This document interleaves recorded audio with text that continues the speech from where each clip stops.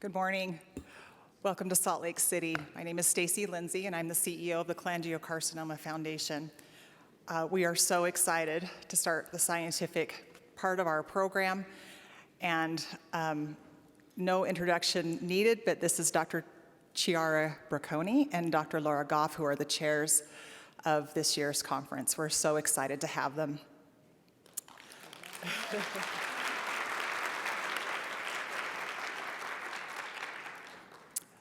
Okay. My heart is pounding out of my chest. My heart is so full. And I just want to thank you for being here, and especially for the patients who are here. I just want you to know that the next 2 days are going to be amazing. Some of the premier scientists and clinicians are here and are going to be working to help you. We had an amazing day yesterday. Thank you for being here, and thank you for those who are participating virtually. We are thinking about you, and we wish that you were here with us. Yesterday, we heard from Dr. Chiara Bracconi, who helped us understand some very complex scientific concepts and have better insights into what scientists are looking at when they study cholangiocarcinoma. Dr. Goff shared some of the exciting things that clinicians are looking forward to and some of the things that they're thinking about. We had a great session on nutrition and integrative medicine, really informative, and we heard from an amazing patient, Stephanie, and a caregiver, Anita Benson, that made me think that I want to move in with her. We heard about 3 great research opportunities that patients can participate in: the GWAS, the CCF Patient Registry, and AMP, and the PECGS. There will be more information during the next 2 days. If you haven't had an opportunity to participate, we welcome you, and these are some of the ways that we can work together as a community to improve outcomes for patients. We also had the opportunity to hear from members of the Nursing Advisory Board. We're so grateful that they were here. Then last night, we had the opportunity to hear from a patient, a transplant patient, Sean Patrick, who gave an amazing concert. Thank you so much, Sean, for being here with us.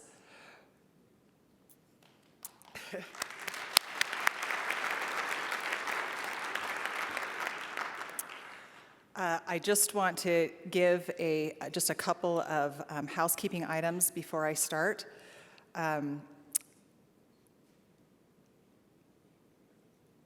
You can visit the patient lounge in 150A, B, and C for the patients.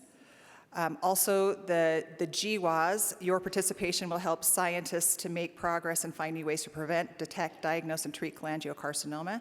This is for patients and non-patients. Even the medical professionals who are here can participate in this, and that is in room 150D. The heredogene population study is also at the same time as the GWAS. It's a multi-year research study to make new connections between genes and human disease and develop new treatments and increase our ability to predict and prevent serious disease now and in the future. So just welcome you to participate in that, and I'll give you a little information in my slides about how that went yesterday. Thank you so much for everything that you are doing to help us work some of these problems.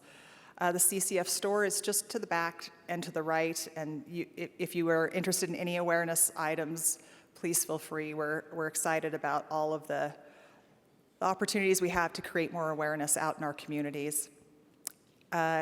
One of the extraordinary things that is happening this year is the service project that we are putting together with the generosity of our sponsors, 2,500 care kits for newly diagnosed patients. We need everyone's help here. It's a very simple process. Everything is in the meal room just to the right-hand side. You'll see those. You just go down the line, you fill up the box. We put a little card inside the box, just a little ray of hope for these patients when they're newly diagnosed. Those cards are in the middle of your table, and if you want to fill one out, we'll gather them up and we put them into the care kits, and just a simple message of hope, and sign your name, and it's just a great opportunity for us to work together as a community to offer some hope to these newly diagnosed patients. There are some bingo cards, and it's a blackout bingo, but you get stamps when you go and see the exhibitors. The exhibitor hall has been absolutely packed and full, and we're so grateful to our sponsors who are here and who want to have conversations and give you information so that we can work together, again, for better patient outcomes. And I just want you to know there will be short time for questions after some of the presentations, so just want you to keep your questions brief, and especially for the patients, the doctors and the scientists cannot answer specific questions to your care, so make them broad so they apply to all the patients, and we're going to get started. Want to thank our sponsors first. We could not do this conference without them. We're so grateful that they're here, that they're developing treatment options for the patients in collaboration with the investigators. So at the Redwood level, AstraZeneca; at the Birch level, Insight; at Aspen level, Boehringer Ingelheim, Jazz, Relay, Servier, Taiho, and Tyra. And you can see all of the information is in your programs, and also you can visit them in the exhibitor hall. So thank you so much. We're so, so grateful, and a round of applause is great. Thank you.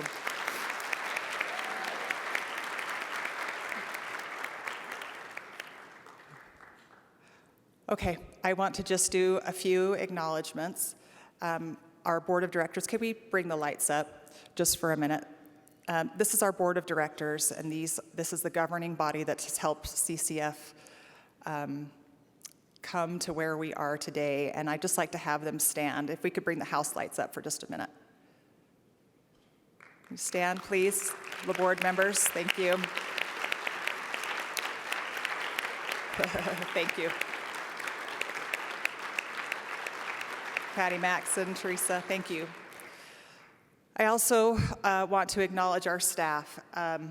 We start planning for this meeting exactly 2 weeks after we're done here today. We plan all year, and I'm so grateful for them. They are here to help you, and I'd like to have all the CCF staff stand, please. They have green clipboards so that you can easily find them.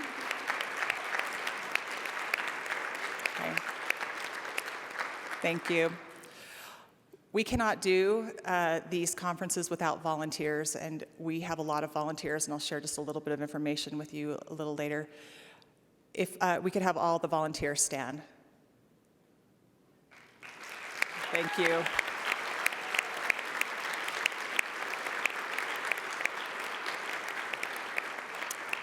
Thank you so much. So I just want to share, this is our 10th annual conference, and I know for many of you who have been here, every one of those 10 conferences, and many of the investigators here have been, this is kind of shocking, where we are now and where we were.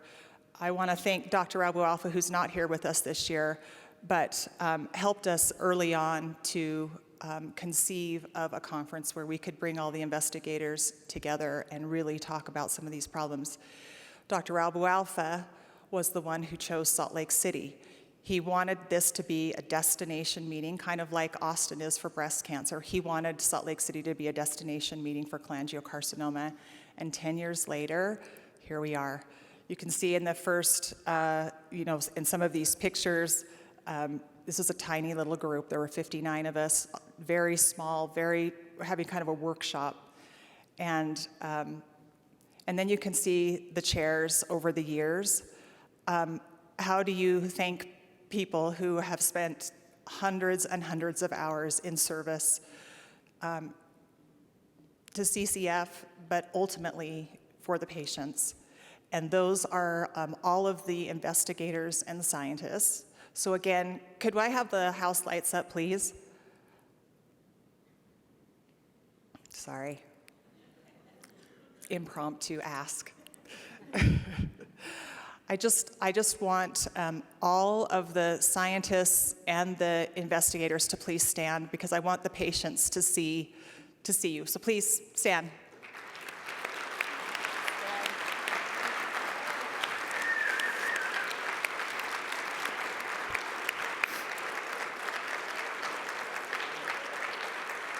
Okay. Thank you. Thank you so much. And there are many more coming. These are some of the premier scientists and investigators globally, and they are here on your behalf to try and get to solutions. We're so happy to be able to bring them together. So I'm going to just give you a little bit of background, and we'll move through that, and then we have some awards and some things that are exciting that we want to talk about. So this is sort of the curve of the annual conference. We started with 59, and this year we have representation from over 46 of the United States. Every state is represented except just 4.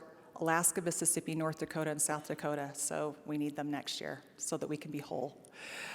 We have 33 countries represented, including Australia, New Zealand, Greece, Brazil, the UAE. We have patients here from Jordan. We have patients here from all over the world looking to connect and to hear what these scientists and investigators are working on. This is such a hopeful place, and we're so happy to greet you and bring you into this fold. About 500 people are in person here today, and these 3 days, and about a little more than 500 are with us virtually. So we're thinking about you, those of you who are here with us virtually. We wish that you were here, but we're so glad that in this day and age that you can participate in this conference virtually. So at our 10th annual conference, I just wanted to give you an update because we have a lot of research going on, a lot of service projects. Over 100 people participated in the GWAS yesterday, had their blood taken. Thank you so much. Thank you. We assembled yesterday over 1,000 care kits. We have about 1,500 more. So as you have a meal, if you even have 1 or 2 minutes, that's all it takes to assemble those care kits, and volunteers are there to help you. This has been a really successful program, and I'll share with you a little bit more about that. So,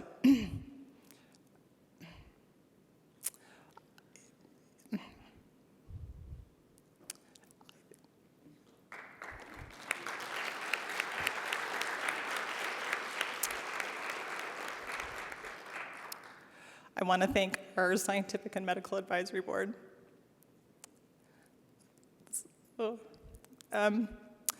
How do you thank people who, out of the goodness of their hearts, provide service so that an advocacy organization can assist in their work? This is our Scientific and Medical Advisory Board leadership from 2020 to 2023. And I just want to thank them so much for their service. I also want to thank our Nursing Advisory Board for their service. And I want to thank the International Cholangiocarcinoma Research Network. This is the leadership that has guided the work of CCF for the last 10 years. And just want to say thank you so much. Dr. Borad is going to be presenting later a little more about ICRN initiatives and all those things that are happening. But again, it's hard to tell you how deeply grateful I feel for the guidance that we have received. So I want to ask Dr. Nabil Bardisi and Dr. Katie Kelly to come up. Thank you.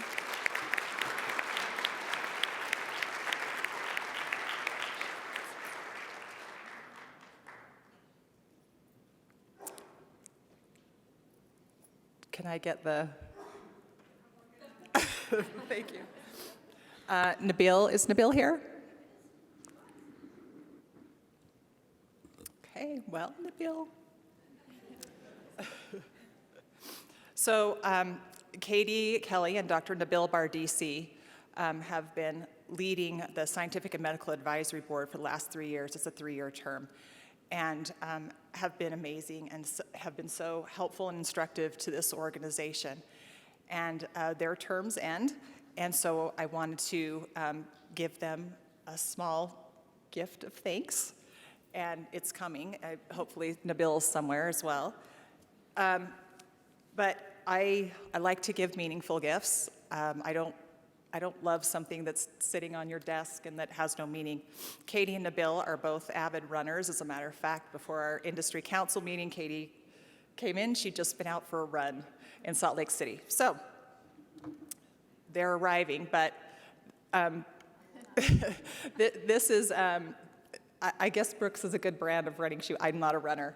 But we got a pair of running shoes, both for Katie and for Nabil. They're matching. Ooh. And they're green, and this is a this is a limited edition. So because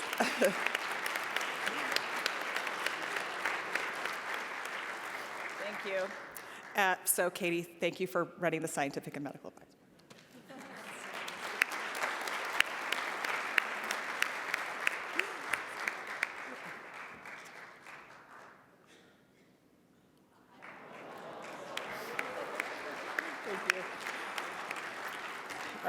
Okay, we'll catch Nabil later, but everybody's going to rouse him when we see him, okay?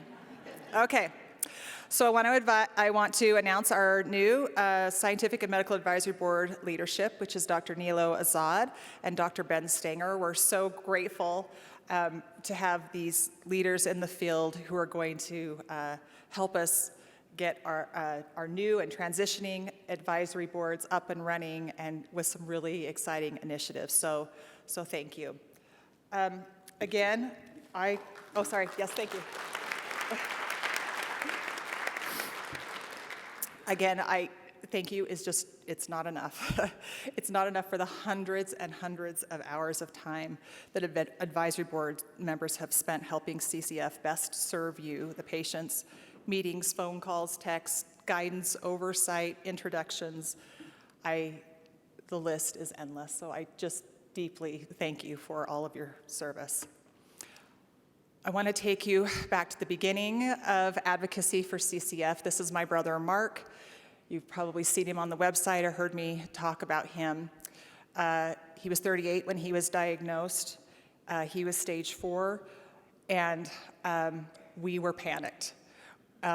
We were scared. We didn't know what to do. Felt like we had nowhere to turn. There was no information for us. And we just dug in together to try and find solutions. These are my two sisters, Kelly and Amy. They're sitting right here. And out of that need was born CCF. And if you don't know that's the story, please look at the website. But simply put, I was driving home with Mark from his last chemo appointment, not his last chemo, but his last treatment. And he was out of options. So we knew what was coming. And he just simply turned to me and said, "Stacy, what are you going to do with all the resources that you'd gathered?" Rick, my brother-in-law, who's also sitting right here, had set up a discussion board so we could connect with other patients and hopefully scientists and get some hope and find out what everybody else was doing. Was there anything out there? And Mark said, "What are you going to do with all the people you've met, all the contacts, all the information?" I said, I don't know. And he said, I think other people will not have families like ours, and they'll need our help. We need to set up a foundation. Okay. We went and did that, and that changed the course of my life and my family's lives. But I feel so blessed to be here. And I want to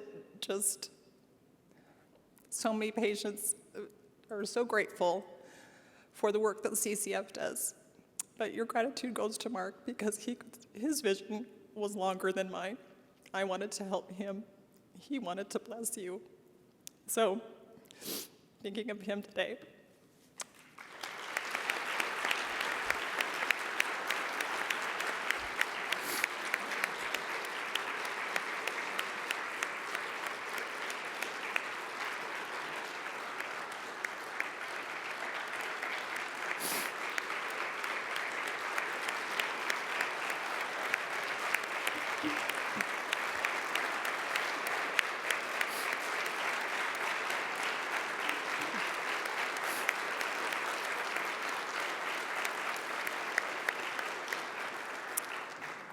Thank you. So I want to talk a little bit about once we became a organized foundation.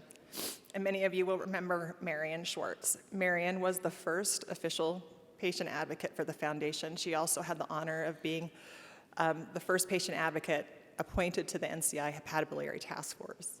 She trained Melinda, and she was a fierce advocate for the patients in everything that she did.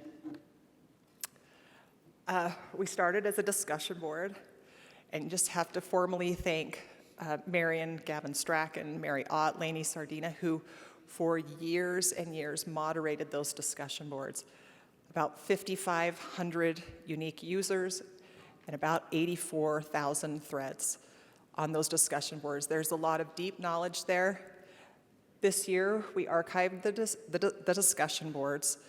That information will remain available to patients, but as technology has changed, it's just easier for patients to connect on social media, and so we wanted to recognize that, but also keep that resource available. Okay. Here are some more early advocacy pictures of CCF in these tiny little meetings. And I want to just show you some of the things that are happening now with the growth and more than 10 years of advocacy, but Melinda is serving in every task force, on every steering committee, and every possible place that we can be to advocate for patients, we are serving. Every way that we can collaborate with other organizations or institutions, we are working in that space. We are also advocating across the globe. It is so important to us, and one of our core values is collaborating. There are several. The AMMF was the very first cholangiocarcinoma organization that I know of. They came before us and have done amazing work. They have been great partners to us. We're so grateful for them. And many others who are in this space, the Thai group, Japanese group, and there are many smaller groups that we're working with. We want them to be able to stand on our shoulders because we do believe that the patients are best served by groups that are advocating within the country and can help them navigate the healthcare system where they live. So Russia, Canada, Australia, New Zealand, Italy, all of these groups are up and coming, and we're working to help them as best we can. Here's some more pictures of Melinda and all of us at different meetings and opportunities where we have to advocate. I want to talk a little bit about our engagement with industry. When we began this, there was no industry in this space, and our very first partner was Agios and Servier, and you'll see Dr. Susan Pandia there in the picture. Susan's aunt passed away from cholangiocarcinoma, so cholangiocarcinoma was personal to her. First one to come to our conference, first one to engage with us, and we worked as an advocacy group to help them with their protocol. And you remember they had a crossover protocol, and we went to the FDA with them, and we worked with them on that. It was important to us that we get the right trial. That trial accrued quickly, and then they received an FDA approval. And in the next month is a white paper that's coming out about our experience with now Servier about that crossover experience and that approval. And we're so excited to work with our different industry partners on these things that really affect patients and make these trials accessible to them. So this is a timeline, and this is our timeline within Insight. These are just major advocacy events, and I realize you can't read all of those things, but this goes from 2017 at the top down to 2023. So this goes well before they got their FDA approval, straight through and has gone well beyond. These are patient advisory boards, clinical advisory boards, patient education resources that we've helped them develop, patient educational webinars, surveys, all kinds of things that we're doing to help the patients be educated about the treatment options that are available to them through clinical trials. I also want to acknowledge our industry council members. We're so thankful. This is a very collaborative group. We had a great meeting this morning with the investigators and the companies. Everyone in this space has to be collaborating. We have to. The investigators are collaborating, the advocacy groups are collaborating, industry. We need industry to collaborate, and this is a very collaborative group. I think this is a unique space, and we're so proud of everything that's happening, but we can only do this if we all work together, and I'm excited for the future. So this is just a little, representation of what's happened in the last 2.5 years. We've had 5 FDA approvals, pretty exciting in a space that had nothing. And thank you to our industry partners who have come into this space, worked with the investigators, and really are making some good options for the patients.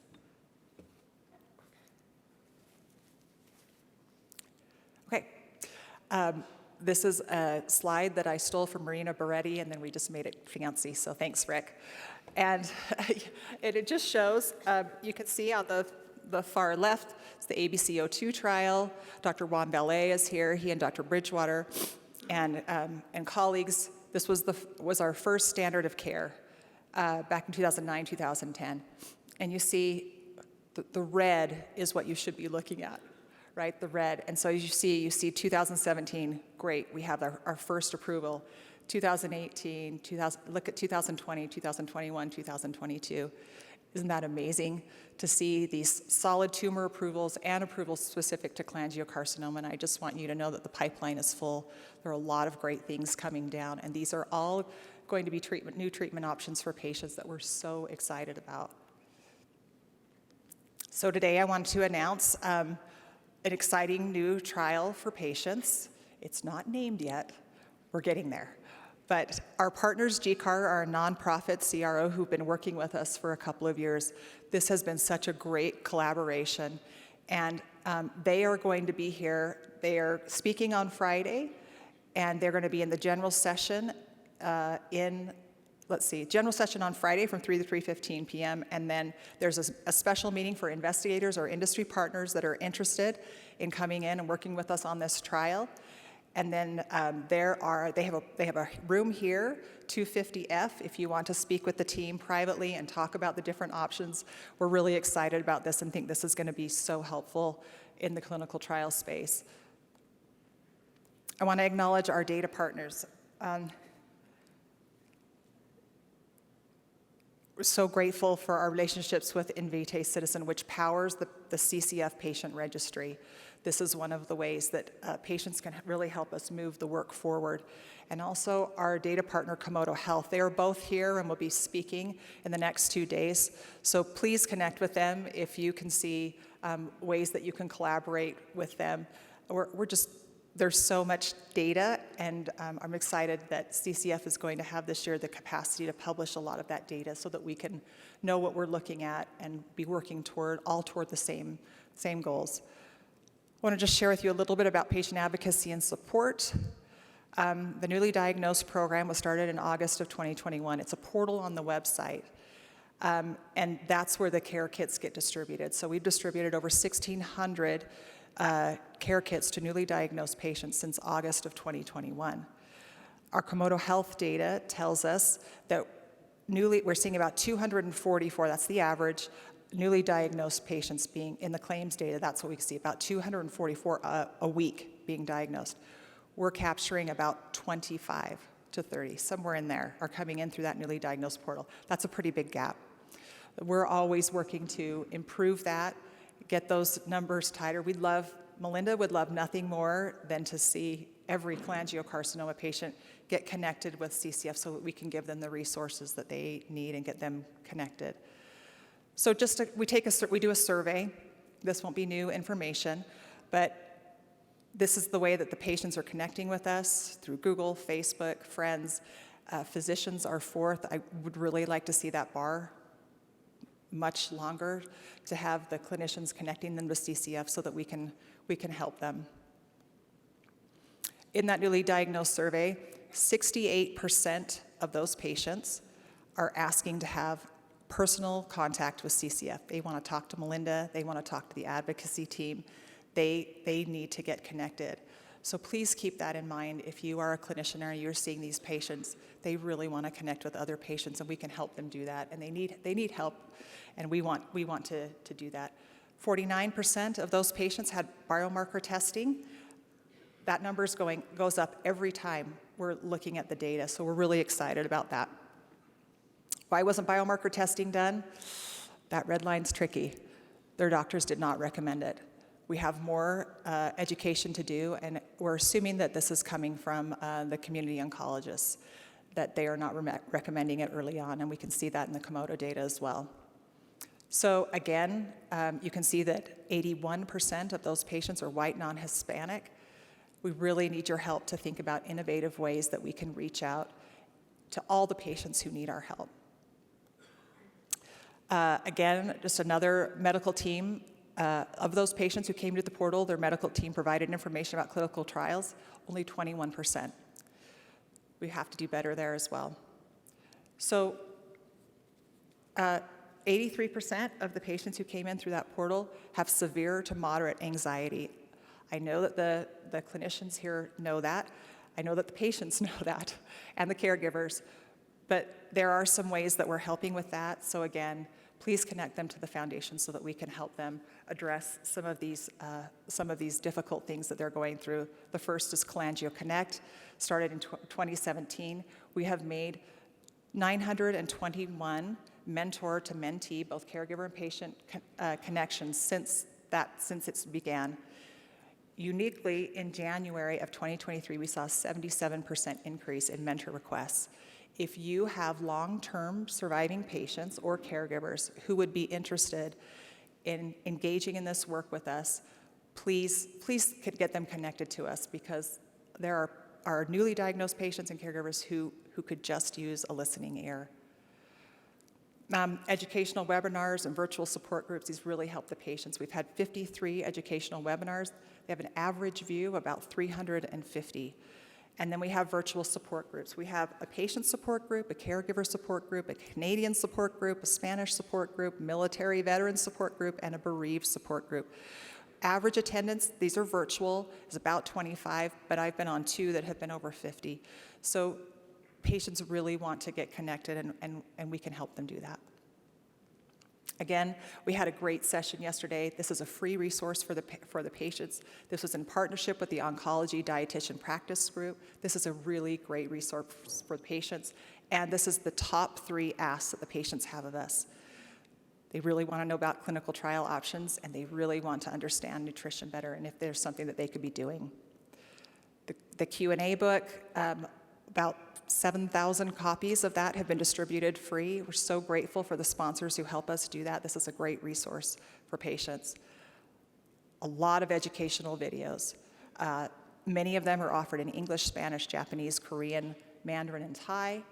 And we have unbranded versions of all of these so that they can be freely used within your institutions. And we have 2 new educational videos. First one is on immunotherapy. We debuted that yesterday with the patients, just explaining how immunotherapy works. And the second one, and this one was a beast, was helping the patients and the community oncologists understand the biomarker testing results. Really, we're so excited to get this out. This will come out in the next month, but this will help so many. Melinda and her team spend an enormous amount of time helping people go through their biomarker testing results and trying to help give them some direction.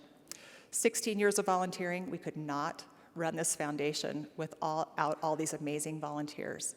We have over 100 active volunteers. They have given in 2022 over 6,000 hours of their time. And just one example is that on World Cholangiocarcinoma Day, which was February 16, 2023 this year, the social media reach was more than 500,000. So thank you to all of our volunteers again. The other thing that's happened in the last 10 years has been the remarkable financial growth of the foundation. In 2013, we raised about $200,000 toward research, and this year will be a little more than $5 million. We are so grateful to the donors and to the sponsors who have helped us to do this. This comes from our industry partnerships who support this conference, Industry Council. They support fundraising events and a lot of support for our patient services, educational resources. Thank you so much. The community fundraisers, more than 30 events hosted, and that goes up every year. We're grateful to the Quack Out Cholangio 5K, which is like our biggest event of the year, biggest fundraiser, and nearly 1.2 million raised from Facebook on Facebook fundraisers. Team CCF and 10 countries raising over $600,000, 5 marathons. And then to Jason Scott, the Scott family, he is a board member. They raised over $1 million with help from the board of directors. 75 monthly donors and more than 880 donors supporting cholangiocarcinoma awareness. Sorry. Okay. So where does that money go? That money goes to research funding. And over the last 10 years, these are some of the institutions that we have funded research.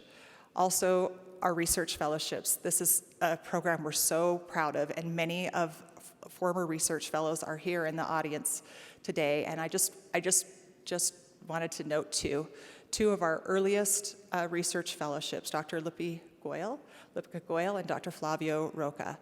And just so proud to see these young investigators who were anxious to engage with us early on and who have gone now to be leaders in their institutions. And there are so many other great stories. Thank you for your support in supporting these young researchers. I wanted to just share you some things happening in cholangiocarcinoma in the research. And I wanted to share with you some of the great things that we're just seeing happen. Dr. Rebecca Iyer is here. She is a Canadian surgical oncologist. Her husband was diagnosed with cholangiocarcinoma. She just received a $7.4 million grant to study cholangiocarcinoma.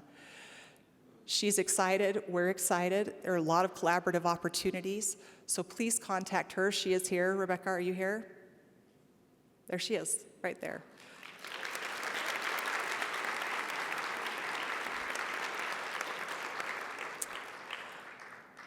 Also, Indiana University just received an $8 million gift from the Wirtz family in honor of his late wife, Melissa.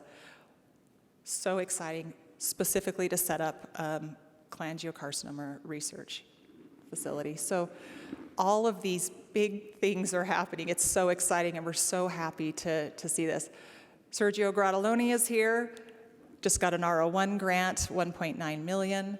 The Mayo Clinic got another R01 to help continue the GWAS.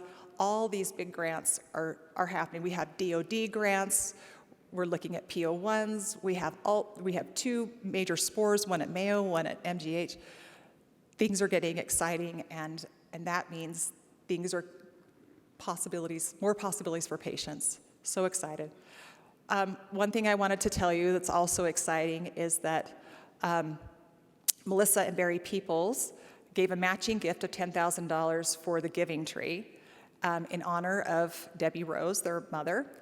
And yesterday, Bill Sessions said he would match that with another $10,000 matching gift in honor of his wife, Cheryl. So if you have an opportunity, you can just use your phone and click right there, or you can do it outside of the tree. We're so grateful for the donors who are helping us get research done. Our strategic plan, this has been a long time in the coming, and we're really happy with the work that's happened, and so grateful to so many who helped us put our strategic plan together. It's based on our core values: patients first, collaboration, innovation, and underlying all of that, a sense of urgency. This was a community effort. We did a lot of focus groups with the patients and caregivers, with the donors, with the sponsors, with the scientists, with the clinicians, trying to make sure we were charting the right path. And we have 2 pillars. One is patients and caregivers, and the other is research and breakthroughs. You can take a look at the strategic plan online. The entire thing is there, and give us your feedback. We're really excited to have some plan. And there you go. You can access it right there. You can click on that, or you can go to the website and see the entire strategic plan. Okay. So I'd like to invite my family to come up to the stage.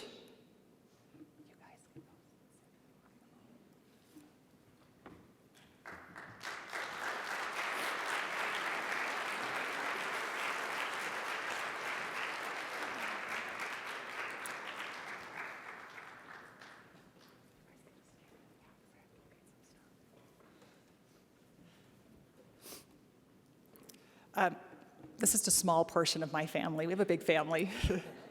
This is my sister Kelly, my sister Amy. This is my cute husband Brian. This is my oldest son Bridger, and this is Rick, Amy's husband. He's also helped us set up the foundation. So, okay.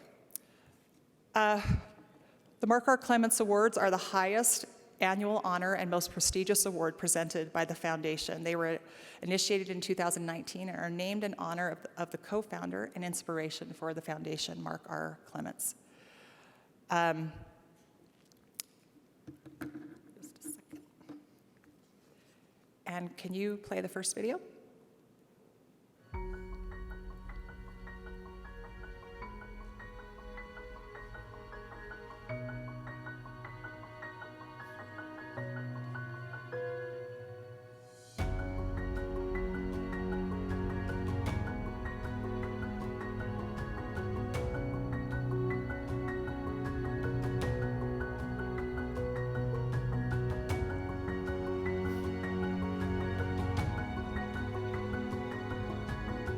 The Mark R. Clements Awards are the highest honor given by the Cholangiocarcinoma Foundation.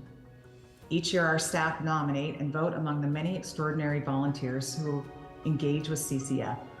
Those nominations then go to the Clements family, who make the final decision.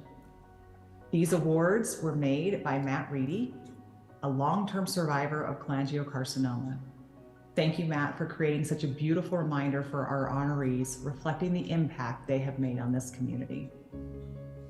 I am happy to announce that the 2023 recipient of the Mark R. Clements Award for Excellence in Volunteerism is Alyssa Allie Huff.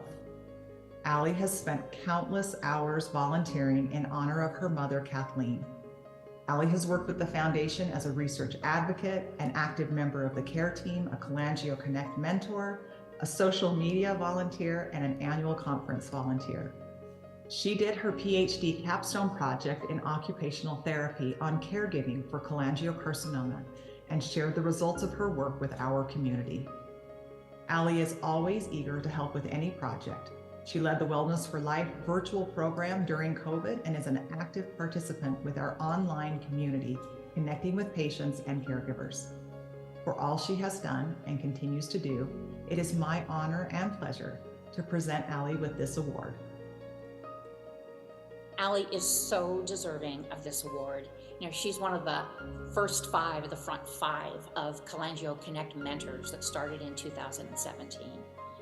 She has reached out to scores of individuals with an open heart and open mind, taking the ball and just running with it. Allie has had an incredible impact on the medical community, on patients and caregivers and everyone involved with CCF because of her contributions and her volunteer work. I have no doubt that her mom is absolutely watching over her and is so proud of her, just as the rest of her family is and all of us. In addition to Allie's work as a mentor, a research advocate, and a care team member with the foundation, she is also quite active with the Cholangio Awareness Month and doing fundraising for the foundation, and also having a memorial nursing scholarship on her mother's behalf. She's always offering to help, volunteering to help in whatever program we have, whether it is doing a cooking show on Zoom for the annual conference when we went virtual during COVID.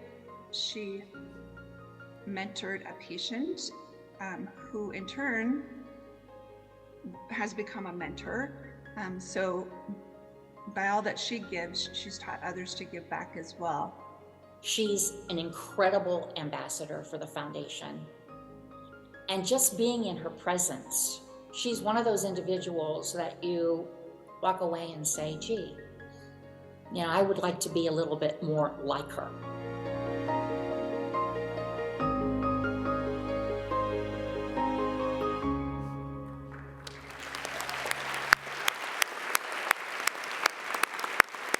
Allie, would you like to come up, please? Thank you.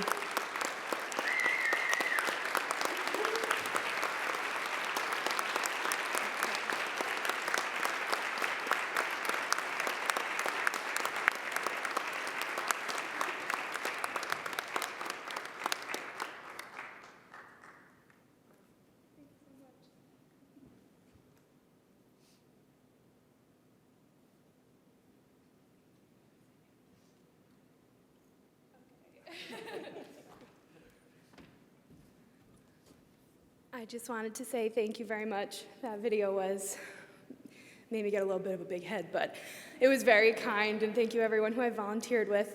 I came to this conference in 2017 with my family, my mom, my dad, and my sister, and we got to meet fellow patients and caregivers, and we got to learn their story, and I think I speak for my family when I say we left with a whole lot more hope. We lost my mom that April.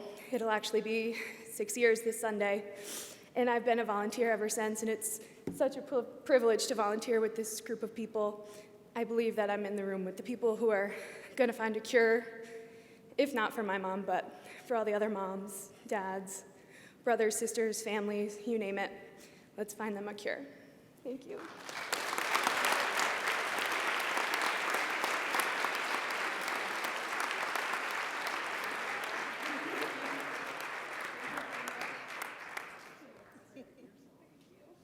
And Allie brought as her guest her brand new fiance, right over there. So,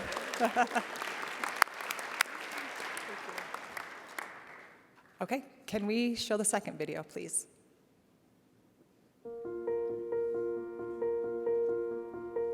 I am pleased to honor Dave and Linda Fleischer with the 2023 Mark R. Clements Community Impact Award.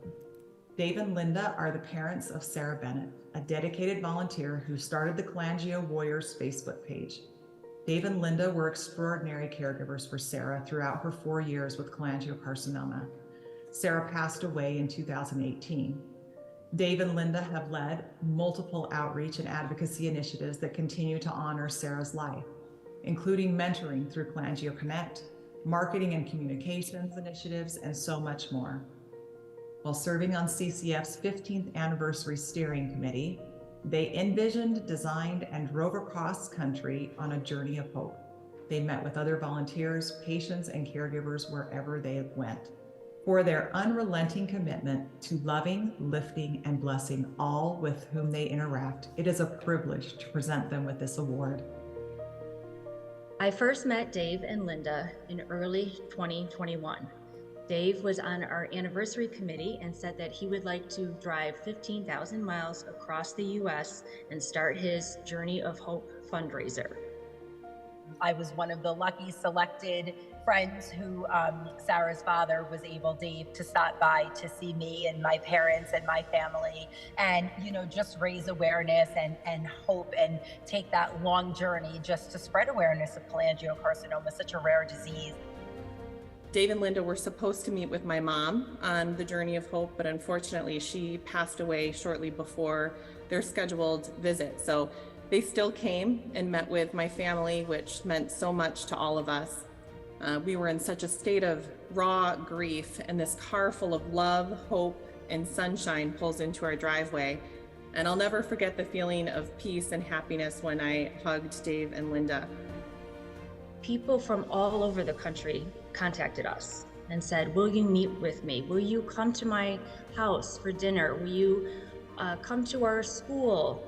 And Dave was always accommodating. Sarah left behind a tremendous piece of so many of our hearts. She is still doing her great work with the help of her parents. So Dave and Linda are amazing, and we're just so proud. I'm so proud to know them. They've taken an incredibly tragic event that happened to their family and channeled that energy into giving back and making the journey easier for others on the path today and people who will be on the path that don't even know it.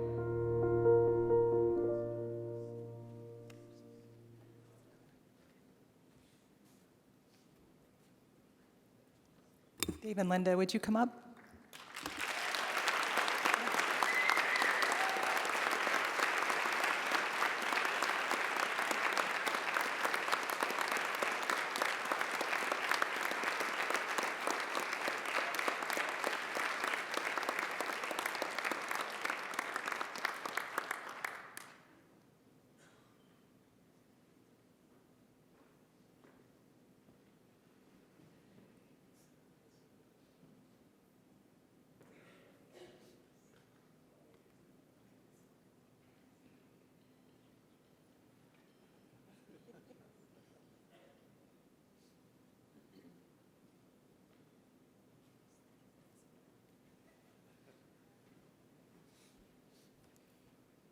You know, Sarah was a tremendous advocate for her fellow patients and for the foundation, and we're just simply walking in her shoes, continuing her legacy.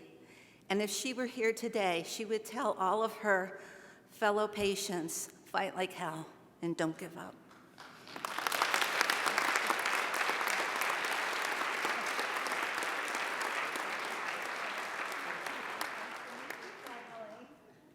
The only thing I would add to that right now is some might know the little story, but I would just say, give a little whistle.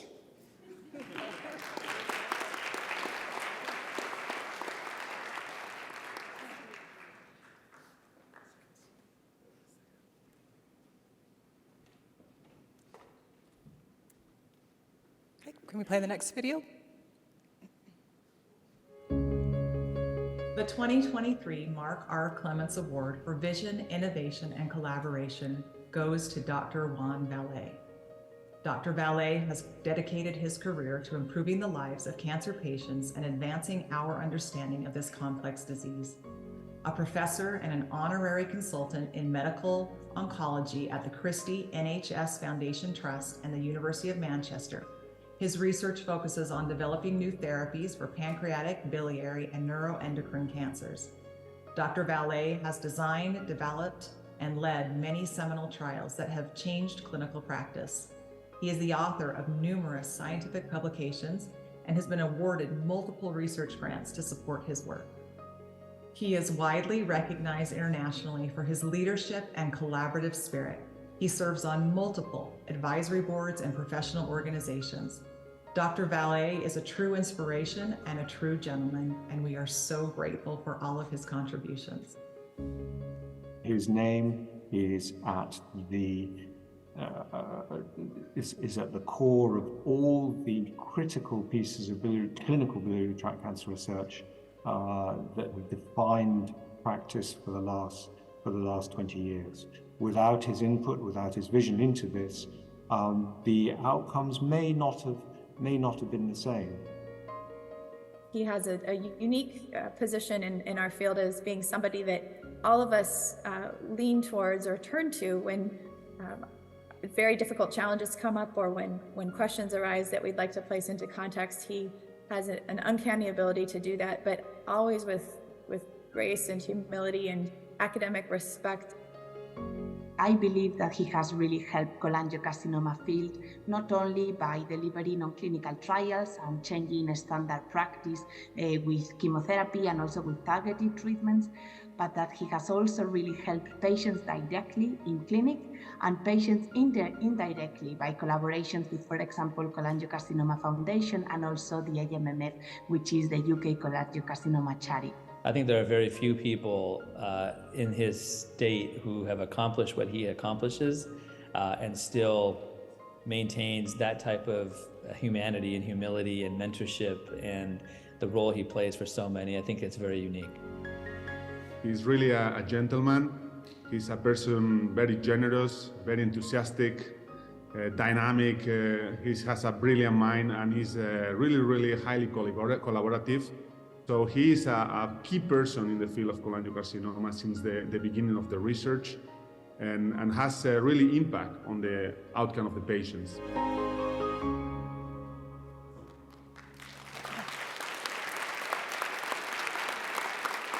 Dr. Valle?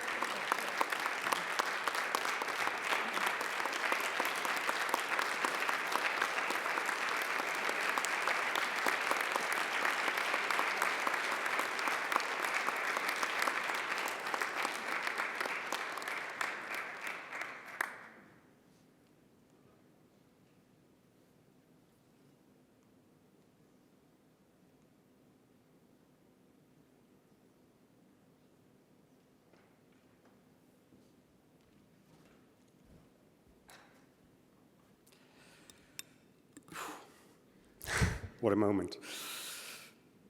My interest in cholangiocarcinoma really goes back 25 years.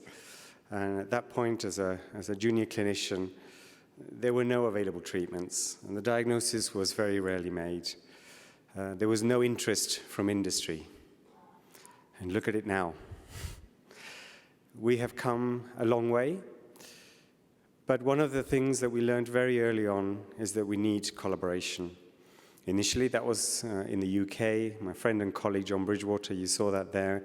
We helped design some of the clinical trials, managed to get clinicians on board from across the UK.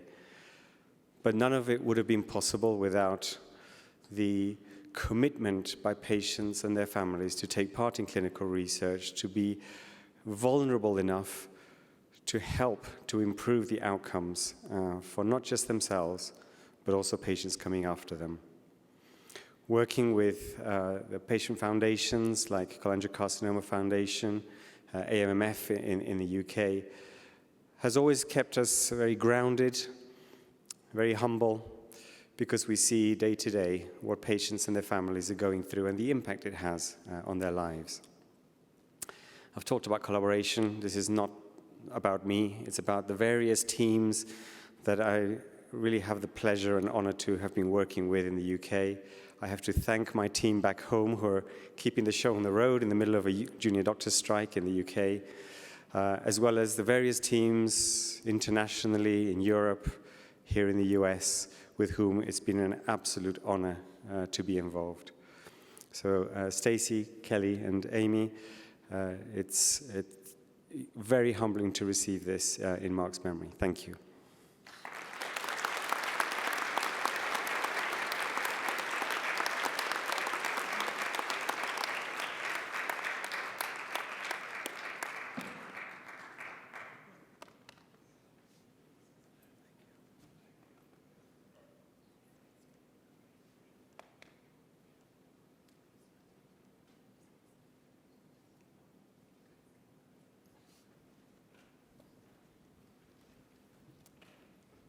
So thank you. It's such an honor for us to be able to acknowledge those who have given so much. There are many in this room who participated in our first conference 10 years ago, and I know you feel the same way when you look around and you just breathe in where we are. CCF has grown up a lot in the last 16 years, and when you are an infant, you need to be surrounded by adults who can help and assist you at every step. Then you become a child and you've got some things to say, but you're still very dependent on others. You get a little older, you become a teenager, and you know just enough to be dangerous, but you still need guidance and wisdom from those with more expertise. And then you become an adult, and you have the opportunity to pull up a chair and sit down at the table with those who have mentored and guided you. But now you can add your skills and expertise in a really meaningful way. Today, CCF becomes an adult. As we announce that in August, we will have our very first chief medical officer. He is one of the most globally respected experts in this field and will be helping CCF chart a path forward that we hope will change the trajectory of this disease for patients. I'm so pleased to announce that CCF's new chief medical officer is Dr. Juan Valle.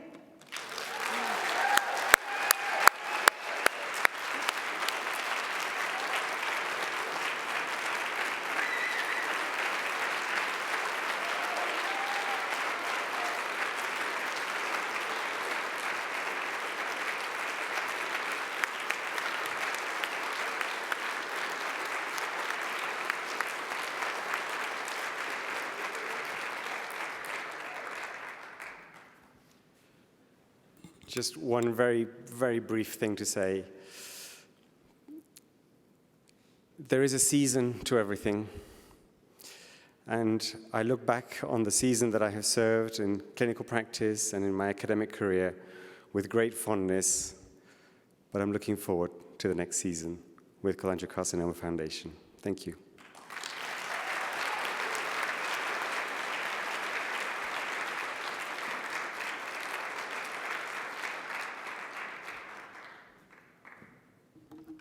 Things are getting so exciting. Okay, I just wanted to say one more small thing and then we'll turn it over to the chairs and get to work. Just wanted to thank my family. This is my little family when Mark was diagnosed. We have 5 children, 1 girl and 4 boys. Slide on the next, you can see my 3 youngest, and most of the investigators and scientists here will recognize Tate, Elise, and Brock. They were here at all the conferences, helping, volunteering, doing all kinds of things. And then on the bottom, this is us, all the kids grown up. I'm the shortest. So I want to thank, I could never have done something like this without the support of my husband. And so I want to thank my husband and my children from the bottom of my heart for being so supportive. Brian has been my biggest cheerleader and my biggest support when I have felt so inadequate to do what needed to be done. So grateful that to have Juan and so many of our staff all coming together at the right time to really make an impact here. This is such an exciting time, and I hope that you can feel that. I hope that you can feel the hope that's in the air as we all work together. We want a brighter future for cholangiocarcinoma patients, and we're all committed. Everyone in this room is committed to that. So with that, we're going to get to work, and I'm going to turn the time over to Dr. Bocconi and Dr. Goff. Thank you.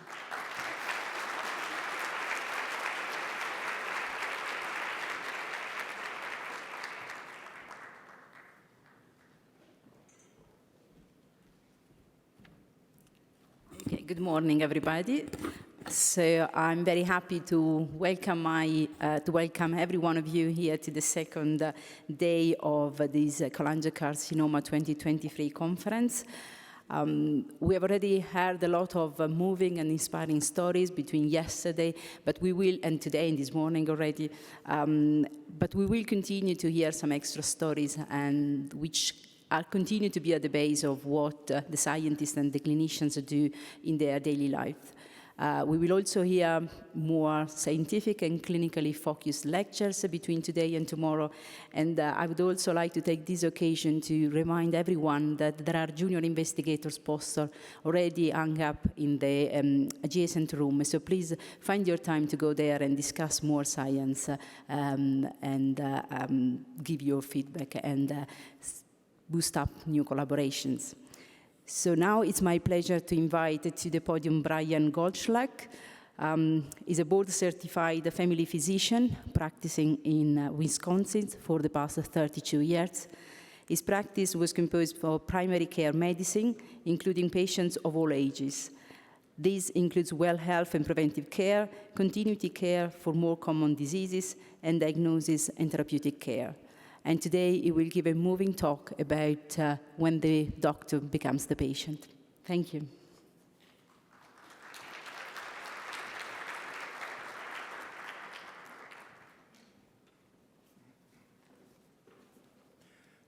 Good morning, everybody.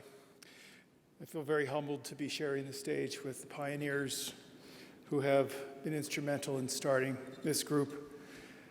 Without them, I don't think we would be individually or en masse as successful as we are. And there's still a long way to go. My name is Brian Goldschlag, and as mentioned, I've been a family physician for 32 years in Wisconsin. And I'm also a patient. I was diagnosed last year with cholangiocarcinoma. One of the things that I have come to appreciate is that in many cases, being a patient in the hospital is sort of like being in an orchestra, and in some cases there is no conductor. And that would be some of the things that we need to focus in on, and that's what I'm going to touch on today. One of the things to all the budding physicians who are in the audience, I know we have a few medical students, it would be my hope that we would be able to figure out a way to have the students engage in a hospital setting as a patient. Because until that time when you are so vulnerable, you're feeling helpless, there really is no way to know where things are going, and it behooves everybody to understand the process and to take charge so that we aren't just passive observers of what's going on around us. As a healthcare provider, it was my impression that I understood all of this. I understood what my patients were going through with their respective diseases. I'm sure that every primary care provider and specialists hope to understand this. 337 is a special number to me. It represents the number of days since my diagnosis last year in early May of 2022. I had just toned down the practice from a day-to-day practice. I was about to embark on a new journey called transitional care medicine, which is becoming a bridge between those that are coming out of a hospital who have yet to establish with a primary care provider, and there was a huge gap that they would be dismissed from the hospital, and then what? So I would be that individual that would be helping them to find the next step of a provider, keeping their medications going, finding out where they needed to go next.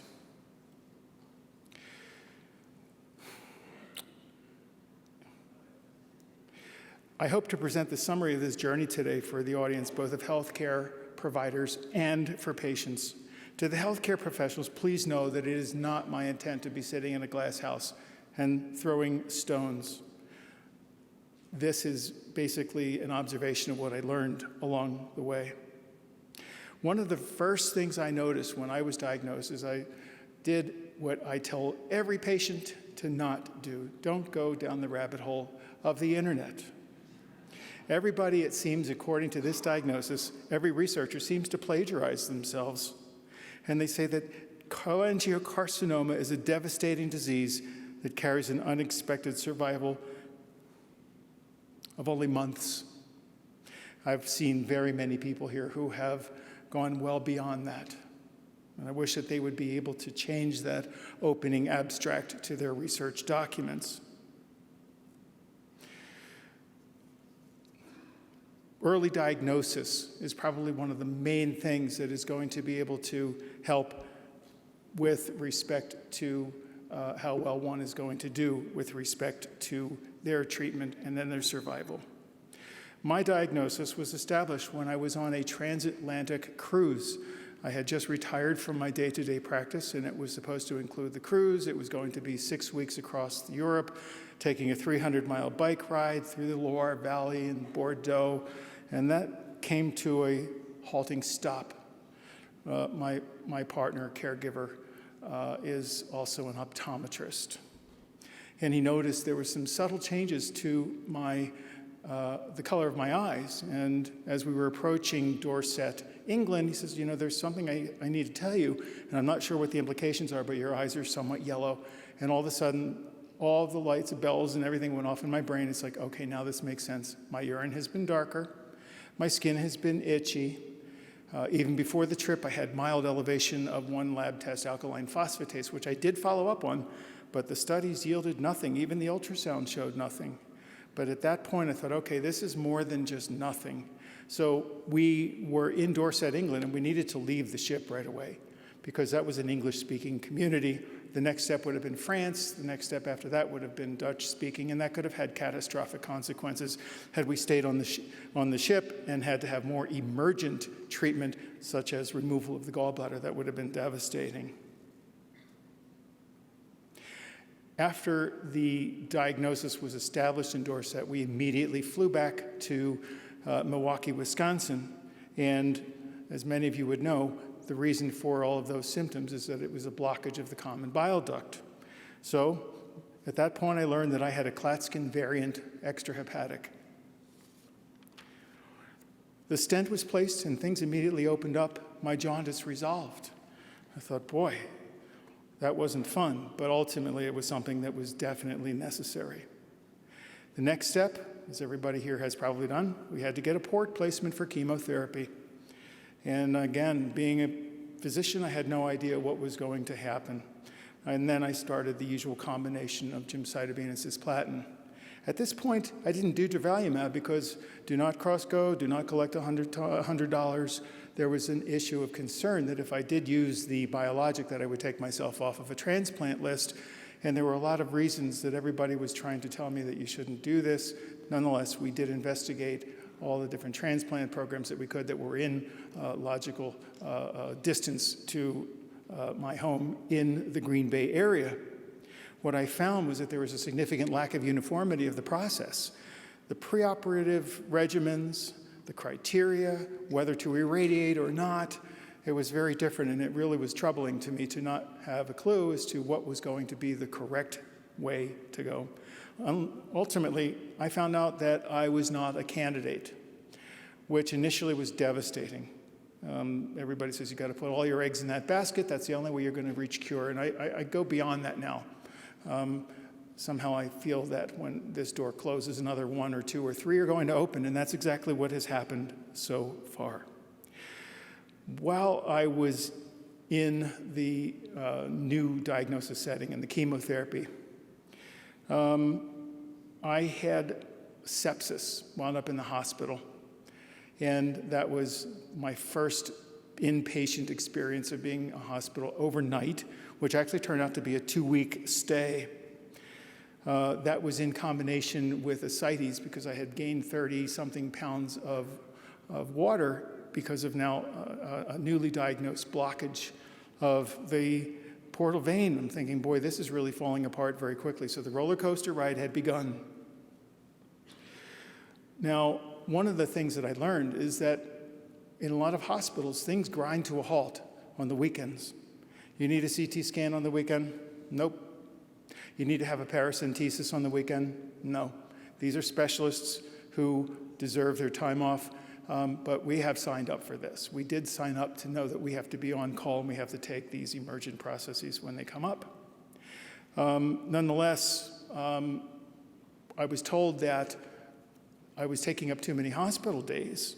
And I said, well, how can that be? Because I've been here for so many days of active treatment, but then what happened is that the weekends actually fall into those days. So basically, I felt like I was being set up for failure and then blamed for it, because there was nothing that I could do in order to move things along. I was dumbfounded. While discussing this with some of the staff, I didn't announce that I was a healthcare provider. I was a patient, and I intended to be a patient. I didn't want to pull rank. I didn't want to have anybody feel like they were stepping on glass, walking into the room. Oh my God, it's Dr. Goldschlack. I have to behave differently. That was the farthest thing from what I wanted to have happen. Until one of the hospitalists came in and discussed the word placement. I said, well, what are you implying? And he said, well, placement, we've reached the end of our diagnostic and therapeutic goals here. So at this point, we think we need to have you go into a nursing home. And I said, well, that then means it's the end of diagnoses and therapeutics. And I wasn't done. At that point, I think, now's a good time to let them know what I know and who I am and say, you know what, can you do me a favor and send a consultation to the interventional radiologist, because I need to speak to them about other options. And there was a hesitancy because they didn't fully understand the pathology. And I insisted on it. I was able to speak to the radiologist who said, and I asked, can you do a stent within the portal vein? He said, yeah, I can do that. Well, I transferred out of this hospital that didn't work on weekends, and I went to a bigger medical center. And that next day, I had the stent placed, and over the next 2 to 3 days, I lost 32 pounds of water. And I felt like I had my life back, because I knew that I couldn't sustain that kind of water accumulation in the abdomen with all the loss of protein and everything else. It was a cascade. So that was one of the first things that started to be the cascade in the opposite direction and moving forward in a good way.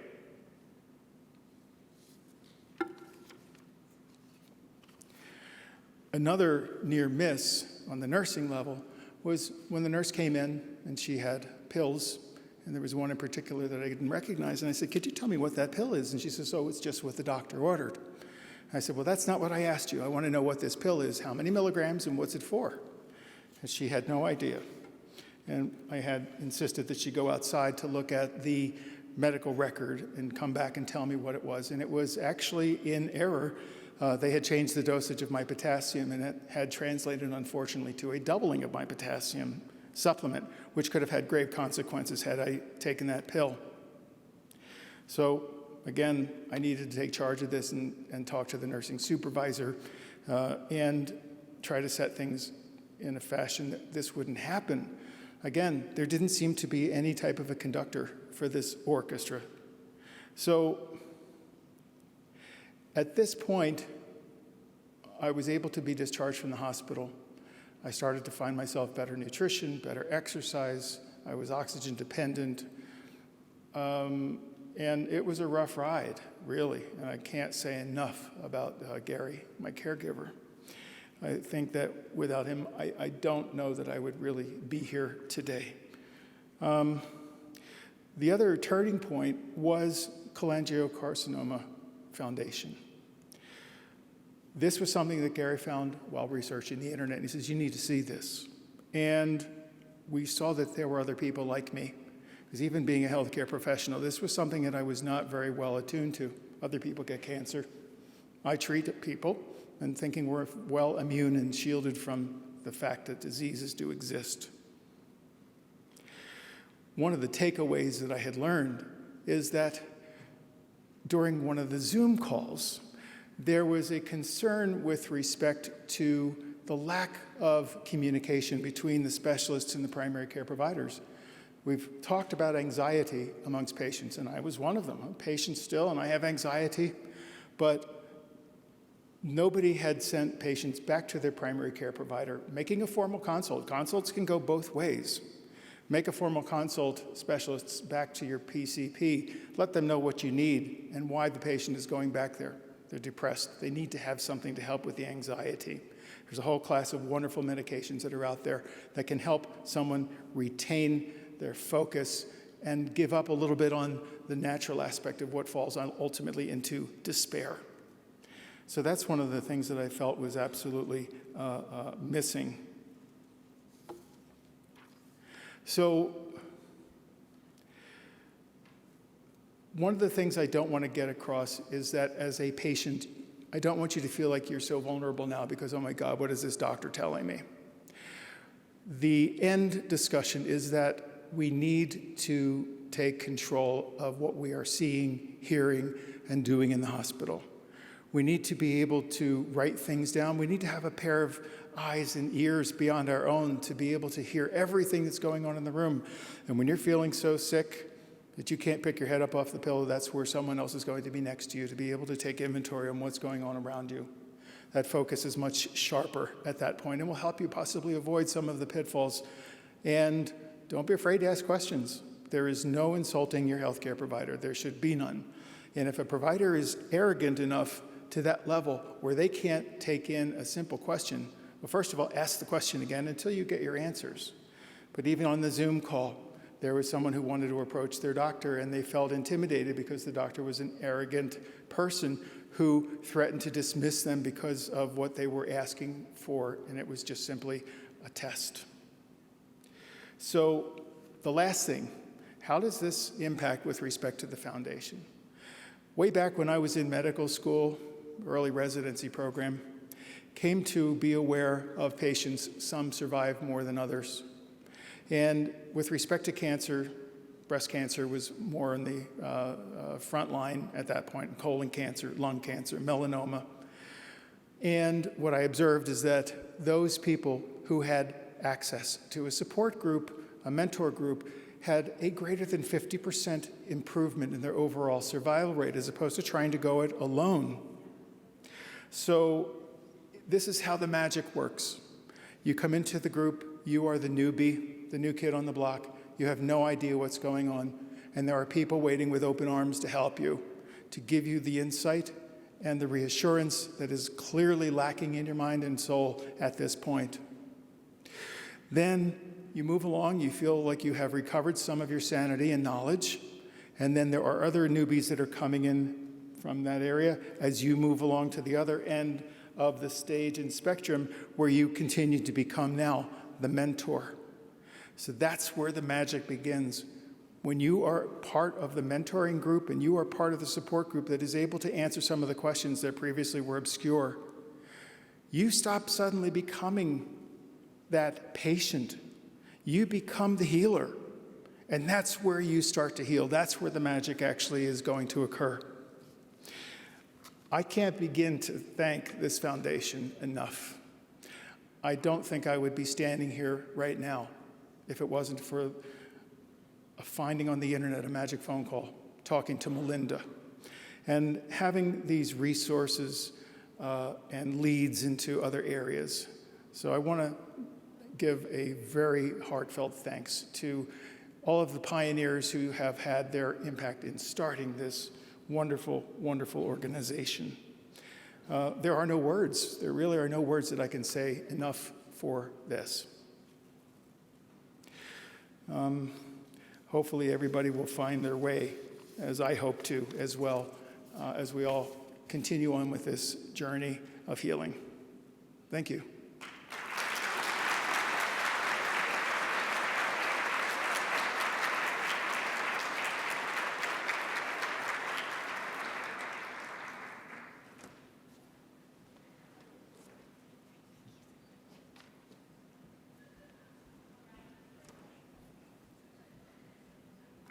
Now, thanks.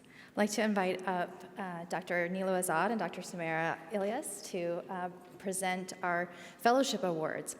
Dr. Azad is a professor of oncology at the Sidney Kimmel Comprehensive Cancer Center, where she serves as co-director of the Developmental Therapeutics Clinical Research Program and the Cancer Genetic and Epigenetic Core Research Program. Dr. Ilyas is an assistant professor of immunology and medicine at the Mayo Clinic College of Medicine and Science. She underwent training in internal medicine at the University of Pittsburgh Medical Center and subsequently completed gastroenterology and transplant hepatology fellowships at the Mayo Clinic in Rochester.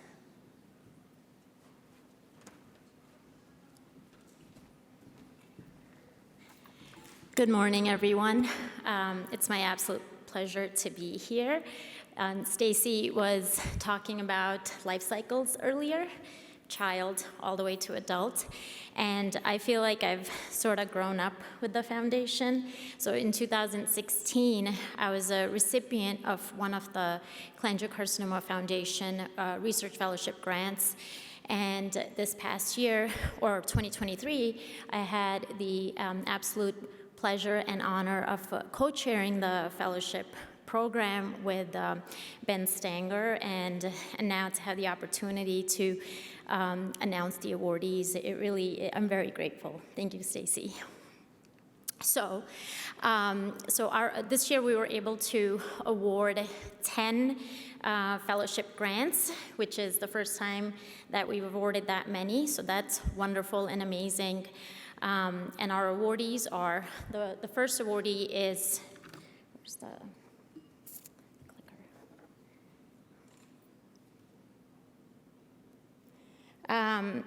So the first grant is the Mark R. Clements Memorial Research Fellowship Grant, supported by CCF in memory of Mark R. Clements, and it is awarded to Yuanil Zen from Massachusetts General Hospital. Yuanli will be investigating the mobilization of anti-tumor immunity in FGFR2-driven cholangiocarcinoma.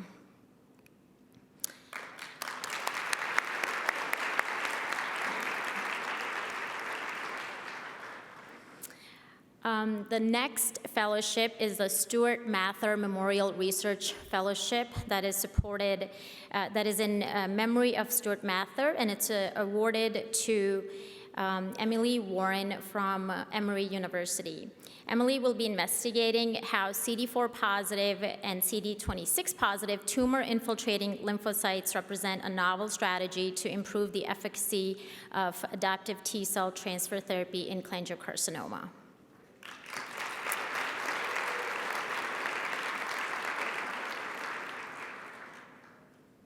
The next fellowship is the Bruce Kopach Memorial Research Fellowship Grant, supported by the CCF board and staff in memory of Bruce Kopach, and is awarded to Tin Yun Tang from the University of Texas and MD Anderson Cancer Center.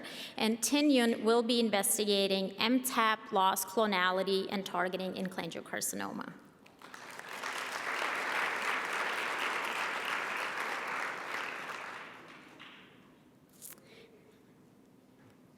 The next grant is the Quack Out Cholangio 5K Research Fellowship Grant, honoring Kathy Byers, known as Kathy KBT to the Warriors, and Shannon McCarty.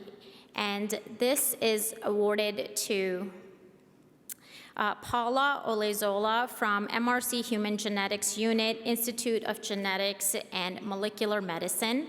Paula will be investigating the reciprocal interactions between cancer cells and CAFs within the emerging cholangiocarcinoma tumor microenvironment.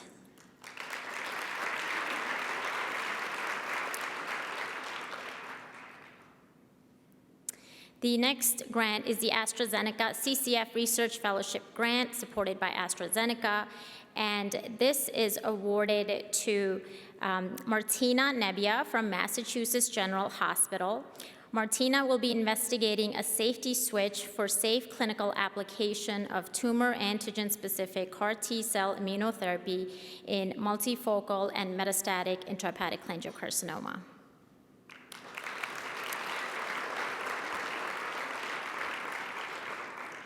And I'll hand it over to Dr. Azad to announce the next 5 grants. Thank you. Good morning, everybody. So the next grant is the Marion U. Schwartz Memorial Research Fellowship Grant supported by the Cholangiocarcinoma Foundation in memory of Marion Schwartz. And this is going to be awarded to Ethan Ludmir from the University of Texas MD Anderson Cancer Center. Ethan will be investigating the integration of radiomics and immunogenomics to predict tumor-related liver failure for patients with metastatic intrahepatic cholangiocarcinoma.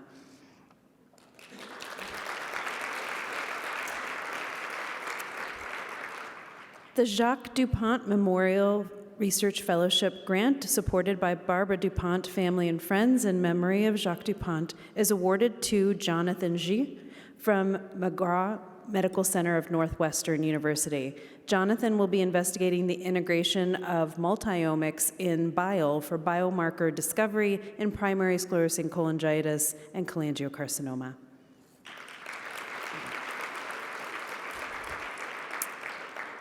The Andrea Lynn Scott Memorial Research Fellowship, which is supported by Jason Scott and family in memory of Andrea Scott, is being awarded to Jennifer Tomlinson from the Mayo Clinic. Jennifer will be investigating the role of YAP in cholangiocarcinoma tumor immunity.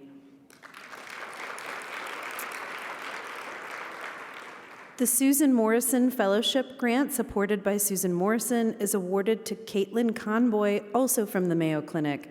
Caitlin will be targeting epigenetic dysregulation and cholangiocarcinoma.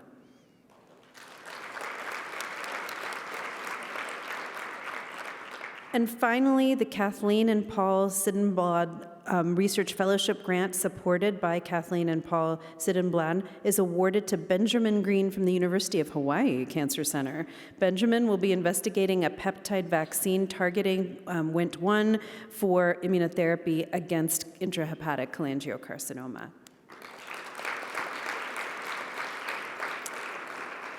These young investigators really are the future of our field, and we at the Cholangiocarcinoma Foundation are so excited to be able to help seed their initial investigations for a career worth and lifetime of advancement in this cancer. So, thank you very much.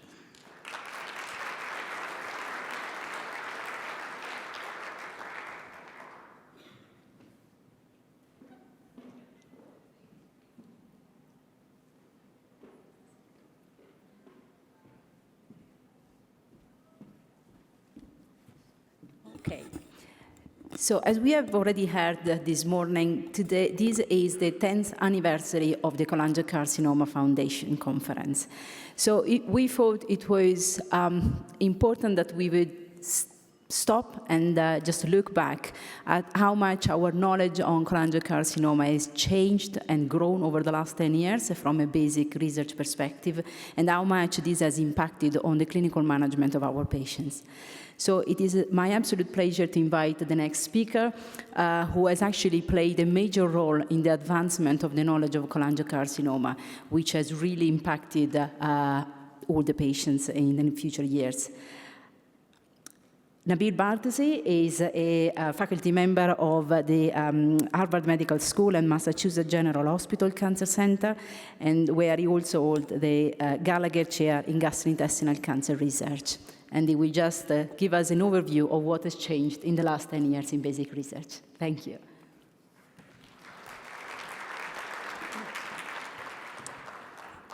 Thanks so much. It was really a pleasure to have the opportunity to review what's gone on in the last 10 years. I have to say that this conference is unique is it allows us to come together, the one place that we can come together with the clinicians, scientists, laboratory researchers who really are focused on this disease, and to be able to meet one-on-one, spend a few days with them is really an incredible opportunity for collaboration and growth. I will say that the most important deliverables, of course, is patient improvements in patient outcome. And we've divided the summary of this conference into two parts, and I'm going to cover the basic science element. So the way I view this, or one analogy, we've heard some analogy this morning, we can think of a car analogy for perhaps cancer research. First of all, we need to know the components. Second of all, we needed to know how the components are assembled, some sort of assembly diagram. And then third, how they actually work together, what makes it stop and start, and so on. And for cancer, we can think of the components as the genetic changes, the gene mutations that are very different between individuals and can drive different biology. The second aspect is how the genes talk to each other, what they turn on or off in terms of other genes. And how things work is how ultimately cancers evade the immune system, how genetic changes cause cancer cells to move about in the body, and then, of course, ultimately, what are the vulnerabilities? What are the best ways to kill the cancer cells? And so I think as I was reviewing the 10 years of this wonderful meeting, I saw a progression from that exact set of metaphors. What are the building blocks? Going all the way to now an emerging view of how things work. And so with that, I'll go to the next slide, please. Never mind. Okay, so here we go. And again, I've just chosen work that I thought was illustrative of some of the advances. There's lots of terrific work that I won't be able to talk about today, and it's going to be in a very brief format. Again, just to give a sense of the progression and where we are and what we need to do next. So some of the important building blocks or components that we needed to know about related to the gene mutations were work that was presented early on in the early days of this conference by Laura Wood from Hopkins, showing that there's an unusually frequent type of mutation in cholangiocarcinoma in genes that regulate what we call epigenetic states. And these include BAP1, ARID1A, and PPRM1. So this was very valuable because historically, cholangiocarcinoma had been lumped in with pancreatic cancer in terms of the way to treat this disease. And these mutations are exceedingly rare, particularly the first and last in pancreatic cancer. So an indication that we were dealing with a very different entity. Another key advance, and Daniela Sia, who's here today, is one of the key contributors in the area, as well as Arul Chanayan, Mitesh Borad, was that, again, a particularly common alteration in cholangiocarcinoma is of the FGF receptor, which is abnormally functioning because of a break in the chromosome. And this, of course, has led to some very important therapeutics in patients who have these translocations. And again, this work was presented in the early days of the conference. In fact, just as, of course, it informed future clinical trials with FGF receptor inhibitors. But, of course, it's important to understand the entire atlas of changes across large patient cohorts because the disease, it turns out, is quite heterogeneous or variable between individuals. And so we had the good fortune of many close partners in the Cholangiocarcinoma Foundation who contributed to the so-called Cancer Genome Atlas project focusing on cholangiocarcinoma, and work presented by Lewis Roberts and Larry Kwong gave an initial view of a more broad landscape of all the different changes that we see across patient subsets. So again, this is giving us the initial assembly, let's say, of the disease at the genetic level. This has progressed now. Of course, the disease isn't necessarily the same across the world. And in fact, in parts of the world, the incidence is more common, particularly parts of Asia.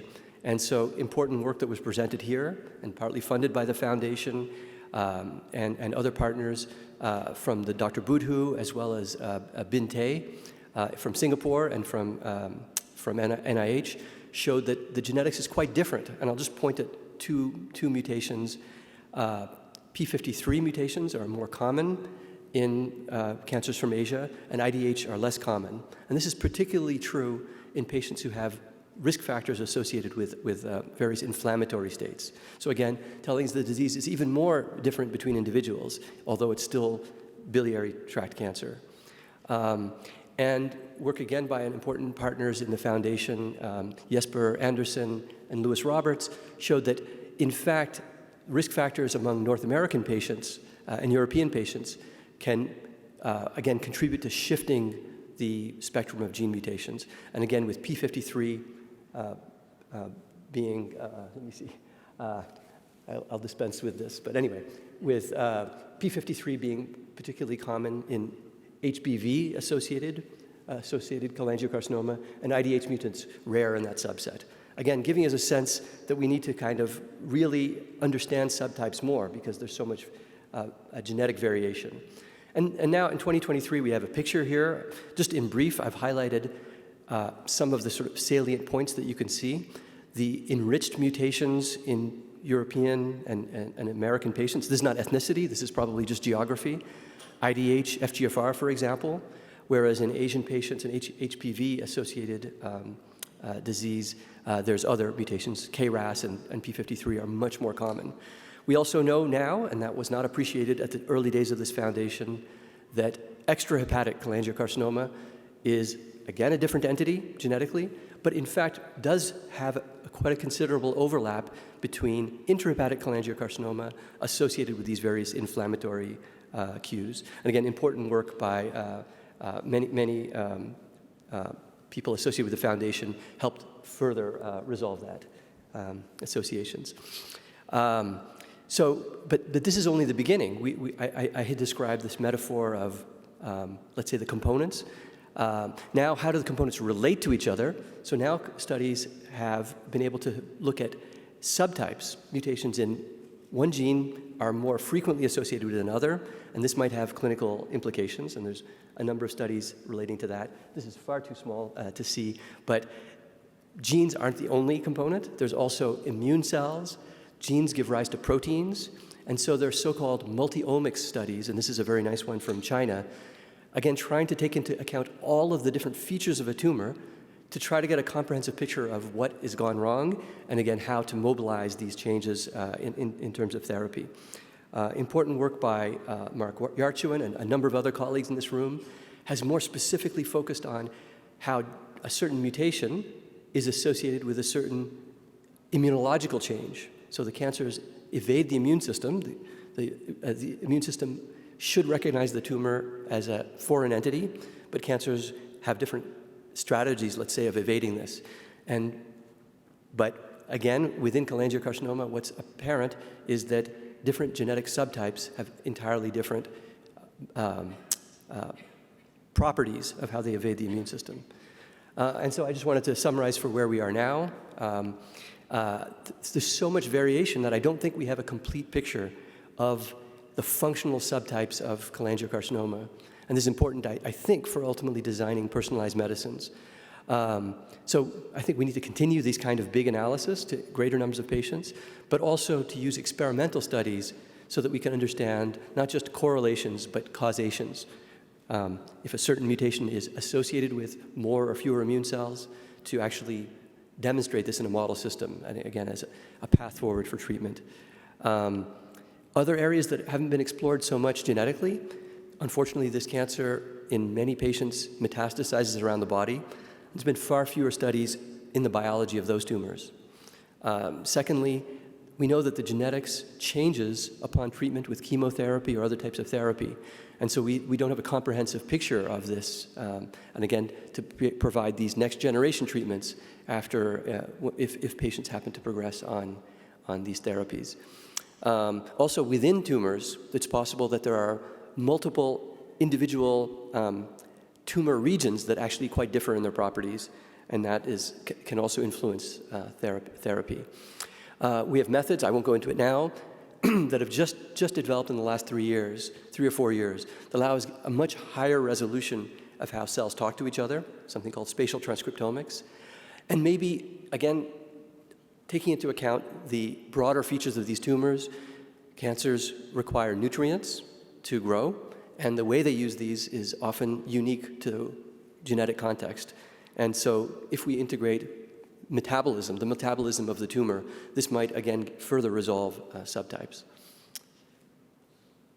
Another key concept here, this is more, this might sound a bit more obscure, but I think I'll hopefully try to relate it to therapeutics, is the idea that there is plasticity in the liver. So this is a more basic science question, how the two main cell types in the liver relate to each other, hepatocytes and bile ducts.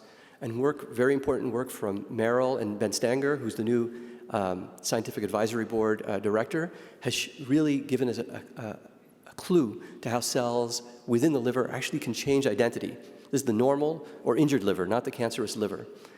And work by a postdoc in my laboratory who sadly passed away recently, Supriya Saha, showed that one of the mutations that happens in about 25% of patients, IDH mutations, plays a role in the ability of injured cells to return to a normal state. And I'll show in a moment, we think that this has significance in the context of cancer as well. Very important work that was presented at this conference by Stuart Forbes, by Luke Bolter, and by Willenbring showed that very clearly that there are mechanisms that underlie the interconversion of liver cell types. And then another recipient of funding from the foundation, Waleski, further resolved these properties. And then in the more direct cancer setting, Aram Hiesel presented on the ability of different gene mutations to cause cholangiocarcinoma when targeting either the hepatocytes or the bile ducts in experimental model systems, telling us that it's very important to understand what it is that allows liver cell types to interconvert. So where are we today? So we have an understanding that in the adult liver, there is capacity for cell types to interconvert and also for various gene mutations to cause what we call cell transformation or initiate cancer by converting these cell types. We also have evidence that the relationship between the cholangiocarcinoma and a bile duct cell and hepatocyte cell seems to be somewhat dependent on the gene mutations that gave rise to the cancer. And so it's emerging that certain mutations confer a cholangiocarcinoma phenotype that seems to sort of resemble more a intermediate between hepatocytes and bile ducts, whereas other mutations give rise to much more bile duct-like properties of the cancer. Now, this seems very sort of theoretical, but some important work that emerged from Servier, which is the drug company that developed the first approved IDH inhibitor, they had samples where there were pre-treatment biopsy samples and samples of patients during treatment. And they found that the strongest predictor so far, or the strongest correlate for long-term benefit within the tumor, is the upregulation of genes indicating a sort of reprogramming of the cancer cell back to a normal hepatocyte-like or normal-like features of the tumor. So this suggests, again, it's a correlation, but that the subversion of differentiation that was being studied in these basic systems might be relevant to the benefit of therapy. And so where are we right now? So while, for example, in the IDH setting, differentiation correlates with outcome, is it required? Is there a functional role, or is it just simply a correlation? And if it is, what are the mechanisms? And so hopefully we can look at this and maybe exploit further differentiation. Do these other subsets in which there are apparent differentiation blocks, is this relevant to the tumor biology? Can we further exploit this differentiation therapeutically by discovering new mechanisms that support these states outside the gene mutations? And there's another form of plasticity a lot of people work on in cancer called epithelial to mesenchymal transition that in other cancer types really influences the responses to therapy. And this is an area that I think warrants further exploration. I think I'm running somewhat low on time, so I'm going to speed up unless I get instructions otherwise. I have five slides left. Okay, all right. So what do we know about oncogenic pathways? So what do we know about what these cancer genes do? And I've just highlighted a couple of studies here. Again, the work of Bolter and Forbes focused on two pathways that we think are particularly important, biochemical pathways, the Wnt and Notch pathways. In our lab, we've been working on the mechanisms of mutant IDH to hopefully try to devise strategies to make IDH inhibition work. And again, this is probably too complicated for the current context here, but what we found is that a very important role, and the work was presented by Wu and Shi at this conference a few years ago, is that a very important function of this mutation that's in the cancer cells is to cause mechanisms for the tumor to completely evade the immune system to attack the tumor. And it's allowed us to come up with potential strategies that might allow us to better take advantage of IDH inhibition, now that we understand that a very important key is the partial but not complete restoration of immune function. And again, just one more thing from our lab relating to FGF receptor fusions in cholangiocarcinoma. Again, it was work presented by Wu at this meeting, which relates to the mechanisms by which FGFR fusions cause growth of cancer cells, and why FGFR inhibition, or perhaps how to improve upon the impact of FGF receptor inhibition. And just in brief, the work showed that in many models of this cancer, we don't know in patients, but in many models, the inhibitors that turn off FGFR do not completely turn off the ultimate biochemical pathway that FGFR regulates, because there's something called an adaptive signaling program involving another protein called EGF receptor. And by observing this interplay, we were able to, again, only in models so far, devise a strategy that if this is tumor size in the model system, this is untreated tumors, this is the FGF receptor treated, so slowing but no shrinkage, and then the combination with an inhibitor of this other protein called EGFR led to a much more prominent response. And again, this is a hypothesis that can be tested in the clinic. Again, I'll just go over this very briefly here. One very important advance has been the development of inhibitors by pharmaceutical companies that target another common mutation called KRAS, which is very commonly mutated in particularly patients in Asia, but it's also one of the most frequent mutations in patients in this country as well. And now there's an inhibitor, so a drug that turns off this mutant protein very specifically and strongly. And so this is data from Mirati, the drug company, and showed that they had one cholangiocarcinoma model here, and there was, again, early shrinkage. So again, this is very promising because in the past, these patients would not have had any, patients who had these mutations would not have had any selective therapeutics. And then we can use new approaches to identify new pathways, which is technologies which I'll be speaking about more tomorrow, called paralog screening. So it's a new kind of genetic approach that can nominate new targets. I am going to go quite over because I have 3 slides left. So I'll just, again, I think a really important emerging area of the last 3 years was to, again, appreciate that cancers aren't only tumor cells, but an interplay between all kinds of other cells from the body that don't harbor mutations. The blood vessels, the immune cells, and so-called fibroblast or connective tissue cells. And that there's further potential communication between the so-called microbiome or bacteria in our intestines, which can communicate and send out signals to other parts of the body. And so we've seen important talks from Tim Gretton and Zhang at this conference, showing that eradicating the gut microbiome can influence the growth of these tumors. Important work by Heichenwalder that was presented here that described how inflammation in the liver can influence the initiation of tumors. And a recent awardee and collaboration with Katie Kelly has now really tried to dissect out the different types of immune cells that are associated with cholangiocarcinoma, again, with the hope that these can be mobilized to attack tumors better. Okay. So there was a major paper recently in cholangiocarcinoma telling us more about the different types of connective tissue cells, which I think, again, will be some other cell type to understand how it communicates with growing tumors, as well as an emerging set of tools that we can use to try to use model systems to predict new therapeutics, and I'll be talking about that briefly tomorrow. So new directions that I've seen that you're going to hear today. I think, what is the program resulting from these epigenetic alterations?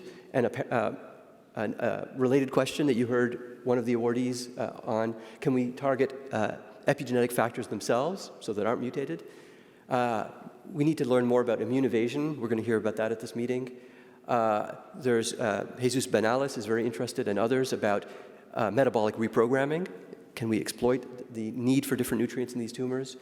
Metastasis, and I think where we'd like to all get in the future is to understand more about the earliest stages so that interventions can happen much, much earlier. And I think that there's going to be some talks on that. The final thing I just wanted to leave is that I think one of the mandates of the Cholangiocarcinoma Foundation was to have a growing research community. And so I just put from PubMed, which is basically a compendium of all the research publications.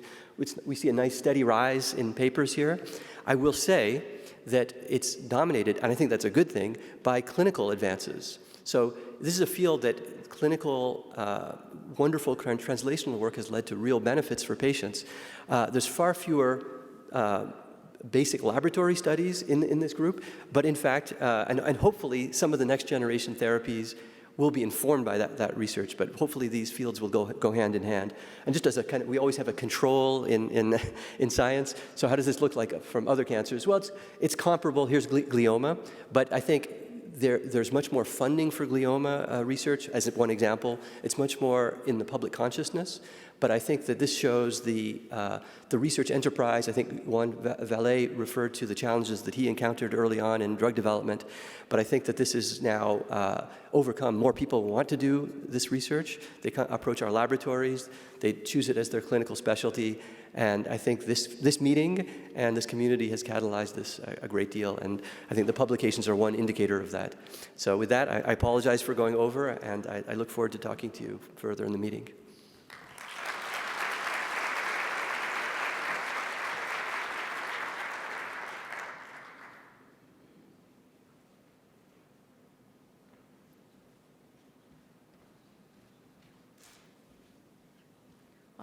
I'm pleased to invite another luminary in the field of cholangiocarcinoma to the stage to speak on our clinical advances over the last 10 years.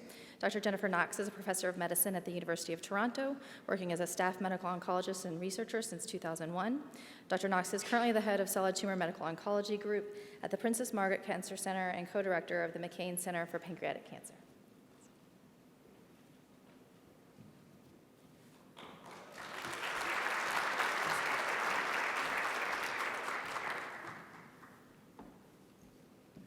Wow. Good morning, everybody. Indeed, what a pleasure to be here to celebrate the Cholangiocarcinoma Foundation's 10th annual conference. I've been given the task to describe the clinical advances in the last 10 years.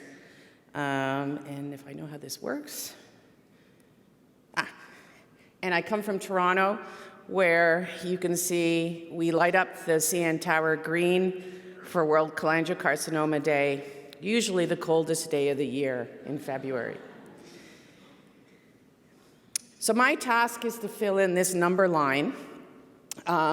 Lindsay, who's a hard act to follow, already showed a beautiful timeline, which is nicer than mine. So I was worried about being too long, but my job is done. But maybe you'll humor me. So when I think back on where we were in 2014, well, we know at that point from the study by Juan Vallée and others that we had GemCis as a chemotherapy regimen that improved survival. There was a repeat trial in Japan. So this was a standard of care, and a standard of care in clinical research or clinical medicine is important because it's a platform on which you can build. However, what we did not have was prospective adjuvant data, neoadjuvant trials, second-line therapies. Biliary tract cancer needed real attention from pharma and researchers, hence the pay it forward, is that, of the CCF approach. And really, in clinical practice, precision oncology was not a topic of discussion. What did we have in other areas of oncology in 2014? Well, there was this drug, nivolumab. Have you heard of it?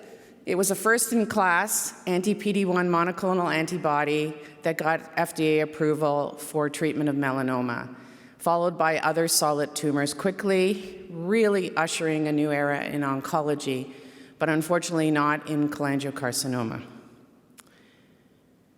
We know the ABCO2 data impact across all the different anatomical subgroups. Other studies, which I won't go into, but important questions at the time, adding an EGFR, VEGF, or MET did not lead to an improvement on this standard of care. So the era of next-generation sequencing began in about 2016 for cholangio. And this was important because we saw publications like this from Melinjavel that basically showed that there were potentially druggable subtypes against across the different anatomical groups. And there were trials underway, basket trials and other things that could perhaps put our patients on. So this was quite eye-opening. It was also followed by important studies such as this one that was looking at the ICGC that really used a multi-omic approach, including epigenetics, et cetera, and showed how heterogeneous this patient population actually is with respect to those omics, but also prognosis. And this really hasn't come into clinical practice too much yet. But as Dr. Bardisi say, there's probably trials planned to try to address some of this. So NGS really launched the genomic-driven studies. It was an area of a time of discovery. We got a windfall. MSI high tumors respond to checkpoint inhibitors. And I think we all remember the first time we saw this slide presented where MSI high cancers responded to pembrolizumab. And you can see cholangiocarcinoma. I remember searching this slide, trying to find it, and there it is in gray with a complete response. So that led to the agnostic indication for DMMR solid tumors, which is important. Now, while all the launch of genomic-driven studies were underway, I'm just going to step aside for a moment and talk about adjuvant therapy, capecitabine, because this is an important area of medicine in which we can improve survival. So we know the BILL-CAP trial that looked at capecitabine versus observation after resection, which is an improvement in the median survival, 52 versus 36 months, and this is practice-changing globally. It's been criticized a little bit on its design, and people were hoping to see better, but I think it really needs to be studied or looked at in the context of what else has happened in those 10 years. So for example, the French study gemcitabine oxaliplatin, so a more chemo-intense regimen versus observation, and although it's a smaller, less risky population, it is a negative trial. BILL-CAP is positive. The Japanese looked at gemcitabine, negative. They looked at S1, which is another oral fluoropyrimidine. That is a positive trial, practice-changing in Japan. And then more recently, we saw GemCis versus capecitabine in extrahepatic high risk, negative. That same design is underway in a larger trial in Europe.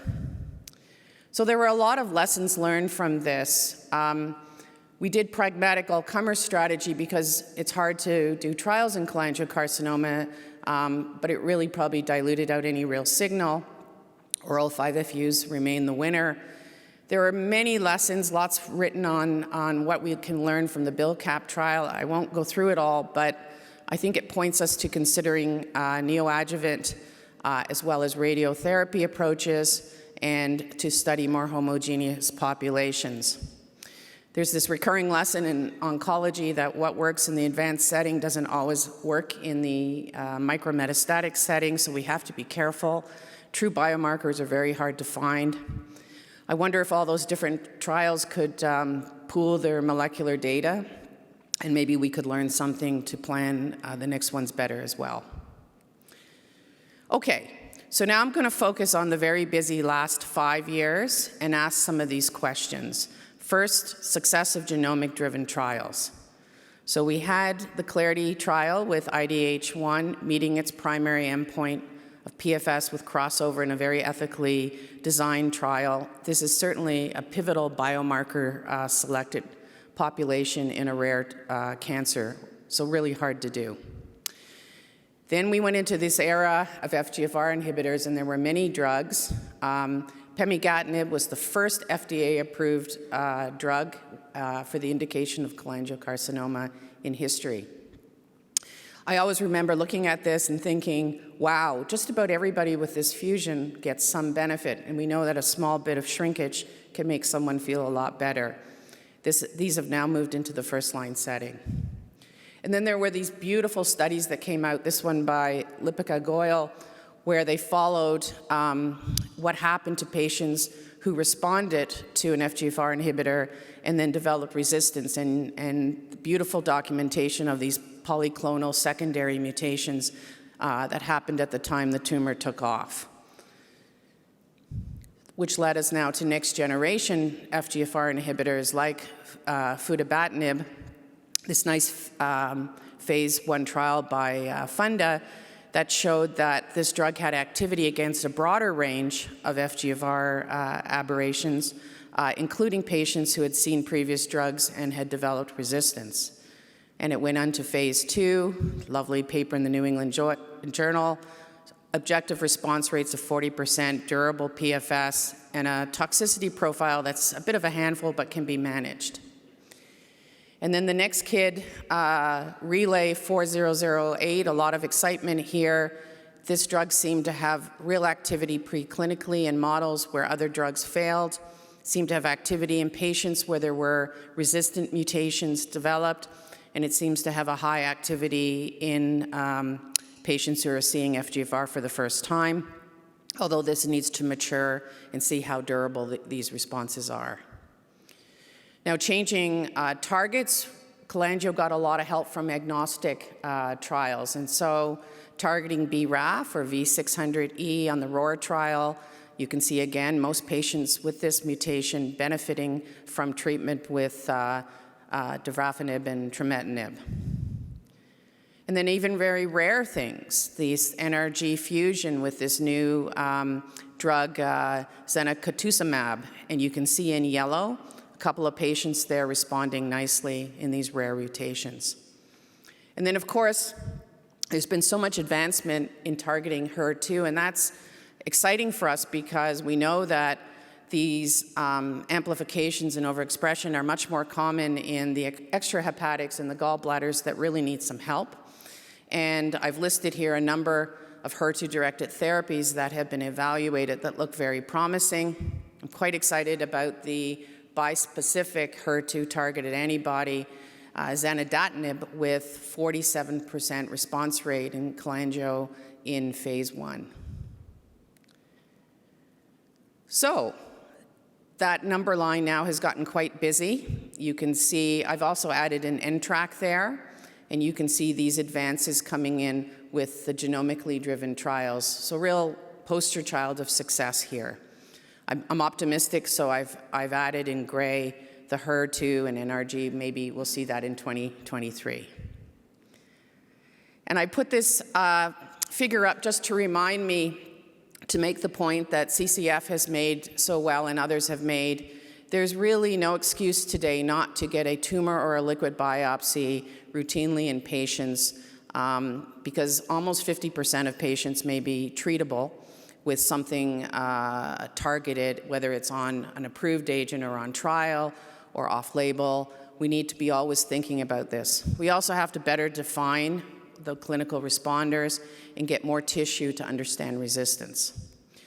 And what's very exciting is that if you make a table in the last month of trials, you'll see that most of these are biomarker-driven trials now in cholangiocarcinoma, and they're not all the same targets we've been talking about. There's DDR there, and there's other ones, and there's going to be tons of new data coming. So now I'm going to finish off the last 3 questions. What could we use in the second line after GEM-CIS? What about dose intensity chemotherapy in first line? And finally, do we see a benefit of immunotherapy? So ABC06, Angela's over there, yes. A nice trial that showed the benefit of FOLFOX versus best supportive care after GemCis. Modest benefit, but a hazard ratio of 0.69 can't be ignored. So we have that standard while others develop. The chemotherapy dose intensity, never a dull moment in the first-line setting. 4 trials, only 1 positive. In Japan, adding S1 to GemCis is modestly a positive trial, probably effective there. We know this drug's not available in the West. The French, Prodige, tested FOLFIRINOX. It works in pancreas, so surely it works in biliary cancer. Negative trial, numerically favoring GemCis, and I think the failure can't be explained by dose intensity or toxicity, so it's puzzling. Disappointing, SWOG 1815, Rashna's over there. The very promising GAP regimen with nab-paclitaxel added to GemCis also didn't meet its primary endpoint, although there are some signals in gallbladder and locally advanced that I think will be studied further and this regimen may become useful in select populations. And then finally, Nutide 121, which is really a dose intensification of gemcitabine to make it more available in cancer cells with cisplatin versus GemCis. Closed at the interim analysis for crossing futility, and we'll present this later this year. So finally, positive, TOPAZ-1, adding the checkpoint inhibitor durvalumab to standard of care GemCis, and you can see the curves separating for survival and PFS, although a hazard ratio of only 0.8. With a little bit more time, the curves looked a little bit better with a hazard ratio of 0.76, and everyone talks about the landmark of 2 years where there's more than a doubling of survival, which is something meaningful and something you can talk to patients about. This data was just recently presented by Dr. Vallée and colleagues at the Asian ESMO. And to me, it's exciting to see a large global trial present next generation sequencing data. They had 64% or 440 patients with data, which is well balanced between the 2 arms. And so there you are, you have a good glance of what does an all-comers global genomic landscape look like. And you can see the rarer actionable ones in light green. I'm ever the optimist. I changed KRAS there at 24% into sort of a medium color because I think it might be coming. But you can see a lot of the main drivers are not yet druggable, like P53. And then when they looked at the forest plot of this across the different subgroups, fairly reassuring signal that there really doesn't seem to be a lack of benefit of the TOPAZ across those different subtypes, although there are some wide margins. We heard the press release that Keynote 966, which is asking pembrolizumab added to GemCis as a positive trial. This is a little different from TOPAZ in that it is a bigger trial, and it allows chemotherapy to continue the gemcitabine arm to continue past 8 cycles, which is a little bit how we practice here. So we look forward to seeing that. So there's my timeline. I did it myself, so it's not quite as elegant. But I think what you can see is it has been an extremely exciting time for biliary tract cancer. You can see in black all the genomically driven advances that are now come into practice. In blue, you can see the chemotherapy arms that are stalwarts in GI oncology remain important in patient care even today. And then in purple, you can see the impact now of immunotherapy. And I'm optimistic for new drugs in 2023. So to finish, progress in 10 years. So biliary tract cancer, I think we can say firmly has entered the era precision medicine, and immuno-oncology. We still have many problems to solve. We need biomarkers for selection and resistant pathways, a lot of science going on. We have to optimize these therapies now, sequencing and combinations. We have to continue to improve access to profiling and precision drugs in routine care, not just at the big centers where we know to do this. And we have to further improve the patient's journey in this rare cancer. Now, CCF has moved that needle remarkably in 10 years, but we have a ways to go. I see lots of patients come to me who've had no profiling and didn't know. What we have seen is accelerated drug approvals in a rare tumor. I don't remember seeing that 10 years ago, and CCF was there to help with that, based on phase 2 data, non-randomized data, tumor-agnostic approvals. And so now we're seeing more novel designs and targeted frontline therapies, which is very exciting.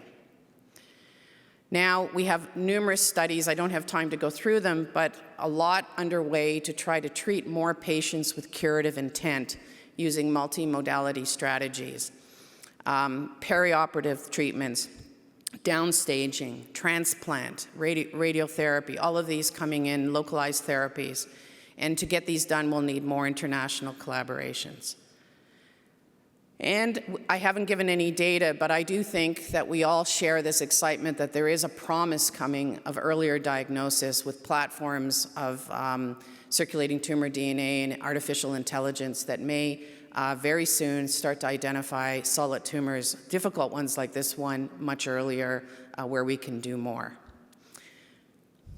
So I would like to say thank you to the Cholangiocarcinoma Foundation. It's been a real pleasure for me to be involved over the years and gave me a place to ground and talk to other people who knew about this cancer. And I thank you for listening. Bye.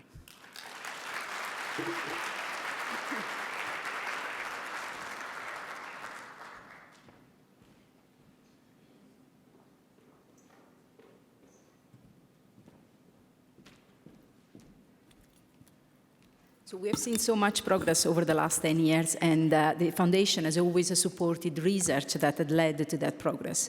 But along with the research has also supported the career of investigators all around the world. And so we'll now hear 2 examples of these. The first one, I'm happy to call on stage Angela Lamarca, who is currently a medical oncologist in Madrid, Spain. She is treating patients with hepatopancreatic, biliary, and neuroendocrine tumors, and she also serves in many committees, including the OTC Hepatobiliary Task, the ENSCA, the ENETS, and the ESMO GI Cancer Group. Thank you, Angela.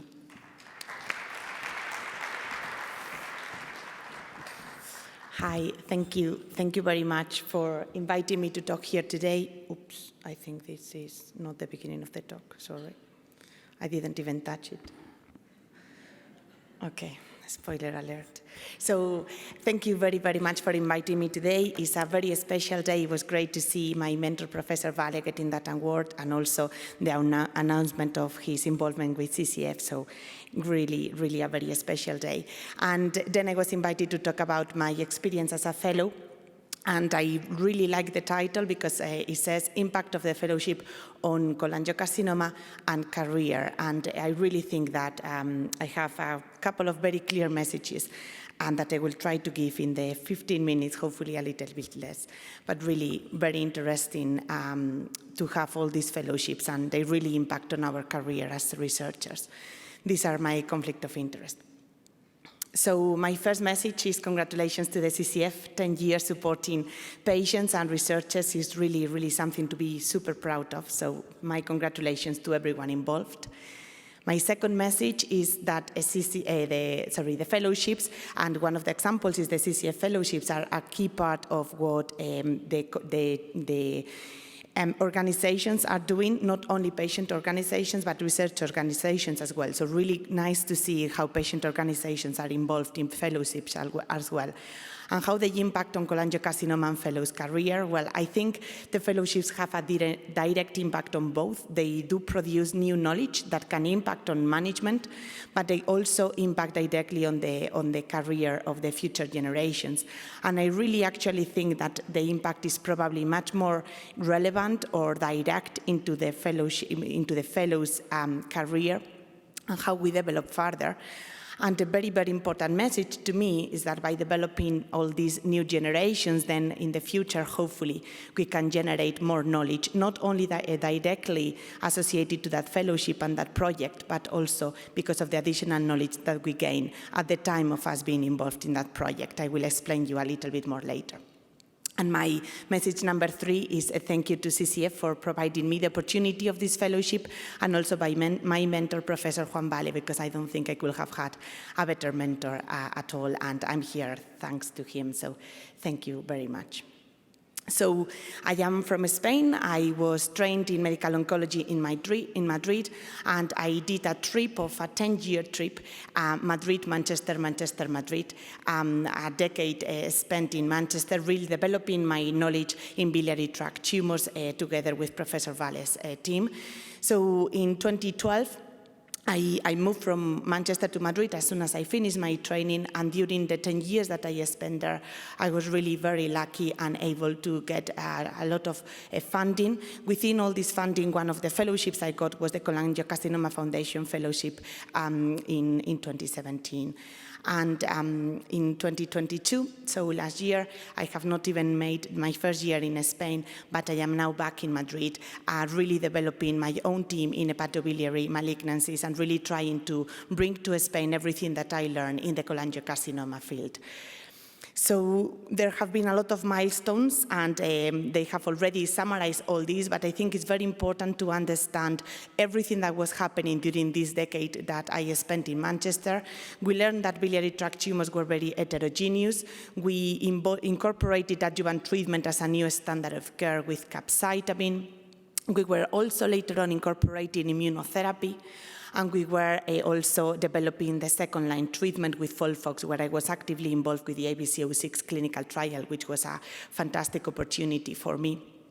And of course, the precision medicine, the molecular profiling, and how this is very, very rapidly evolving, how within 2 years we have identified really more targets, and we are understanding these targets so much better. So precision medicine really changing the field in biliary.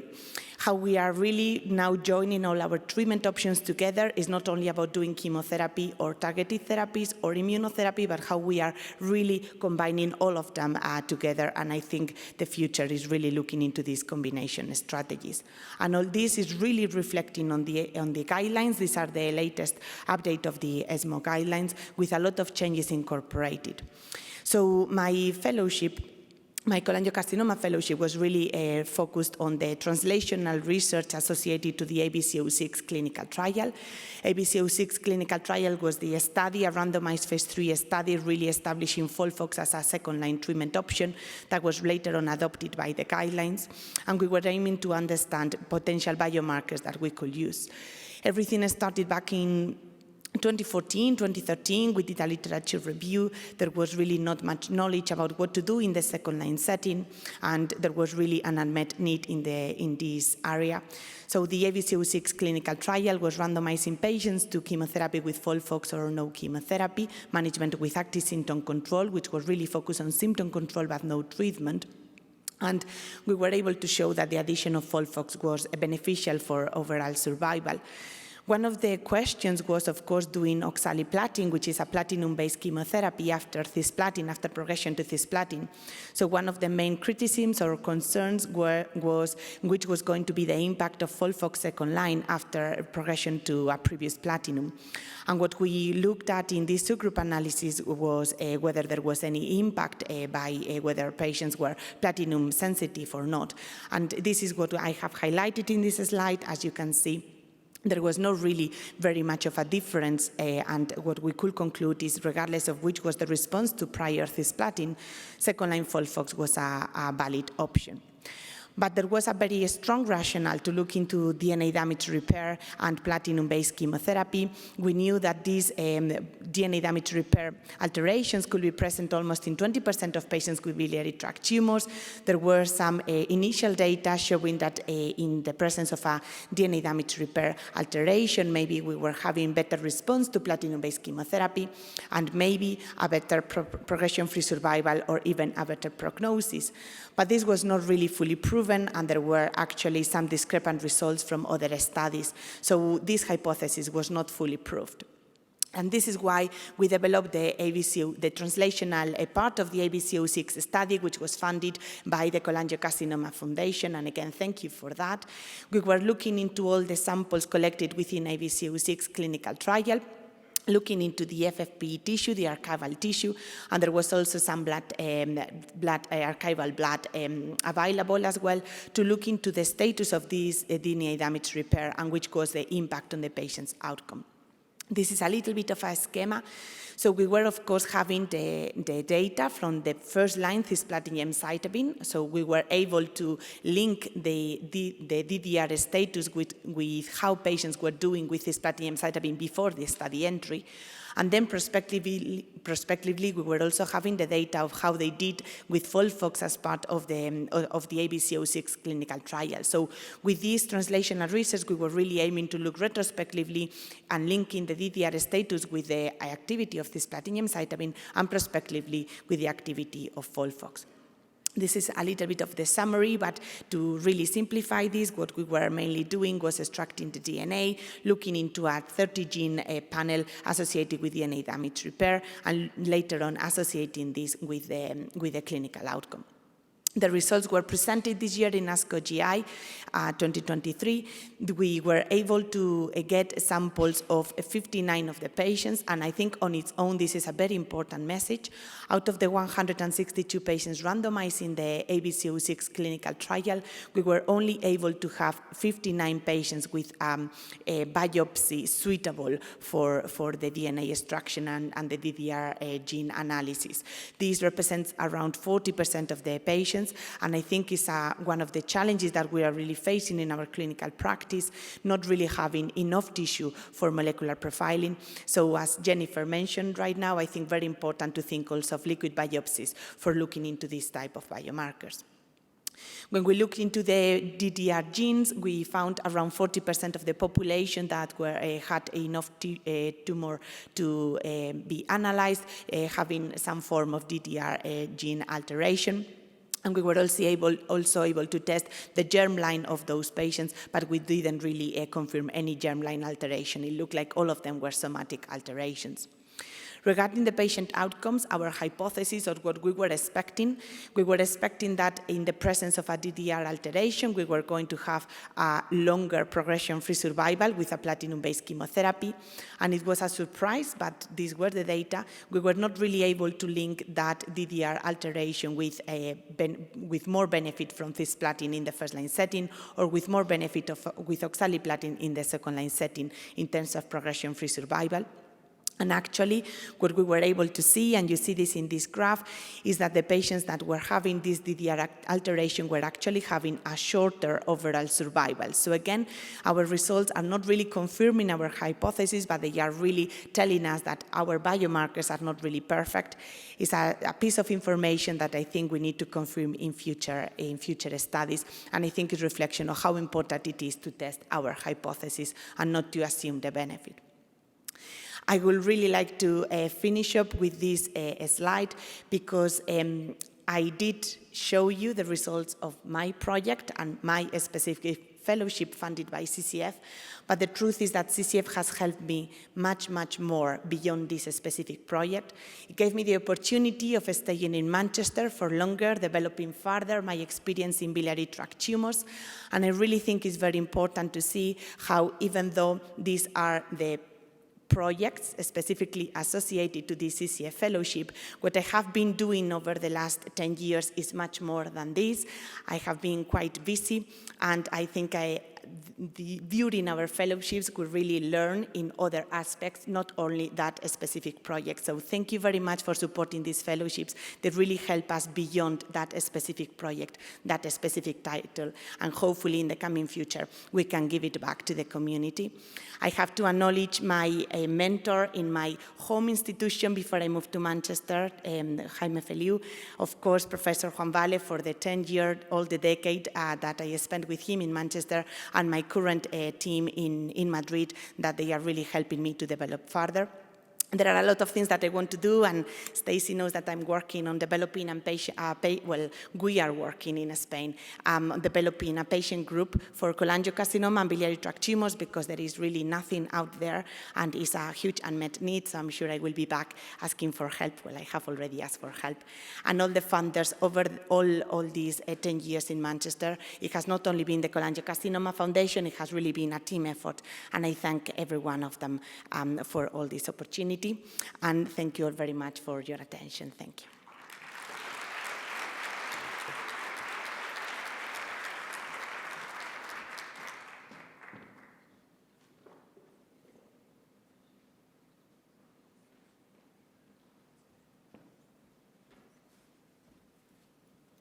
Well, welcome to the stage another fellowship recipient, Dr. Flavio Roca, who knows everyone, we like to say, so he probably needs no introduction, but he is a Heidinger Professor and Chair of Surgical Oncology at Oregon Health and Sciences University. He also serves as the Physician-in-Chief of the Knight Cancer Institute, the Surgical Lead of the International Cholangiocarcinoma Research Network, the Vice Chair of the Southwest Oncology Group Surgery Committee, GI Surgery Working Group Chair at ECOG, and the Secretary and Treasurer of the North Pacific Surgical Association. So, Flavio.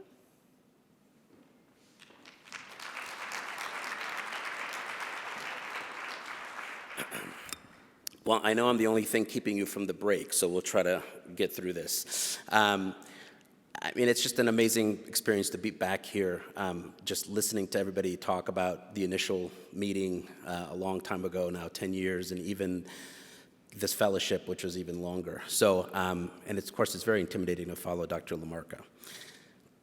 So just to give you a little background, this is where I started way back when. So that bottom left picture is right before, believe it or not, 9/11, when I was an intern in Boston, where I also had a short stint as a celebrity TV reality show, but we won't get into that.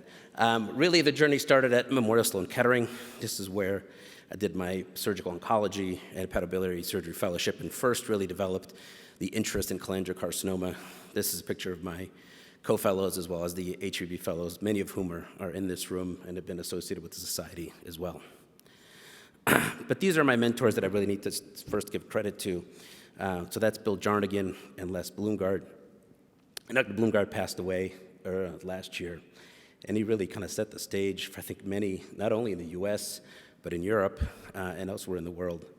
It really got me interested in what is the problem, what is the issue that's been going on with cholangiocarcinoma. And you can see that slowly in the graph there. This is an experience at Memorial of 380 patients that presented with cholangiocarcinoma, and really only 157 were able to make it to curative resection. So really, we were at a state where the majority of patients were being seen, and for multiple reasons, were not able to undergo curative intent treatment.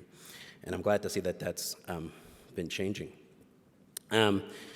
Really pivotal then, as part of that, was being able to participate in the ASCO Vail course, and this is where I began my journey with the pump, who I'm sure you've heard about or will be hearing about. So I designed this trial as a phase 2 adjuvant therapy of pump plus systemic gem for patients with intrahepatic cholangiocarcinoma. Now, mind you, this is 2011. You can imagine how little we knew about the genomics of intrahepatic cholangiocarcinoma at that time. It was a great experience. It really kind of helped me determine my interest in clinical trials. But of course, the trial never accrued because it was hard to really accrue at one institution and not having the community that we have today. So I still, in the back of my mind, still hope to get this launched and be able to present these results to you at some point. My journey there then took me to Hong Kong, and I spent time there as a fellow in the hepatobiliary and transplantation unit at Queen Mary, and really learned what the disease is like in Asia, where it's a little more endemic, where we see a lot more patients. And I think, as Dr. Bardisi mentioned, it may have a different genetic profile. Got to work with an amazing, talented group of surgeons there. You can just see, some of the livers that are being transplanted, being resected. And I always tell my colleagues that I did only one of a kind operation there on a patient who had pyogenic cholangitis and cholangiocarcinoma, where we were able to do, this is an amazing testament to these surgeons, a left and right hepatectomy at the same time without a transplant. I'll let you think about that for a second. Then got a chance to move, I've spent some time in Toronto, at Toronto General, with also an amazing HEB group there. Featured there is Dr. Paul Gregg, who also recently retired, and Alice Way and Sean Cleary, who have actually since moved to the States, and so it's great to be able to continue those relationships. And this is where kind of the journey with the foundation began, where I had an interest in kind of early detection and early tumors. We looked at the experience at Sloan Kettering with this pre-cancerous lesion, intraductal papillary neoplasm of the bile duct, and how it compared perhaps to the pancreas. And then was fortunate again to receive a Young Investigator Award from ASCO and the Cholangiocarcinoma Foundation. That was the inaugural year. And I remember meeting Stacy and all the folks from the foundation, which was wonderful.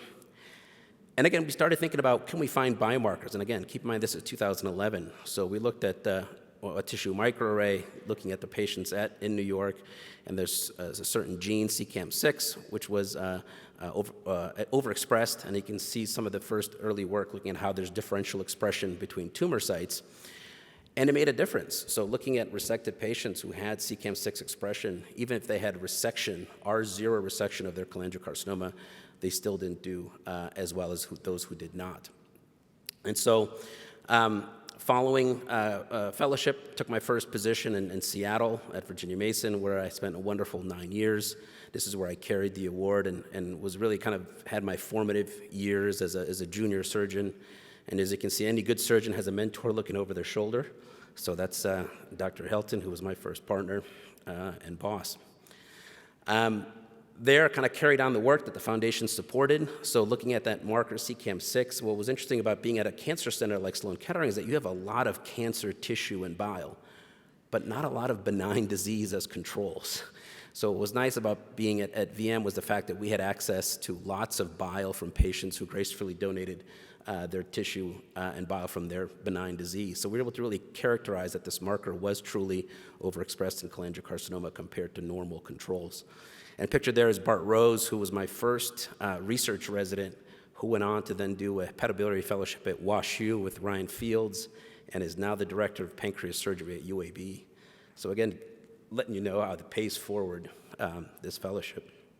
And so Bart was able to really kind of generate these nice curves, looking at how we can use CCAM6 to predict mostly extrahepatic cholangiocarcinoma, and he's taken this research on with him at the University of Alabama. So, I mean, to me, research obviously makes a huge role, but really it's patient care. And so I think this was kind of reflective of kind of what we saw in Seattle. And you can see the hot spots, obviously, in the Northwest, but we really were taking care of patients from all over the country, including up in Alaska, which, as you can imagine, is a very underserved area. In fact, we had clinics in Alaska, so we'd go up there. So up there, minus 34 degrees is in Fairbanks, where there's just a single husband and wife medical oncology team taking care of most patients. We would go to the Alaska Native Medical Center, take care of our Native American population, where, again, great disparities exist. And then the Southeast Cancer Center is a radiation oncology facility in Juneau. And so it's just really humbling to be able to take all that we know and take it to these rural communities. Also really had a wonderful time training fellows. So when I first landed in Seattle, we started a fellowship in 2011. I'm proud to say that at the time of my leaving Seattle, we've trained 10 wonderful surgeons, many of whom you've seen have gone on to excellent academic careers, including chiefs of hepatobiliary surgery departments. And so to me, this is also kind of a legacy of my mentors and the training and guidance that I received. As we've learned, and as this conference really exhibits, it's really, cholangiocarcinoma is an international problem. And so, again, the ability to have to come then meet investigators and train and observe other dedicated surgeons and professionals has really been a gift. And so this is the group in Sao Paulo. And for those of you who don't know, I'm originally from Brazil, but never trained there. So it was great to be able to come back and share their experiences and their struggles and some of the things that we have in common. And in fact, we were able to even, write papers together. And so this is their description of a hanging maneuver for resecting hilar cholangiocarcinoma. And it just really speaks to a testament that even in countries where perhaps they may not have the same resources we do, there's a lot of passion and a lot of talent for taking care of patients. And none of this is, I mean, all of the people in this room know is also part of the CCF mission with the Asia Pacific Conference program. And so I was fortunate to join the group in 2018. This is what the group, this is our group photo in Thailand. But we also had satellite symposia in Korea and in Shanghai. And it was really just a privilege to be able to meet everyone from around the world, especially in Asia, to treat this disease. Was fortunate then to actually been nominated to actually chair the meeting in Taipei along with Dr. Li Zong Chen. And again, this is just building on the enthusiasm and the collaboration that's occurred. And so that was in 2019, and we actually published those results in Hepatobiliary Surgery and Nutrition Journal. Coming back to Seattle, I really enjoyed then the regional symposium program. I know this is something that Melinda Bikini and the group and advocacy have really championed, and so it was really great to bring that forum to the Northwest, and we had an excellent multidisciplinary discussion among the centers that treat patients there. We brought our patients and our caregivers, so you can almost think of it as sort of a mini CCF meeting that was held in Seattle. You can see here the group, and the fact that we had patients and caregivers really come out in force like you do here today. I got to give a lot of credit to the foundation and the ICRN and to my colleague, Shishir Mithel, who's here in the back, to really get this project up and going in this trial, which was really the first trial for neoadjuvant therapy for what we deemed high-risk intrahepatic cholangiocarcinoma. And this is something that we had been kicked around. We had talked about it many times at this meeting, but he really was able to put it together. We were able to get the funding, and he really championed and led this trial to completion, which was then presented at ASCO last year. And it was really the first trial to show that you can give preoperative, this is GAP chemotherapy, to this cohort of patients who are technically resectable, but really high risk for recurrence. So these are folks who may have multifocal disease or positive lymph nodes. And I think it really will change the paradigm of how we think about this disease in that, because even the patients who we resect, we know that the recurrence rates are not small. And so again, I'm just really indebted to the foundation and all those who participated, including the brave patients who were in the trial. So currently, in the middle of the pandemic, 2020, moved down to Portland, Oregon, was really just an amazing opportunity that was really hard to pass up. For those of you who don't know, Oregon is a very large state, not population-wise, but landmass. People think of Portland, and this is our facility there on Markham Hill, as well as the Cancer Center down on the waterfront. But it's really a rural state, so we have lots of challenges in providing cancer care to all our patients, and that's not only in cholangiocarcinoma, but in other cancers. And so it's been a pleasure the last 3 years to be there and really kind of working with the rest of the very talented professionals there. This is just a snapshot of some of my partners. Some of them are here. You may not recognize Dr. Mayo in the top right without a beard, but that's him in his younger years. The rest of us really came during the pandemic, so you'll see the masks, and we're really excited to have really, the only HAI program currently in the Northwest and helping patients there, as well as Dr. Sood, who we recruited recently for our HIPEC program, which is the only one in the state of Oregon. Speaking of Dr. Mayo, I think this is, most of you may or might be familiar with this, but he really kind of championed our unresectable intrahepatic cholangiocarcinoma HAI trial. So again, this is just building on the knowledge that we have. And it's just really a unique, one-of-a-kind trial where patients get induction chemotherapy, get their pump placement, get adjuvant therapy. But really, the idea behind this trial is to get a lot of the correlative information. And so patients who sign up for the trial get their blood and tissue collected. They undergo quality of life surveys by a medical anthropologist. So to really get a lot of this information that sometimes is overlooked in regular clinical trials. And lots of correlatives with many of our investigators at OHSU, including in radiomics. Robert Isle, who was also pictured earlier, who's one of our scientists, Dr. Jonathan Brody, who you may be familiar from the pancreas world as well. So speaking of Dr. Isle, he has been a wonderful addition to the department. He is a true surgeon scientist who trained at the NCI and really is interested in heterogeneity of cholangiocarcinoma and looking at translational opportunities with TIL expansions, T-cell engineering, and is just really a rising star, and it's just been such a pleasure to be working with such talented individuals. And speaking of that, this is Kimberly Washington, who was one of our recently graduated fellows. We talked about molecular profiling, and I think you can't underestimate enough the significance, especially in upfront resectable or localized disease, where it's really not accepted. So she is currently looking at our resected patients and looking at what their molecular profiles are and how they can be correlated to outcome.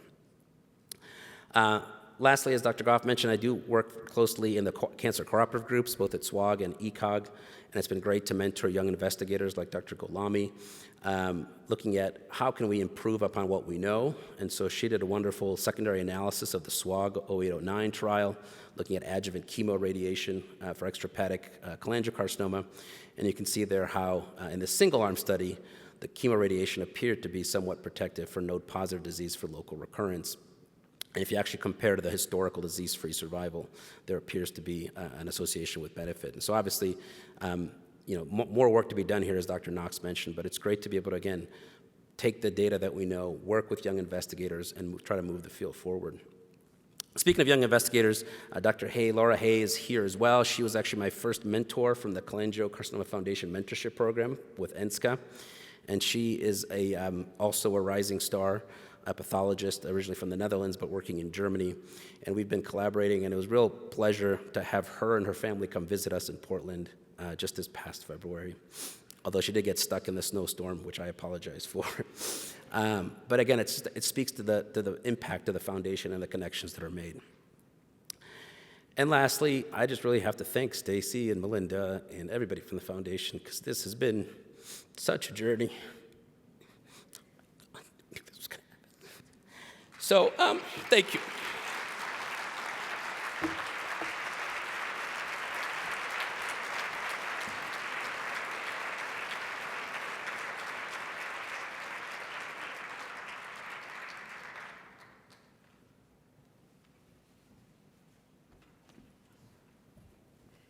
So we have such a rich programming that we are going to actually continue our programming through the scheduled break time. We understand people may need a break, and if you need to go grab a cup of coffee and come back or do what you need to do, we understand that, but I think we're going to continue the programming through the break. As such, I am going to invite our team of speakers for the next panel to come up. If you would welcome to the stage Dr. Lorenzo Ramasa, Dr. Rachna Shroff, Dr. Madhu El-Luri, Dr. Colm O'Rourke, and Dr. Srinad Chopra. If y'all will come up and make a panel. We apologize for the change in agenda.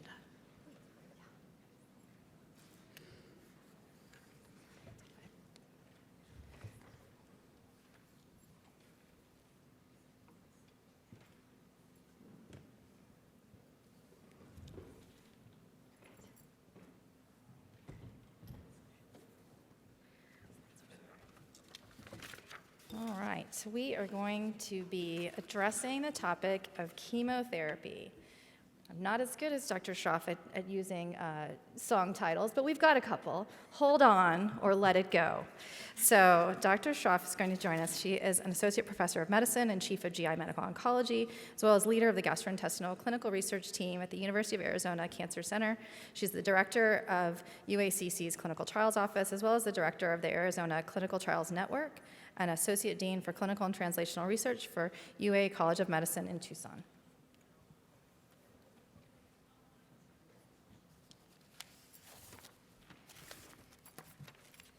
Thank you so much to both of the co-chairs and to Stacy for the invitation and opportunity to present. I am supposed to be debating the pro side. I'm assuming my slides will come up, right? Or do I need to advance? Nope, not me. Can we have Dr. Schroff's slides? Not lunch, sorry. So I had the task of debating in favor of giving chemotherapy, and I'm going to make sure I request to go much earlier in the program because all of my slides have now already been shown, so I apologize for that, number one. Number two, I think most of you know me, hopefully well enough to know I do pretty much everything very tongue-in-cheek, and as Laura just kind of alluded, it's been like a standing theme for me to integrate pop culture into my talks here at the Cholangiocarcinoma Foundation, because I know everybody here has good spirits and good humor. So since Flavio just made me cry, I'm going to try to lighten the mood a little bit. So my job is to talk about whether or not we should be holding on to chemotherapy.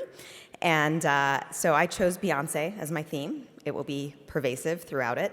And so my argument is, who runs the biliary world? Chemo.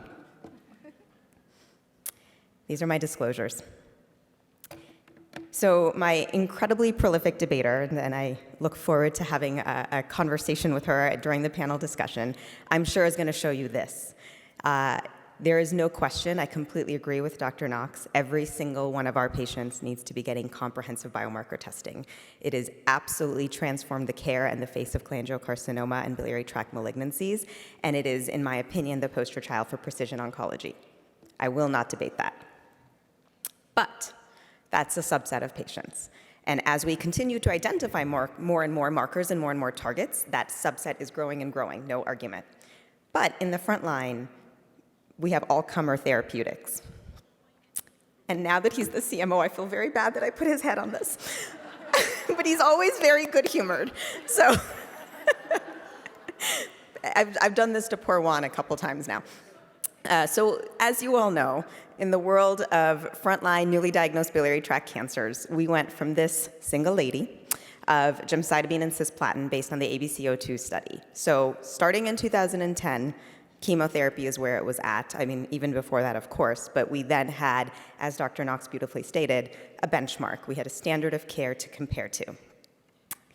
But, as Beyonce never rests on her laurels, we then said, let me upgrade you. And so this was TOPAZ, and we've already seen a lot about the TOPAZ data. But TOPAZ, as you know, was a large randomized global phase 3 study that looked at adding immunotherapy to a chemotherapy backbone. So this was durvalumab added to gemcitabine and cisplatin. Patients were randomized. It was over 600 patients. And then there was a maintenance of immunotherapy alone, but it required that cytotoxic backbone in the beginning. And I just want to point out that this was basically, again, an all-comer study. This was a study that accrued across the world. Predominantly, about half of the patients came from Asia, but the rest of the world made up the other half. And it was all biliary tract malignancies. It was intrahepatic, extrahepatic, and gallbladder cancers. It was locally advanced and metastatic patients. So really, again, just a perfect example of how a study should be done in terms of newly diagnosed therapeutics, but also how chemotherapy was an important component of the design. And this was the data. This is the updated data. This was not just presented at the GI ASCO meeting and then published, but as Dr. Knox presented earlier, we had kind of more longer-term follow-up that absolutely proved that GemCis plus durvalumab was our new benchmark, was our new standard of care, with a 24-month landmark overall survival of about 25% in patients compared to 10.4%. Again, the GemCis component of this was the first 8 cycles, but still a really important part of it. And I just want to point out that while we're very, very excited about the immunotherapy component of this, there are a lot of reasons why we kept the chemotherapy in as part of this treatment armamentarium. So when you look at some of the monotherapy checkpoint inhibitor studies with Pembro, Nivo, Durva, there was not dramatic efficacy. The response rates were lower than you would expect. These were admittedly small studies, but not really kind of the slam dunk that we were seeing in single agent checkpoint inhibition and obviously MSI high tumors or in other diseases. A lot of the studies, like I mentioned, had not had global enrollment. And so then the obvious question was, well, can you see some synergy when you add immunotherapy to, when you give chemotherapy and add in immunotherapy? And then there was some smaller studies that looked at gemcitabine backbones, GemCis, with the addition of immunotherapy, and they were a little bit all over the place. They were small studies, first of all. They were usually within one country. And so it was really important and pivotal that a larger global study was performed. And it was really based on a lot of smart science that really suggested that chemotherapy modulates your tumor microenvironment, and specifically in the immune cell populations, in a lot of different ways. And so this is just one graphic that kind of, and I highlighted with the gemcitabines and the cisplatins in there to just suggest that in terms of really kind of depleting the immune suppressive component of a microenvironment, gemcitabine and cisplatin play a role, the kind of enhancing of antigen presentation, and hopefully promoting immune cell infiltration. These chemotherapies have demonstrated those roles, suggesting that really perhaps the reason that single agent immunotherapy component was not doing enough was because you needed that synergistic effect with the chemotherapy. And then, like Beyonce says, we had deja vu. So we had Topaz come out, Gemcis Durva was the new winner, new gold standard. I'll be honest, I was one of the cynics. It took me a little while to kind of say, okay, maybe this is where we should be moving. But I will say that this absolutely adds fuel to this fire. So the Keynote press release came out, Keynote 966, pembrolizumab added to gemcitabine and cisplatin improves overall survival in biliary tract cancers. That came out in January. This study has also been alluded to already, but this is a randomized, double-blinded, again, global study looking at newly diagnosed biliary tract malignancies, and is gemcitabine and cisplatin with pembrolizumab versus gemcitabine and cisplatin and placebo. And as mentioned previously, in this study, cisplatin is stopped after the 8 cycles, but the gemcitabine component is continued. So this maintenance regimen is gemcitabine with the pembrolizumab. Again, suggesting and hopefully playing off of the knowledge that there is some sort of kind of work happening from the gemcitabine component to this. And obviously we don't have anything, but we are all eagerly awaiting Dr. Kelly's presentation. That will be this Sunday at AACR. So we look forward to seeing this data that obviously just supports and amplifies this concept of chemotherapy and immunotherapy really being our new backbone for biliary tract cancers. So what about without immunotherapy? We still have a lot of other options, sans immunotherapy. Are we still crazy in love with chemotherapy? I think so. People have alluded to GAP, Gemcis, nab-paclitaxel. So, like she says, love on top. So the question was GAP going to come out on top? The phase 2 study is the data from the JAMA Oncology publication is shown here. This was a triplet regimen. The idea of chemointensification, Gemcis with nab-paclitaxel in newly diagnosed biliary tract cancers, locally advanced and metastatic. And as you can see from the median OS that was seen in the phase 2 of 19.2 months, it was definitely provocative and exciting. Triplet chemotherapy, admittedly, harder than doublet chemotherapy. So the questions were, does it really stack up against Gemcis? So this was SWOG 1815 that asked that question. Again, large cooperative group study run through SWOG but opened across the entire country. In newly diagnosed biliary tract cancers, patients randomized 2-to-1 to the triplet Gemcis, nab-paclitaxel versus Gemcis, with 441 patients that were accrued. And as was already mentioned, this data was presented at GI ASCO of this year. The triplet regimen had a median OS of 14 months. The Gemcis arm was 12.7 months, did not meet statistically significant improvement in terms of the p-value and the hazard ratio. But as Dr. Knox mentioned, there were some interesting things that kind of suggest maybe that we should be exploring chemointensification, whether that be GAP or something else, in specific populations. So for instance, in the locally advanced patient population, the GCN regimen had a median overall survival of 19.2 months versus 13.7 months. And that's kind of, I think, that's the green line right there. And that's kind of the big thing that kind of jumped out at us was perhaps in some patients who need, as we call it, downstaging, need a response, need to be able to be downstaged, perhaps even considered for curative resection based on downstaging. And so that kind of raises the obvious question then, don't we really still need chemo in the peri-op and downstaging space? So I've talked about frontline. I think there's no question. We need the Gemcis for the IO to do its thing.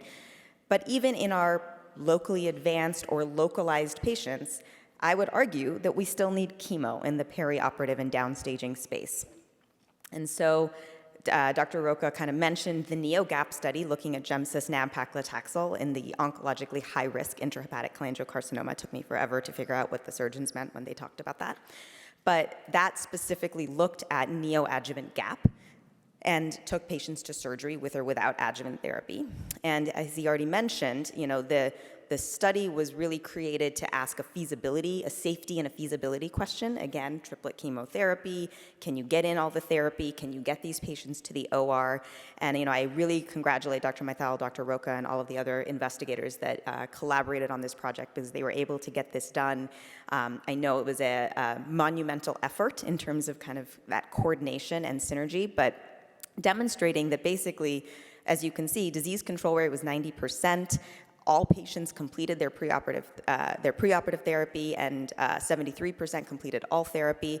So, chemotherapy to get somebody to the OR, this was felt to be feasible and safe, but chemotherapy to get somebody to the OR, which is our curative approach right now for biliary tract cancers, absolutely chemotherapy plays a role there. And so then, the other question is what can we do in the neoadjuvant space now that we have immunotherapy as one of our players? And so this is a slide courtesy of Hop Tran Kao, and so of course I have to ask if Hop is going to come out on top, because this is a beautifully designed study that he has been working on, looking at the gemcis durvalumab regimen and in the neoadjuvant space basically, or perioperative space rather. And the idea here, and this is again just an incredible effort and a work that's going in and will really be, I think, a really important study in terms of asking the question of immunotherapy and chemotherapy and that synergy and its utility in localized patients. And can we really help patients get to surgery, complete therapy, and have a curative approach with this hopefully enhanced efficacy of immunotherapy when you give it with the chemotherapy backbone? But then that's just localized, and that's frontline. But as Dr. Lamarca mentioned, we have standard of cares in the second-line setting. So chemo is here to stay even in the second-line setting, especially in our patients that don't have identifiable targets. And under her incredible leadership, ABC06 was designed that looked at FOLFOX. Again, chemotherapy alone versus active symptom control. This was a large, again, randomized phase 3 trial that basically demonstrated that there was an improvement in median OS. Again, modest improvement, but still demonstrating the utility of chemotherapy in our second-line patients in whom we don't necessarily have an active target that we can go after. Our patients are, through the incredible work of everyone in this room, our patients are living longer and they are doing better and they have meaningful quality of life. And back in the day, all we had was gemcis. And so it's really important to recognize the importance of these types of studies that gave us, again, benchmarks and standards of care in the second-line setting. And so FOLFOX absolutely has that role in the post-gemcis world. And then this publication just came out. We were all awaiting the final publication. This is the NIFTY trial. This was published in JAMA Oncology, I want to say a couple weeks ago, that looked at liposomal irinotecan with 5-FU. And leucovorin. And liposomal irinotecan, for those of us who drew pancreas cancer with 5-FU, has been one of our standard of cares in the post-gemcitabine second-line setting. And so the same question was asked in second-line biliary tract cancers in metastatic patients. And in this study, which was done in Korea, the patients were randomized to 5-FU alone versus 5-FU leucovorin and liposomal irinotecan. It was 174 patients total randomized, and as you can see, the median progression-free survival was 4.2 months versus 1.7 months, and it was a meaningful improvement to add in, again, a second additional chemotherapy to that 5-FU backbone. So kind of giving us a couple different chemotherapy-based approaches and options to our patients post-gemcitabine and cisplatin, with the durvalumab. Now, obviously, all of these studies were kind of done in the pre-immunotherapy in the frontline setting world, but still with that gemcis, post-gemcis backbone. So I'm going to just kind of leave it there and just say that in conclusion, I personally believe, and I think it's hard to argue, that chemotherapy is here to stay. It remains the backbone of our therapies. We have a new king in terms of TOPAZ, and maybe a new queen when we see the data from Keynote 966 in the front line.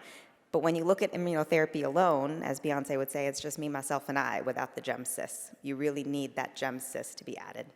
And yes, we have targets, and I wholeheartedly believe that when we identify them, we need to treat our patients with the available therapies, and we need to put them on clinical trials. But I also want to point out we don't have them compared to chemotherapy yet, and that it's an important thing to keep in context, that we don't really know how some of these measure up against a chemotherapy space. I still firmly believe that the perioperative space is relying on gemcitabine-based approaches, and whether that be with the new immunotherapy kind of component or chemointensification with Gemcis, nab-paclitaxel, or others, the perioperative space to get patients to an OR really needs that chemotherapy component of it. And the second-line standard of care remains chemotherapy, especially for all comers. And so I would have to say, don't you ever for a second get to thinking that chemo is not irreplaceable. And with that, I thank you.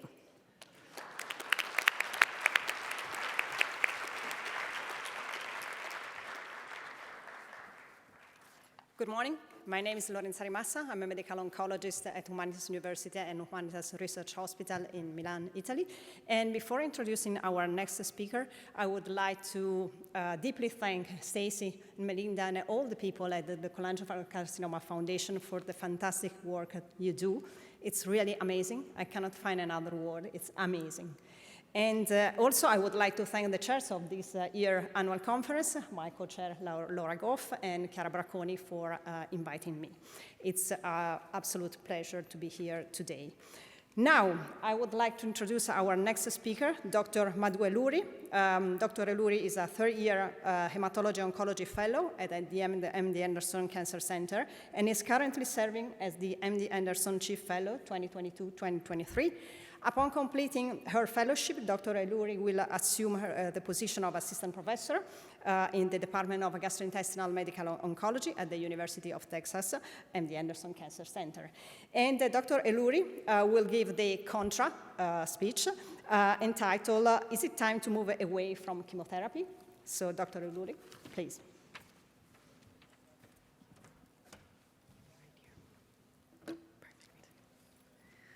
Thank you to the co-chairs, and thank you to Dr. Goff as well as Dr. Bracconi for the invitation to speak today. This is my second year here, and it's amazing to see kind of the conference back in full force. It's really inspirational to be here, and it's my privilege as a fellow and as someone who's admired many of the people on this stage to be presenting this section. And note to myself to not go after Dr. Schroff, because this is going to be a tough act to follow, but here we go. I don't have any relevant disclosures, but another disclosure, one that's very important for all the patients and families in the audience, chemotherapy is very much the standard of care for biliary tract cancers, as Dr. Schroff beautifully pointed out. But my task is to hopefully convince you of the opposite in the next 20 minutes or so. So my goals by the end of this presentation are threefold. First, to describe why we have potentially reached our threshold with what we can establish with chemotherapy. Second, that our future actually really lies within targeted therapies as well as other modalities. And third, that future is probably already here, at least for some patients. And so I want to look back at history a little bit. So when we look at the pillars of how we treat cancer today, we can go back to 3000 BC when surgery was first kind of identified utilizing Egyptian scripts as well as tools that were found. And this was followed in the end of the 19th century with the advent of X-ray use as well as Marie Curie's pioneering work. And this was followed by chemotherapy actually in the 1940s. And a lot of the chemotherapy that we use today actually was started back then and continued to be used in this day. And so we've all seen this slide many, many times, but ABC02 was really the pivotal study in 2010 that established GEM and CIS as the standard of care with a median OS of 11.7 months compared to 8 months with GEM alone. And since then, we've tried to add a lot of chemotherapy to this backbone, but unfortunately, what we have found is that more is not always better. So this is results from the PRODIGE 38 study. This looked at the triplet of FOLFIRINOX versus GEM-CIS with a primary endpoint of 6-month PFS. And this was a negative study which showed no difference between the two groups. As has already been pointed out as well, the SWOG 1815 study was presented at this year's GI ASCO by Dr. Schroff, which looked at GEM-CIS plus nab-paclitaxel versus GEM-CIS based on really promising data from the phase 2 study. However, unfortunately, in the phase 3 trial, this was negative as well. And then finally is data from Japan, which is the phase 3 Mitsuba study, which, to be honest, this was a positive trial. This is using GEM-CIS plus S1. S1 is like a corollary to 5-FU that's predominantly used in Asia and not approved here in the United States. However, looking at the curves themselves, I think we can easily see that while statistically significant, it's questionable if this will become clinically relevant. Furthermore, when we look at the adverse event profiles, you can see that the patients that had S1 on the right had more diarrhea, stomatitis, as well as rash, as would be expected. So when we look back at the last 13 years since the pivotal ABCO2 study, there's unfortunately been 0 new approvals using only chemotherapy. And that's not fair. I have to always bring up TOPAZ-1. I think this is incredible. I think as the addition of durvalumab has shown, we have a new standard of care in the field. However, I would like to argue that durvalumab as an immunotherapy, a lot of the benefit that you're seeing in the curves after the 6-month mark, which is when chemotherapy ended, it may potentially be coming from durvalumab maintenance. And the second point is moving past first line. What we can see in the second line and beyond setting, as with other cancers, is that the benefit from chemotherapy seems to diminish over time. And so these are the approvals, or the standards kind of we use in the United States for second line therapy, which is usually 5-FU based in combination with either oxaliplatin or irinotecan. And what you can see here is that the median PFS is only 2.5 to 7 months with these chemotherapies alone. But furthermore, they do come at a cost of significant toxicity, ranging from 40 to 70%. So this is a study where we actually looked at commercially insured patients and tried to see how many patients actually go on to receive second-line therapy. And this is a very small group of patients that were, we looked at results from 2015 to 2020, so right kind of before the targeted therapy era, right at the cusp of it. And what you can see here is that unfortunately less than half of patients go on to receive second-line therapy. So it's really important that we are able to have an impact both on the tumor as well as the quality of life up front. And so I'll end this section by saying, hopefully I've shown you all the data that while the backbone of GEM-CIS has been present since 2010, we've unfortunately not been able to add additional chemotherapy. In fact, the only benefit we have seen has been with the addition of immunotherapy in the setting of durvalumab and now pembrolizumab to this backbone. But ultimately, 2/3 of the patients who are treated with TOPAZ do not have a durable benefit. And ultimately, for those patients, we need additional options that both have a clinical benefit as well as have a good toxicity profile.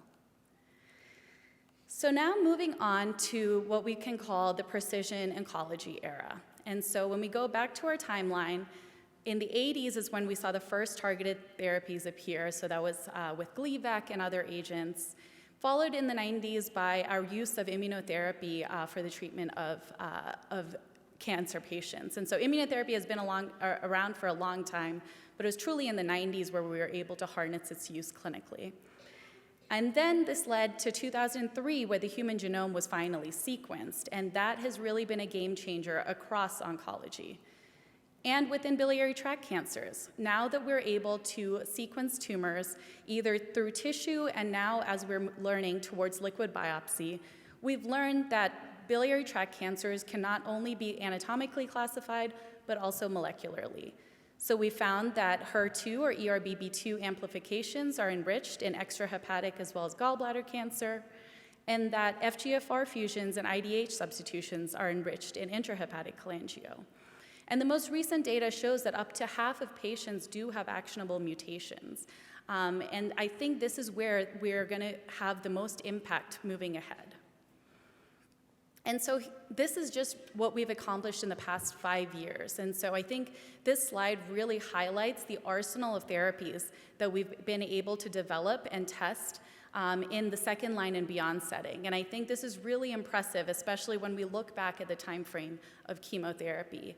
And I also want to take a moment here to really reiterate the words of Dr. Vale this morning, that all of this work would not be possible by patients, without the patients as well as families who have gotten involved in these clinical trials. You've donated your bodies, your time, and I think is really, all of this work is really a testament to that. And so I want to use a couple of examples. I think Dr. Knox did an amazing presentation this morning, hopefully helping my case. But when we look at HER2 amplification specifically, which is enriched in extrahepatic and gallbladder cancer, we've had several trials in this setting utilizing these therapies. And so the first one, pertuzumab and trastuzumab, has been around in breast cancer for a long time. These are monoclonal antibodies that target the HER2 receptor and had good responses within biliary tract as well. The second drug you'll see here is trastuzumab deruxtecan. So this is an antibody-drug conjugate. So this does include a little bit of chemo. So it is a HER2-targeted therapy mixed with irinotecan kind of metabolite together. But the point I wanted to talk about are these next-generation targets, drug targets that we're having, which is zanidatamab. And so when you look at the mechanism of action of zanidatamab, it actually combines both the trastuzumab and pertuzumab binding domain, and they're able to bind onto non-overlapping regions on the HER2. And most importantly, I want to point out the grade 3 to 5 adverse effect profile, where you can see that while we don't want to do cross-trial comparisons, at least the phase 1 data from zanidatamab shows only a 3% grade 3 to 5 adverse effects. So as we're moving along, I think we're getting better with both drug development and being able to not only get adequate efficacy, but also avoid both on-target as well as off-target side effects. We've heard a lot about FGFR fusions and rearrangements. As we know, it's enriched in patients with intrahepatic cholangiocarcinoma. And these 3 drugs have had FDA approvals. And as was discussed this morning, a lot of the work by Dr. Goyle has outlined the resistance mechanisms to these drugs that do develop over time, particularly in the binding pocket as well as gatekeeper mutations. And now we actually have 2 new next-generation FGFR inhibitors, which are RLY4008 as well as tinangotinib. And in very small patient samples, these have been shown to overcome those resistance mutations that develop on first-generation FGFR therapies. And so this was data presented by my mentor, Dr. Javle, at ASCO GI this year. This was a patient that had progressed after prior FGFR therapy. They subsequently were treated with tinangotinib. And in the red box, you see that they developed a ctDNA evidence for a FGFR resistance mutation, which after treatment with this next generation therapy resolved. And on the right, you see kind of the radiographic response as well within the liver for this patient. So just looking at this chart alone, we can see that the response rates that we are seeing here are much improved compared to what we have in the second-line setting from chemotherapy. And so that begs the question, should we be moving these to the front line? And in some patients, they have been moved to the front line, and they have completely obviated the need for chemotherapy. And so when we look at the NCCN guidelines, I know this is very small, but for specific patient groups, specifically those with NTRK fusions, RET fusions, as well as MSI high, these targeted or immunotherapy options are actually approved or considered to be recommended in the frontline setting. But I will acknowledge these are very rare mutations in biliary tract cancers. But what I do want to emphasize is what we can potentially accomplish and what we can learn from these tissue-agnostic approvals. So a lot of these, the 2 trials that I'll talk about are based on basket trials, meaning that they enrolled patients with these specific mutations or changes in their molecular profiling across all tumor types. And so when you combine all of those basket trials with NTRK fusion, the response rate in the 2 patients that had cholangiocarcinoma was 100%, which I think is very, very impressive and really amazing for the very few patients that do harbor these mutations. Similarly, for RET fusions, we see a very high response rate with pralsetinib as well as other RET inhibitors that have come into the market in the last couple of years. But I want to take a moment to also step back and say that while we've seen really amazing results with targets, in some cases, this isn't universal. And so I think the use of immunotherapy is a great example. We look back at the KEYNOTE studies, and in other tumor types, PD-L1 positive tumors respond exceedingly well to single-agent anti-PD-1 therapies like pembrolizumab. However, in biliary tract cancers, the responses were not what we expected. The response rate was only 6%.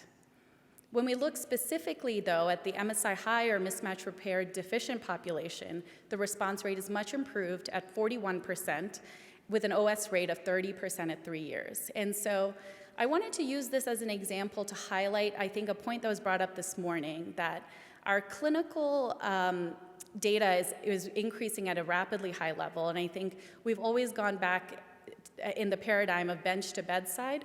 But I think we've reached a new era where we're able to go bedside, but also bring it back to the bench to understand tumor biology and exactly how we're able to modulate it with these targeted therapies. And I think that's truly where we're headed as a field. And I've presented a lot of data at this point, but I do want to bring it back to patients and how some of this data has actually really impacted the patients that we've taken care of. And so this is a 62-year-old woman that was diagnosed with intrahepatic cholangiocarcinoma. She had initially received Gem-Cis per standard of care for upfront metastatic disease. And then she came to our institution where she was subsequently found to have an MSI-high tumor. She was treated with pembrolizumab and actually has had a continuing response now at 2 years. And you can see here on the right the response in the liver, the dark area on top, almost completely treated or resolved there on the bottom picture. And finally, I want to end with how that future may already be here for some patients. And so these are 2 of the phase 3 trials that are evaluating FGFR inhibitors in the frontline setting. Ultimately, as I think the SWOG 1815 has shown, without randomized studies, we're not going to be able to answer the question of what is if a targeted agent is truly better than standard of care. And so up until now, I think our paradigm has very much been to give chemotherapy in the frontline setting, and then upon progression, consider targeted therapies, clinical trials, as well as other modalities, including radiation, liver transplant, or cellular therapies. But I want to end with a case of someone who had a very interesting journey, and I think really highlights what I want to present about the future of our field. And so this was a tough Southern lady who said, I want anything but chemotherapy. I'm not going to come in for chemotherapy, and do whatever you can. And so she was diagnosed in 2019 with widely metastatic liver disease, as well as metastatic disease to the lymph nodes.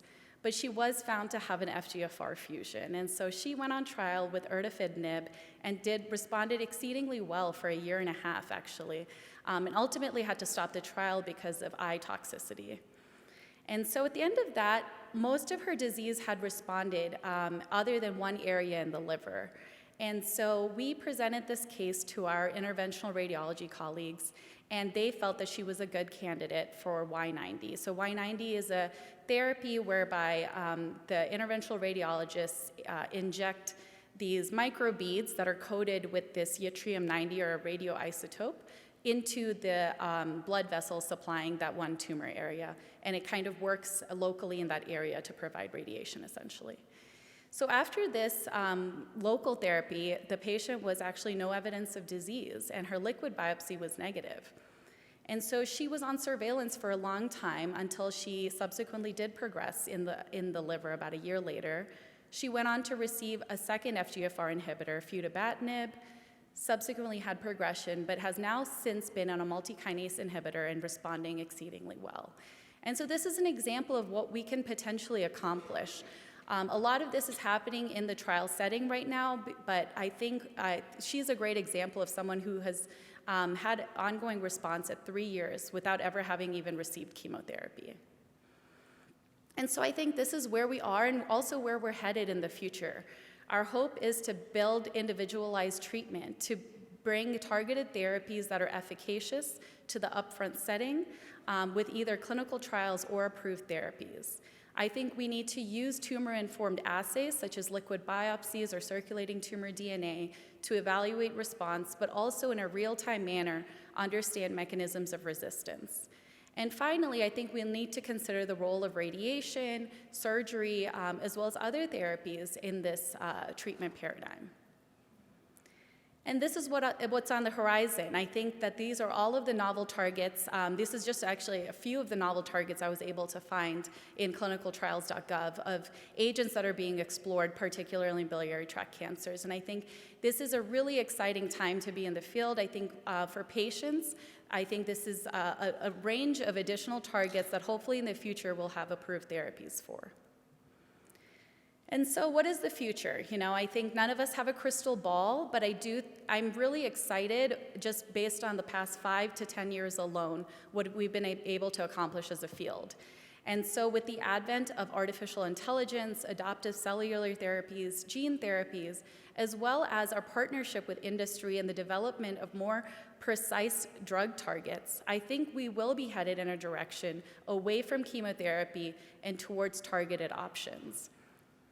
And I think chemotherapy will always be part of this treatment. I think that it will continue to be an important player, but ultimately I don't think it will be the main character of our future. Thank you all very much, and I'll leave it with this meme.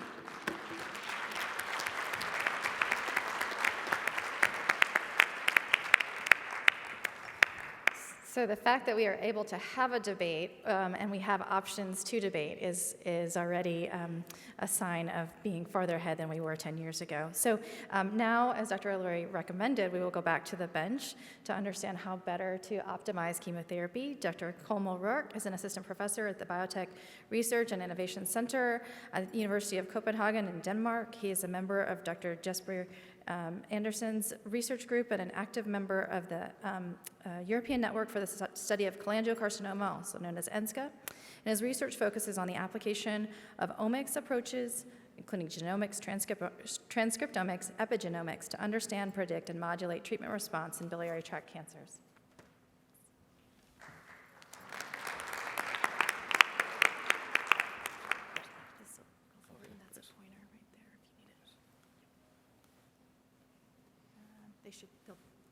Okay, well, I'll start with saying good morning, everyone. Thanks to the organizers for the invitation. It's great to be here in person. I've been given the unenviable task of following up those last two talks with some preclinical data, which I promise will be as painless as I can make it. However, I do have to say, after listening to two talks, that the data I'm going to present today actually agrees with both pretty much in equal parts, so I think it'll be safe to rejoin the panel after this. So we don't need much background other than to say that to date, chemotherapy dominates the systemic treatment landscape for patients with cholangiocarcinoma. So that means that any patient who's diagnosed with this disease at some point during their disease trajectory will be offered chemotherapy. However, when we look back at how patients respond to treatments, we can see that it is quite heterogeneous. There's clearly a subset of patients who derive remarkable benefit and absolutely should have been treated with this. There's a subset of patients that derive intermediate benefit and still should have been treated with chemotherapy in the absence of any more potentially better treatments. And then finally, there's a subgroup of patients who derive absolutely no benefit from chemotherapy, arguably, and should never have been treated to begin with. So we can see that our current all-comer or umbrella approach to chemotherapy is inherently flawed. Rather, what we should be trying to do is to apply the principles of precision medicine to ensure that only chemotherapy is given to the patients who will actually benefit from the treatment. And if we could do this, if we could adapt the precision chemotherapy approach, this means two key things. One, it would avoid unnecessary toxicities in patients who otherwise do not benefit from these treatments. And secondly, it would allow for earlier orientation of patients towards potentially more beneficial treatments. So how do we orientate patients? No one knows better than the Cholangiocarcinoma Foundation, who identified and championed the slogan, "Biomarkers Matter." I can see the impact of this mantra on the FDA approval landscape in recent years. There are now multiple targeted therapies approved in conjunction with certain genomic alterations. However, this is greatly contrasted with chemotherapy, for whom 100% of patients are considered eligible without any sort of molecular indication. So why is this? Why do we not have biomarkers with chemotherapy? Well, the answer is because the molecular basis of response to chemotherapy is quite complex. For targeted therapies, we have a single or a handful of target genes whose DNA sequence we can check. However, in contrast, chemotherapies are generic cytotoxic agents. They lack any specific target. And even worse, they're affected by multiple tumor intrinsic and extrinsic features. So, of course, we know that certain genomic alterations inside tumor cells can impact chemotherapy response, and this is what we catch when we do DNA-based profiling.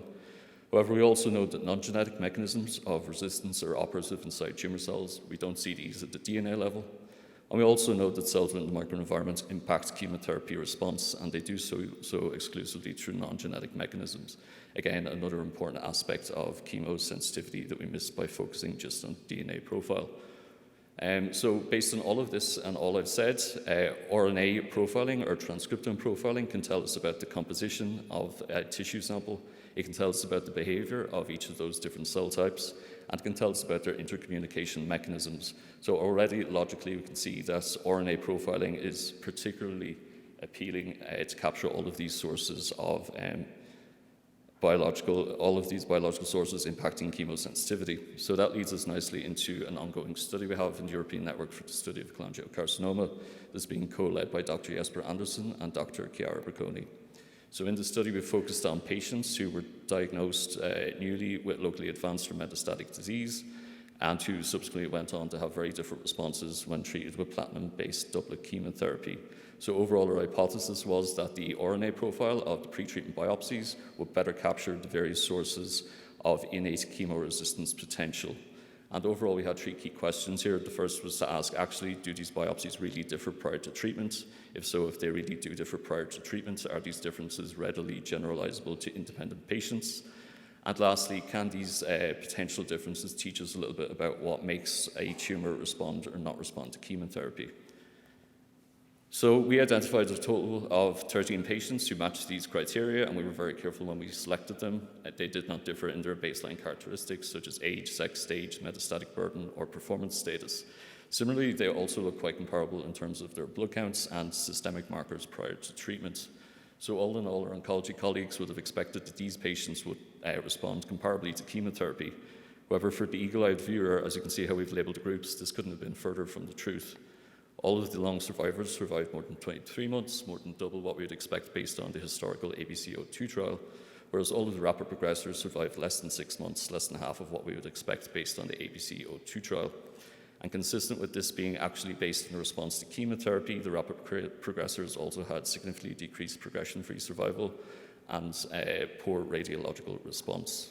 So clearly represented amongst this small but extreme cohort of patients, we have a remarkable clinical blind spot that exists in the clinic to date.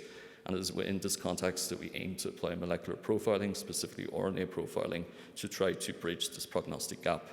So from these patients, we obtained the pre-treatment diagnostic biopsies, and we did exactly just that. We performed whole transcriptome or RNA profiling. And when we compared the profiles of the rapid progressors and the long survivors, we could see that absolutely the pre-treatment RNA profiles significantly differentiated these subgroups. So this was very promising. This was the first lead that we needed to have to suggest that precision chemotherapy might be possible in this setting. However, of course, we're working with a small and clinically extreme subgroup of patients. Perhaps these differences are specific to these patients, or perhaps they're not readily generalizable to more intermediate response profiles. So to investigate this, we took the 504 differentially expressed genes, which is what you see here in this heat map, and we collapsed it into a simple formula such that for any tumor that we have transcriptome profiling, we can calculate an overall RPLS score. And we hypothesized that this RPLS score would be reflective of the baseline innate chemoresistance potential of these tumors.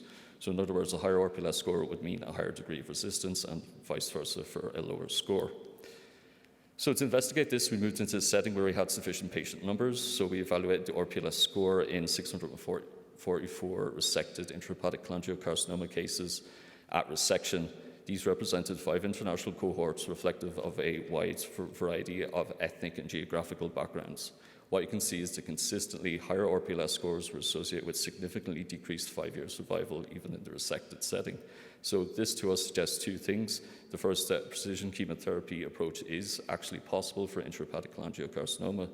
And secondly, that the molecular determinants of chemosensitivity are established even during the earliest disease stages, with potentially important ramifications for adjuvant chemotherapy. So multiple studies have associated specific genomic alterations with patient outcome. So naturally, the next thing for us to do was to ask, were any genomic alterations associated with higher or lower RPLS scores? Consistently, we found that tumours harbouring KRAS and TP53 mutations had higher RPLS scores, suggestive of a higher degree of baseline innate chemoresistance potential. And conversely, we found that tumours with IDH1 or 2 mutations or FGFR2 fusions overall had lower RPLS scores, potentially suggesting a lower degree of chemoresistance potential amongst these genomically defined subgroups. Of course, DNA-based profiling is part of clinical care for cholangiocarcinoma patients today, or so I thought until I saw Stacey's ominous red bar this morning. So do we really need this quite complex RPLS scoring system based on RNA profiling? So to investigate this, we incorporated the RPLS score into multivariate models alongside the genomic alterations. What we found was that the RPLS score was the best performing prognostic metric amongst the genomic alterations, and that it really is bringing something new to the table. So on the basis of this, we really do think that it's worth further future development for potential clinical applications. So lastly, moving into the final part of the results, we want to ask, did we learn anything about the biology of chemotherapy response? And we think the answer is absolutely yes. Using a bioinformatics approach, we asked which cell types were actually expressing the various genes in the RPLS signature, and we found that they were predominantly coming from tumor cells and myeloid cells, and specifically the way that they were communicating with each other. Prompted by this, we then went back to our original RPLS diagnostic biopsies, isolated the myeloid cells, and compared their expression profiles for immune functionality. What we found consistently was that they were extremely different, with the myeloid cells from long survivors exhibiting potent anti-tumor efficacy, whereas those from the rapid progressors were expressing a very high degree of immunosuppressive markers.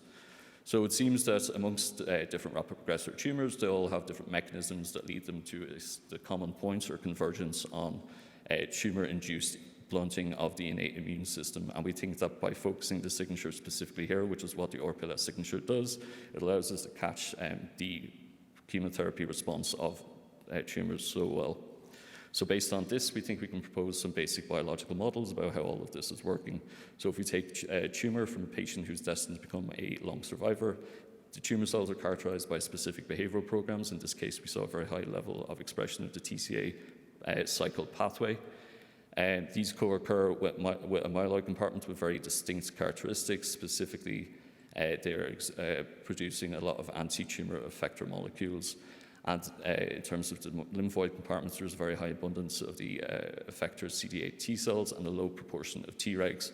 So overall, within the liver microenvironment, we think that these tumors occur against a background in which the tumors are being recognized and the immune cells are trying to kill the actual tumor cells. So what does this mean when we administer chemotherapy? Well, we think when we put chemotherapy on top, that these tumor cells are intrinsically a little bit more sensitive to the chemotherapy, and also because you have a semi-functional, proficient immune system, that the immune cells can come along and clear the tumor cells that have uptaken chemotherapy, culminating in much longer survival.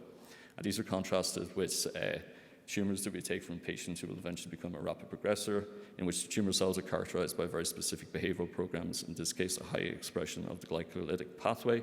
These co-occur with an enrichment of plasmacytoid dendritic cells and lots of other antigen presentation processes.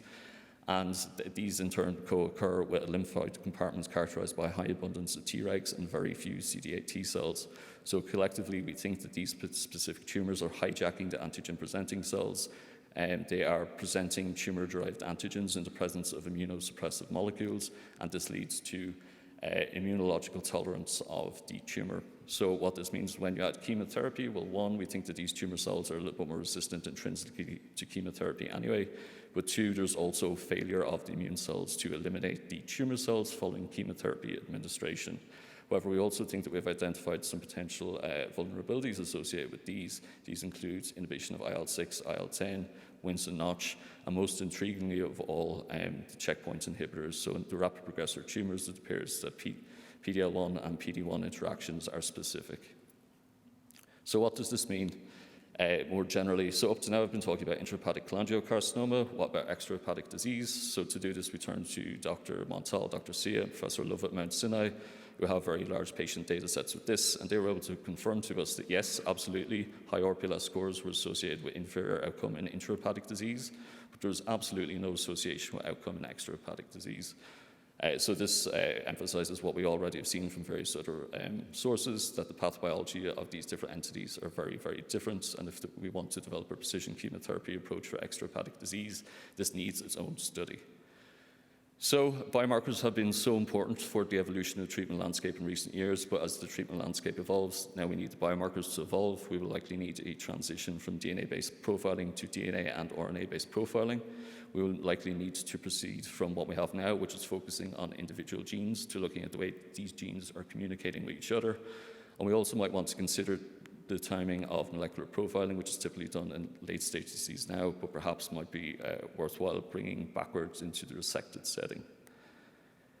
So is the RPLS signature ready for the clinic? No, we have several other steps that we need to overcome. First, we need to adapt it to a clinically implementable technology and platform, so we're switching to the encounter from NanoString. We need to optimize the signature. Currently, we have 504 genes. We don't need all of them, and some are more important than others. And lastly, we need to establish reference thresholds. So when a tumor is deemed to have a RPLS score at a particular level, what does that mean for the predicted progression-free survival of that patient if you decide to treat them with chemotherapy? So that's what we're doing right now. We're performing all of these tasks in the Danish training cohorts of 100 patients, and then we'll move to test how really robust this approach is in a validation cohort of 200 patients from Europe. So, of course, our ultimate aim is to get this into prospective clinical use, pending continued success. And under this setting, what would happen would be that for the next patient who receives a diagnosis of cholangiocarcinoma, they would undergo their biopsy. Their biopsy would be subjected to DNA and RNA-based profiling. For each potential treatment option, you would have a prediction of the net benefit of that particular treatment. A computational algorithm would be used to rank these treatments, and this information would then be relayed to the handling multidisciplinary care team to try to ensure that the right patient is given the right drug at the right time. So to sum up, chemotherapy in cholangiocarcinoma, hold on or let it go? Well, according to the clinical or the preclinical data, for some patients we should hold on, and for other patients we should let go. However, in order to be able to make this decision on a patient-by-patient basis, chemotherapy needs to catch up with the molecular profiling that has defined the successes of targeted therapies in this disease. And with that, I would say thanks to everyone involved, especially Jesper Andersen and Chiara Bocconi. Thanks to the patients, their caregivers, and the foundation, and I look forward to the discussion. Thanks.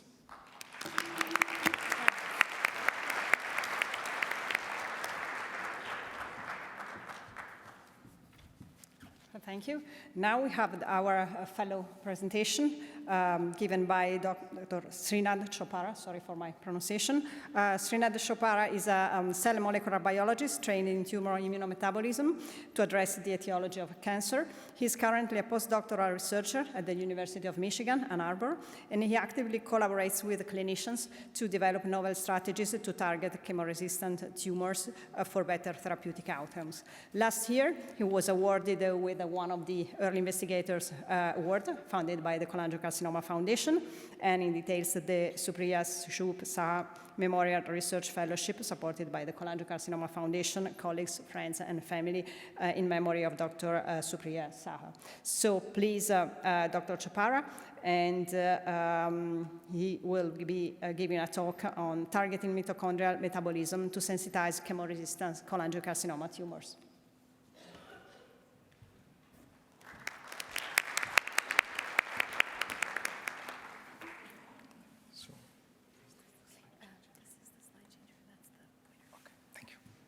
Hi, thank you for this opportunity to present my work here. And myself, Srinath, and I'm a postdoctoral researcher at the University of Michigan. So today I'll be presenting my work, which is entitled as Targeting the Mitochondrial Metabolism in Cholangiocarcinoma Cancers. So altered cellular metabolism is one of the hallmarks of cancer. So here, cancer cells take the available nutrients for their continuous division and proliferation. And in order to generate energy source, they generate through ATP. And they also, in order to divide, they also generate certain biosynthetic precursor molecules, which are generated via the TCA cycle. So glucose and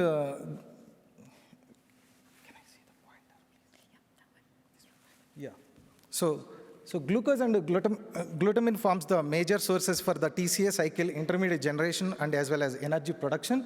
And one of the key enzyme which gets mutated in most of the cancer is IDH1, and which forms the 10 to 15% of cancers, it gets mutated. And mechanistically, in wild type, mechanistically, in the wild type IDH1, where it generates the isocitrate to alpha ketoglutarate, but when in cancers, when this IDH1 is mutated, it drives the generation of isocitrate to alpha ketoglutarate. This alpha ketoglutarate then in turn transitions into the nucleus, where it functions as a oncometabolite by mediating the histone methylation marks. So we would like to work on the role of targeting the mitochondrial metabolism along with the inhibition of this IDH1 inhibitor. So, which is ivosidenib, which is observed for the FDA approved, which is FDA approved for cholangiocarcinoma as well as the AML. And coming to CPI613, this is an inhibitor of mitochondrial dehydrogenase, and which is observed to be inhibit the pyruvate dehydrogenase,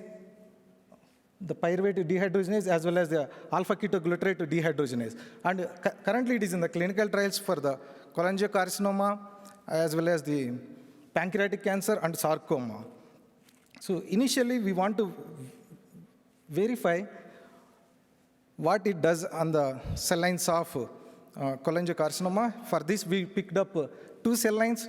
One is TFK1, which is an extrahepatic cell line, and RCB1292 and 1293, which are intrahepatic cell lines. So where, as reported earlier, that the IC50 for the inhibition of these cell lines is found to be very high, and which is also evident in the previous approved clinical trial, where it shows that monotherapy of CPI613 is inefficient.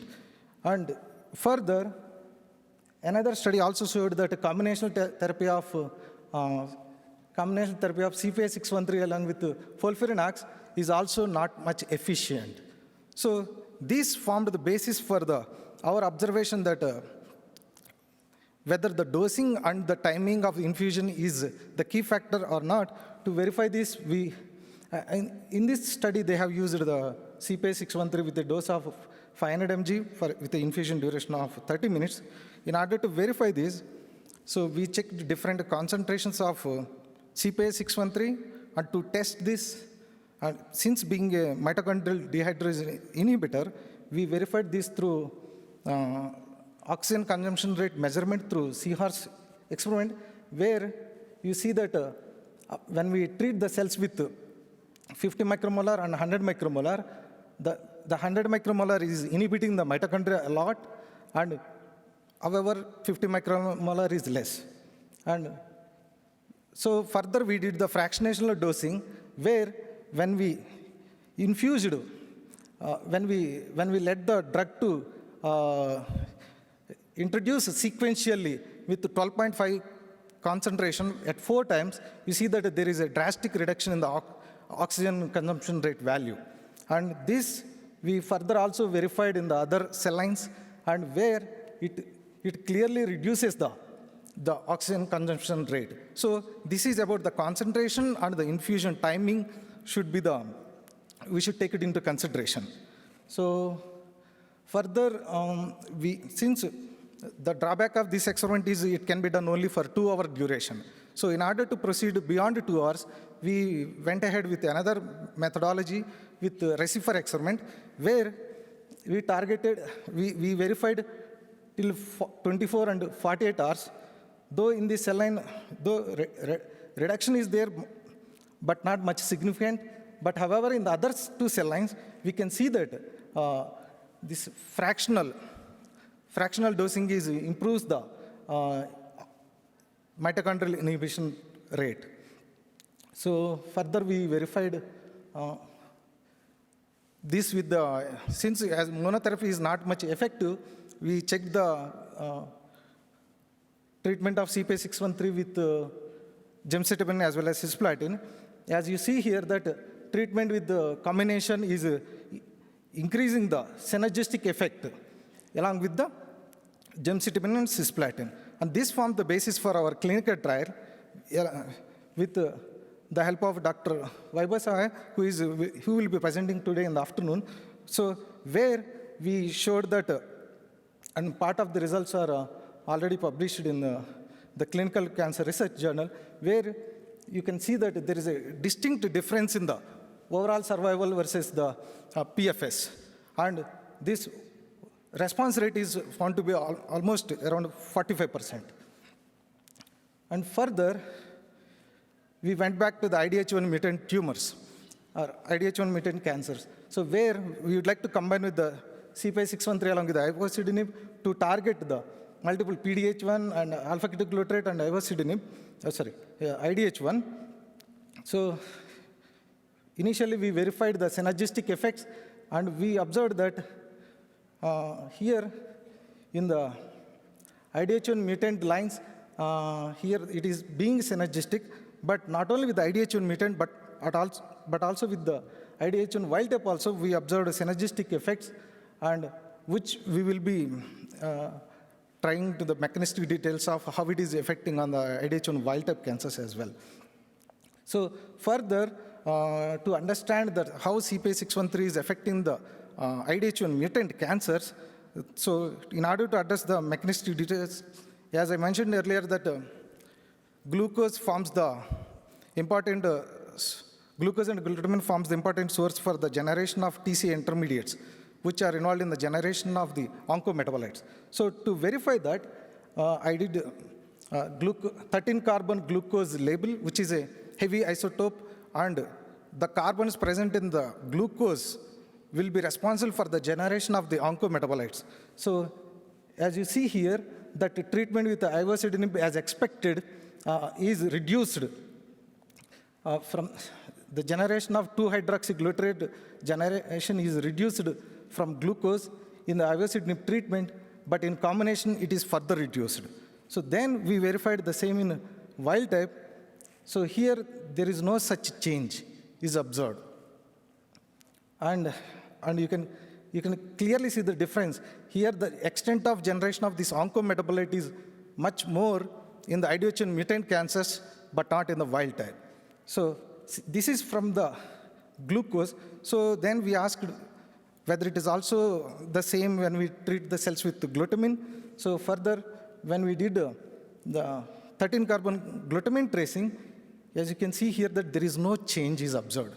So which forms the basis that glucose is involved in the generation of oncometabolites in the IDH1 mutant cancers. So then we want to know mechanistically whether it affects the histone methylation or not. For that, we did the immunoblot analysis, where in the mutant cancer cell line, here compared with the control, the co-treatment with the CPI-613 with the ivosidenib is drastically reduces the oncometabolic oncogenic signaling, that is H3K27 trimethylation, which is one of the inducer of oncogenic signaling. So, but there is no change is observed in the wild type cell line. So my future plans, I will be working on the the mechanistic details regarding the generation of 2-HG in cancer, and we'll also be targeting the glutamine synthetase pathway in the IDH1 mutant as well as wild type cancers. So with further, I would like to thank my current mentor, postdoctoral mentor, Dr. Deepak Nagarath, and our clinician, Dr. Vaibhav, who helped me during the entire study with supplying cell lines and the CPI-613 drug. And I would like to thank grad student, Phule, who helped me in the completion of this study. With that, I would like to thank the Cholangiocarcinoma Foundation for awarding me the grant last year. Thank you.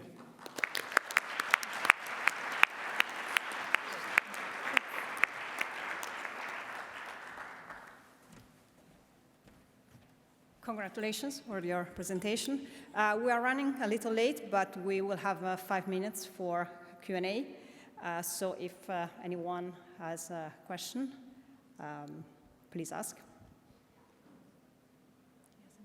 Okay, there's a question over there. Is there any reason to have, whether it comes through saliva or blood, another biopsy at some time post original diagnosis?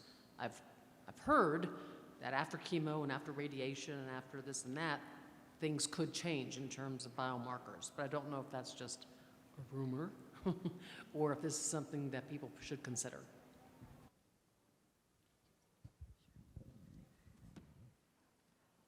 So that's a very good question. I think a common question for a lot of patients. And I think it's still an area that we're exploring. I don't think we know that answer. A lot of the clinical trials that you'll see that have been done and are proposed now do incorporate the circulating tumor DNA or other kind of circulating biomarker analyses. So until we see kind of the readout of those results, I don't think we can put it into standard of care, because right now I don't think circulating tumor DNA is at that point that we can make decisions in terms of changing treatment or other things. But that is very much an active area of research across all of the trials, particularly in biliary tract. Okay, Hi. there's another. Can you hear me okay? Yeah, great. Just in terms of the complementing chemotherapy with targeted therapies, I wonder if consideration would be given to having the first line be gemcis durvalumab, and then certainly at some point the cisplatin and gemcitabine have to be stopped, even rather than for progression than just because the patients are kind of can't do it anymore. And at that point, having a basket trial, not at progression, but to continue on with a basket trial, continuing with the durvalumab, but a targeted agent. I know that would be a tall order for the companies to sign on to, but that would absolutely be the right thing for patients, I think. Sure. I mean, I'm happy to take that and wholeheartedly agree that I think, and I think as a testament to the foundation and to all of the people in this room, I definitely think people are innovative in terms of thinking about what the right patient-facing and patient perspective should be in terms of clinical trial design and novel approaches there. The maintenance space, which is now currently dominated by durvalumab, has always been an area of interest, I would say, especially as we've developed new targets. And to your point, maybe we don't supplant chemotherapy, but we consider maintenance therapeutic approaches with some of the targeted agents. I think the key component to that is understanding the scientific rationale in terms of the synergy between now durvalumab or pembrolizumab or whatever that IO will look like, in addition to whatever the potentially relevant target is. And, at the end of the day, when you start adding drugs, you have to ensure safety, tolerability, and all of that as well. So, I think there's been some elegant data already presented in terms of some synergy when you think about, say, ivosidenib with immunotherapy, and in patients with DDR phenotypes and that sort of thing. So I think as we better understand, now that we have durvalumab and possibly pembrolizumab in hand, how we start to strategically look through and work with our basic scientists to kind of look in model systems to see what that kind of component and potentially not only additive but synergistic effect is, as was kind of being discussed earlier with the CPI 613. I 100% agree with you that we need to then start implementing that into trial designs. And there are a lot of different basket trial concepts and approaches that are being discussed at exactly answering those questions. Thanks.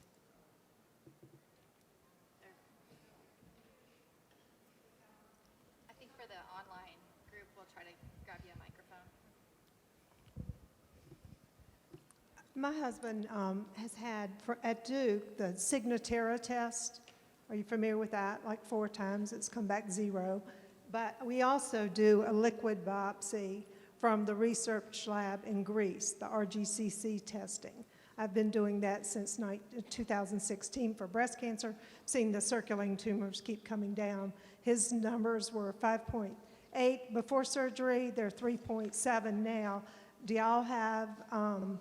I know no insurance, insurance doesn't cover any of that. I know there's some other liquid biopsies, but are you familiar with the RGCC, the research center in Greece, and how would that compare with liquid biopsies in the U.S.?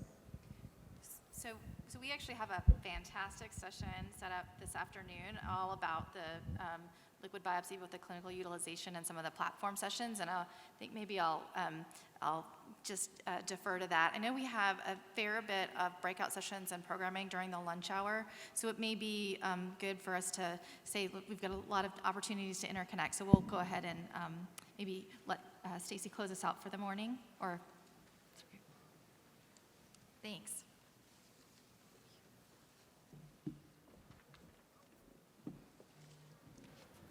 Just a couple of quick housekeeping items, and thank you for the panelists. That was a wonderful session. Due to one unforeseen IRB compliance issue, Intermountain Healthcare will be drawing blood for the GWAS, but we'll have to do a separate draw for the heredogene. So if you want to, you can still participate in the GWAS, and the patients and caregivers can do that, and we appreciate that. For those who are invited and signed up for the EPIC lunch for the industry partners and patients who signed up for that, lunch will be in the ballroom G, and so you can head there immediately. The industry forum for all of the investigators will be in 150G, and lunch will be in that room, so just head right up the escalator and we'll get started with the industry forum. If you are not attending either of those meetings, lunch is just right here across the way. And just a reminder that you can participate in the service project. We would love to have you do that. And we will see you back here in this room promptly at 2 p.m. Thank you.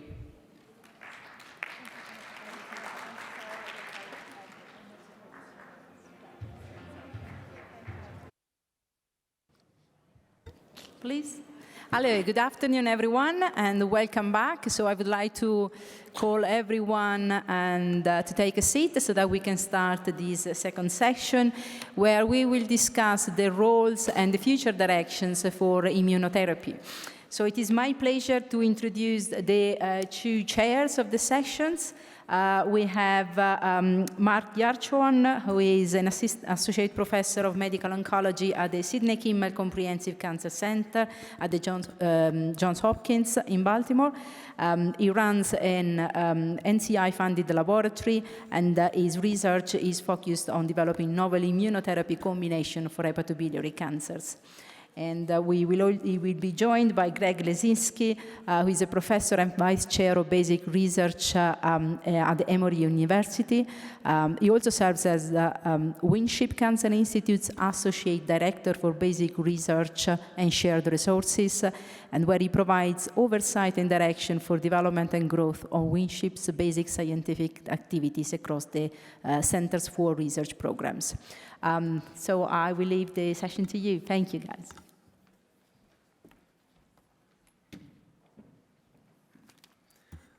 All right, good afternoon, everyone. It's a pleasure to introduce the next section on immunotherapy, which I think all of us are aware has become really a pillar of cancer care and a pillar of cholangiocarcinoma cancer care.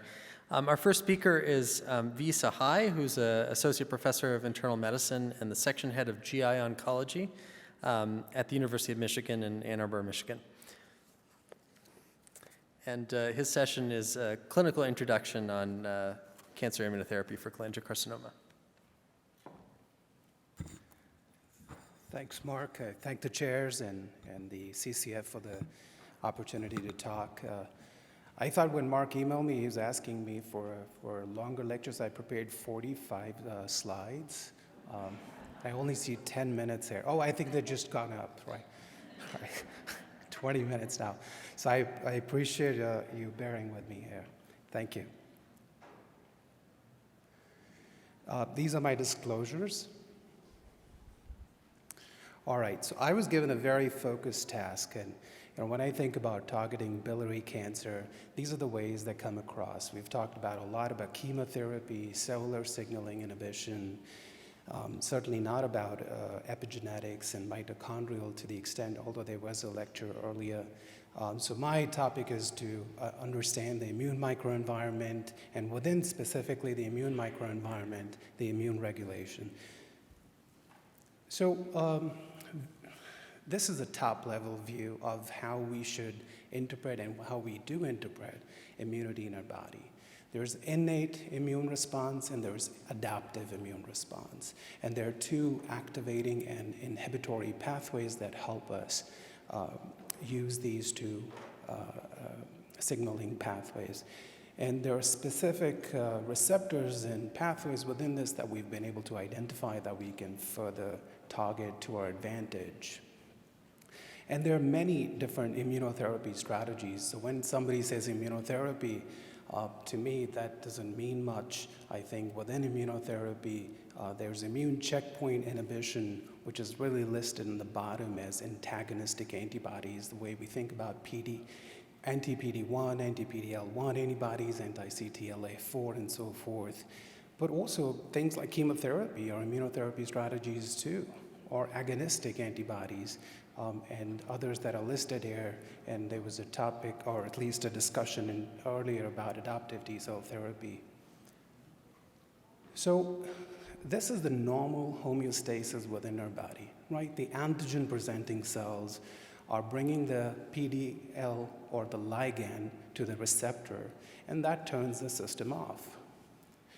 Now, the immune microenvironment of the tumor is unfortunately smart, and the tumor cells co-opt some of these ligands to present to the receptors and turn off the immune system within the microenvironment. And what we've been able to do so far over the past decade or so is to introduce these anti-PD-1, PD-L1, and CTLA-4 antibodies to block this pathways so as to allow the immune system to be on. So take the pedal off the brake, so as to say. There have been many, using this thought process, there have been many studies in biliary cancer, initially as monotherapy. The Keynote 028 was the initial study. Response rate was about 13%. And of course, a follow-up study was the 158, and that showed, unfortunately, the response rate was as low as 5.8%. And a median progression-free survival for those folks was only about 2 months. And other studies have been done, especially Dr. Kim, who studied it in 34 patients and noted a better response rate, about 11%, and a median PFS of 3.5 months. Similarly, other studies that I'm not going to go into detail have been done, all with monotherapies across the world. And then eventually dual antibody studies with anti-PD-1L1 and CTLA-4 was done, and a response rate, unfortunately, was very poor still at 10-11%.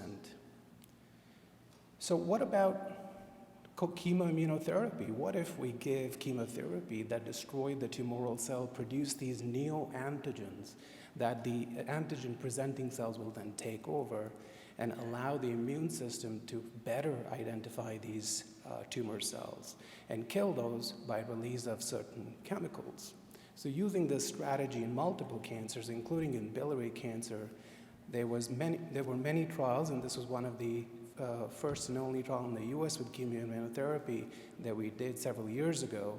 And there were 2 arms on this study, chemotherapy plus nivolumab, and nivolumab plus ipilimumab.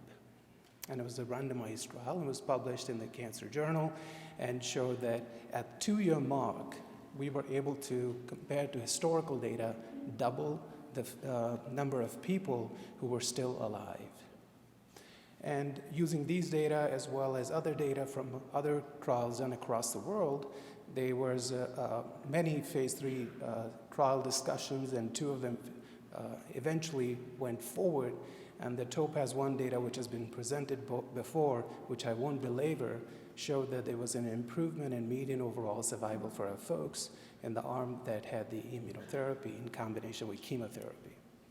And specifically, the 2-year overall survival rate was indeed doubled in our patients. In the subgroup analysis, which often comes up as a question, what about the tumors that actually present more anti-PD-L1, present more PD-L1 expression? And indeed, those folks did better, but it does not mean that if you don't have a high PD-L1 expression in your microenvironment that you will not respond. Those folks also responded. What about the region of the world? If you look at the forest plot here, folks in Asia apparently seem to do better compared to the rest of the world. And the group was somewhat similar, 52% versus 48%.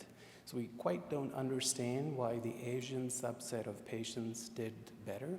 But again, the hazard ratio is still below 1. And even though the confidence intervals cross, the study was not powered to answer this question. It's just of importance to know this as we discuss with all our patients in clinic. And more recently, similar study design with the exception of continuation of chemotherapy rather than stopping at the 6-month mark was the Keynote 966. And it again showed in a larger patient subset, about 1,000 patients, that indeed these folks did better with the addition of anti-PD-1 antibody. But what about second-line immunotherapy? So we did this trial now. We're in the midst of writing it up and presented last year at ASCO. And it was 5-fluorouracil, liposomal irinotecan, and nivolumab in second line for a patient population. And we showed similar data to the one that was earlier alluded to, the NIFTY data that was presented in, that was done in Korea, South Korea. And our data is all in the US with a median progression-free interval of about 5.4 months and an overall survival of 8 months, which is at par with the NIFTY data. Although the combination is safe and well tolerated, it may be active in the US population. We really don't have a cohort to compare the chemotherapy in the US. Dr. Archon's data and Dr. Azad's data, wherein they took patients with unresectable cholangiocarcinoma and took a very novel approach based on preclinical data. What if we combined anti-PD-1, PD-L1 antibodies with a MEK inhibitor? And the data was quite intriguing. In fact, it led to a subsequent study, which is ongoing in the US, and I think is enrolling quite robustly. Other combinations have also been used and studied, although there's not really great activity in combination with anti-VEGFR2 monoclonal antibodies in biliary cancer, as was seen in HCC. Needless to say, there are many, many trials going on with immunotherapy in our patients, which is fantastic, good to hear, with several different combinations, and I won't belabor these tables much.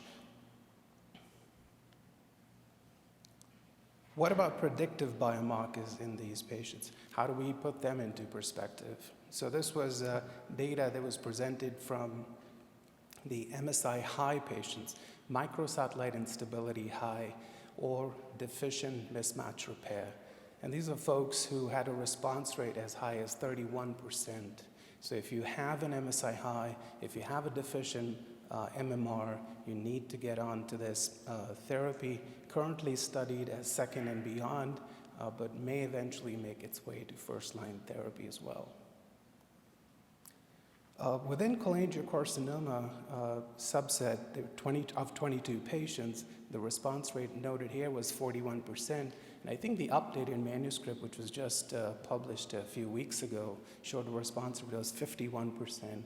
And 4 out of these 22 patients actually had complete response, no evidence of disease. And the survival was, median progression-free survival was not as robust as I would have expected, but certainly look at the tail in the curve. Majority of these folks actually did quite well for a long period of time. So the duration of response was quite intriguing. And the median overall survival is certainly laudable and something to look forward to for all our patients, not just this cohort.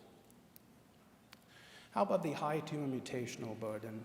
So these are folks who have got a lot of mutations in their tumor. And how do we identify them? Through the same genomic analysis report. There is some overlap between MSI high as well as the high tumor mutational burden, but it's not more than 20%. Out of the 100 patients in this tumor mutational burden high group, about 20% had microsatellite instability, and the rest, 80%, did not. And these folks responded similar to the MSI high. And the last column on this is the non-high patients, and they did not, unfortunately, respond to the single-agent immunotherapy.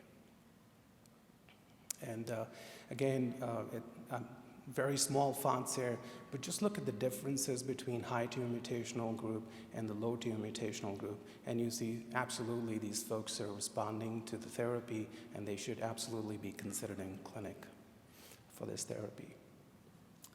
What about some of the other biomarkers? And again, some of this data was presented earlier today. It makes my job a little bit easier here, that the TOPAZ-1 phase 3 trial biomarker subset looked at about 64% of patients on which tissue was available for them to do this kind of analysis. And generally, there was no difference between any biomarker cohort that could be clearly identified, albeit some of the numbers were quite small for some of these cohorts, specifically for the mutated ones, and it was very hard to clearly make a difference. But from the data we have, we were unable to clearly say that these patients with IDH1 or FGFR or BRAF should be preferentially getting immunotherapy. And again, no difference in overall survival or progression-free interval. What about mutant IDH1 that I just referred to? In 2018, there was a Nature paper that looked at the combination of IDH1 inhibitor with the anti-PD-1 antibody. And they showed that the mice who received the combination actually did better in terms of survival, with a significant p-value as shown here. That led to the ivosidenib and the nivolumab trial, which is ongoing. And then more recently, Dr. Bardisi's work showed that actually it's the CTLA-4 checkpoint that is more important than the PD-1 checkpoint, and we should target that, which is, again, hopefully leading to, and I think is leading to this trial, which is listed here, ivosidenib plus nivolumab plus ipilimumab. So if you have an IDH1 mutation, please make it a point to get on this study. It's extremely important for you as well as for this study to move forward quickly so that we can apply these results to the rest of the world. How about, excuse me, the DNA damage repair pathway? There are many different mutations that fall within this, and I've included IDH1 and 2 in this group as well. But in addition, some of the common players in DNA damage repair pathway that are talked about are the BRCA1 and 2 mutations, ATM, and maybe MUTYH and BAP1, although the studies for the last 2 have so far not panned out. So when we looked at this in 2015, we found, and Dr. Tran, who's in the audience here, is now left for greener pastures to Mayo, did all of this work. And we found that maybe 28% of these patients would respond to PARP inhibitors. And so we hypothesized that what if PARP inhibitors in this patient population could cause DNA damage and lead to more neoantigen production? And if that is true, then maybe the combination with immunotherapy should be considered, because that would allow the immune system to better recognize these cancer antigens and therefore kill the cancer cells.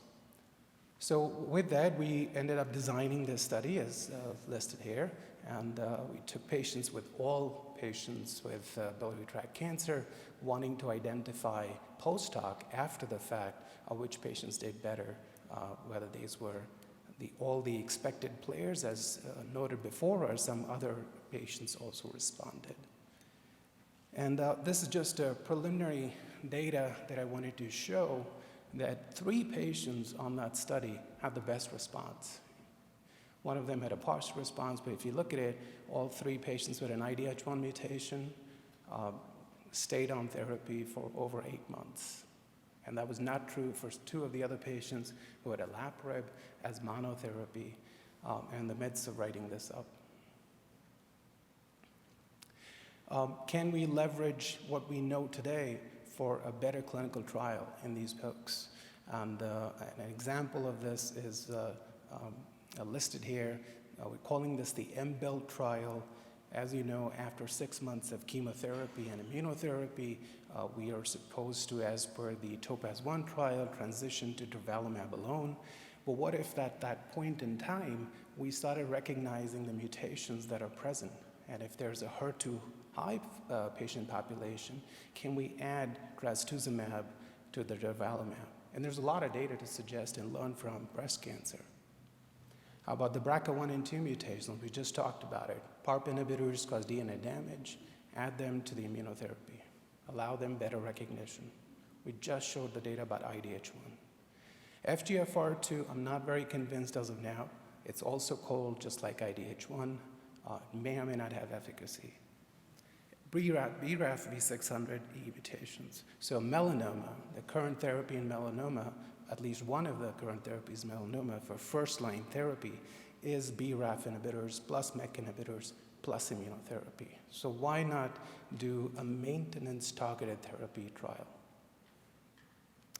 As part of other works, we've looked at other markers that could help us identify improved role for immunotherapies, more biomarkers. That's exactly what we need. So we identified that the BRAF patients actually have a very, very high CD73 expression. And we showed in many different ways across many different subsets and much higher than the KRAS population. So the study that we are proposing is combination of anti-CD73 antibody, which is in clinic right now, with durvalumab, with the primary endpoint of overall response rate. I haven't covered all the topics because of time, so I'm just listing here dietary fiber. So preclinical data, very strong data, that if you're on immunotherapy, you need to have a high fiber content in your diet. There's a trial going on. If you're interested, be part of that study. Otherwise, please take in high dietary fiber if you're on immunotherapy. We talked about the dual PD-1 HER2 blockade just a few minutes ago. This is shown to be positive in gastric cancer and previously in breast cancer. There's studies that are coming up with fecal microbiota transplant to overcome the resistance to anti-PD-1 therapy. It sounds terrible, but it works. And then very recently, the POL mutations, they may be another genomic biomarker for improved efficacy for checkpoint inhibition. So key takeaways and emerging questions that I want to point to is certainly the phase 3 chemotherapy plus immunotherapy trials have led to improvement in survival, doubling of survival rate at 2 years, and define the new standard of care for our patients. There are ongoing multi-omic characterizations that will allow for further treatment stratification for immunotherapy, and an example is the IDH1 mutated patient population, and we use the inhibitor plus the CTLA-4 antibody upcoming trial. And novel immunotherapy trials are critical. An example of that is adoptive T-cell therapy trials. Several of them are going on at the NCI. I think every other week I'm referring a patient for those trials. So please do consider them as part of your repertoire. So lastly, just wanted to point out one of my patients that I've treated for past 2 years was able to convince the governor of the state of Michigan to declare February as the awareness month. I had no idea that was not the case, but we finally have it recognized as a Cholangiocarcinoma awareness month. So kudos to you guys. Thank you.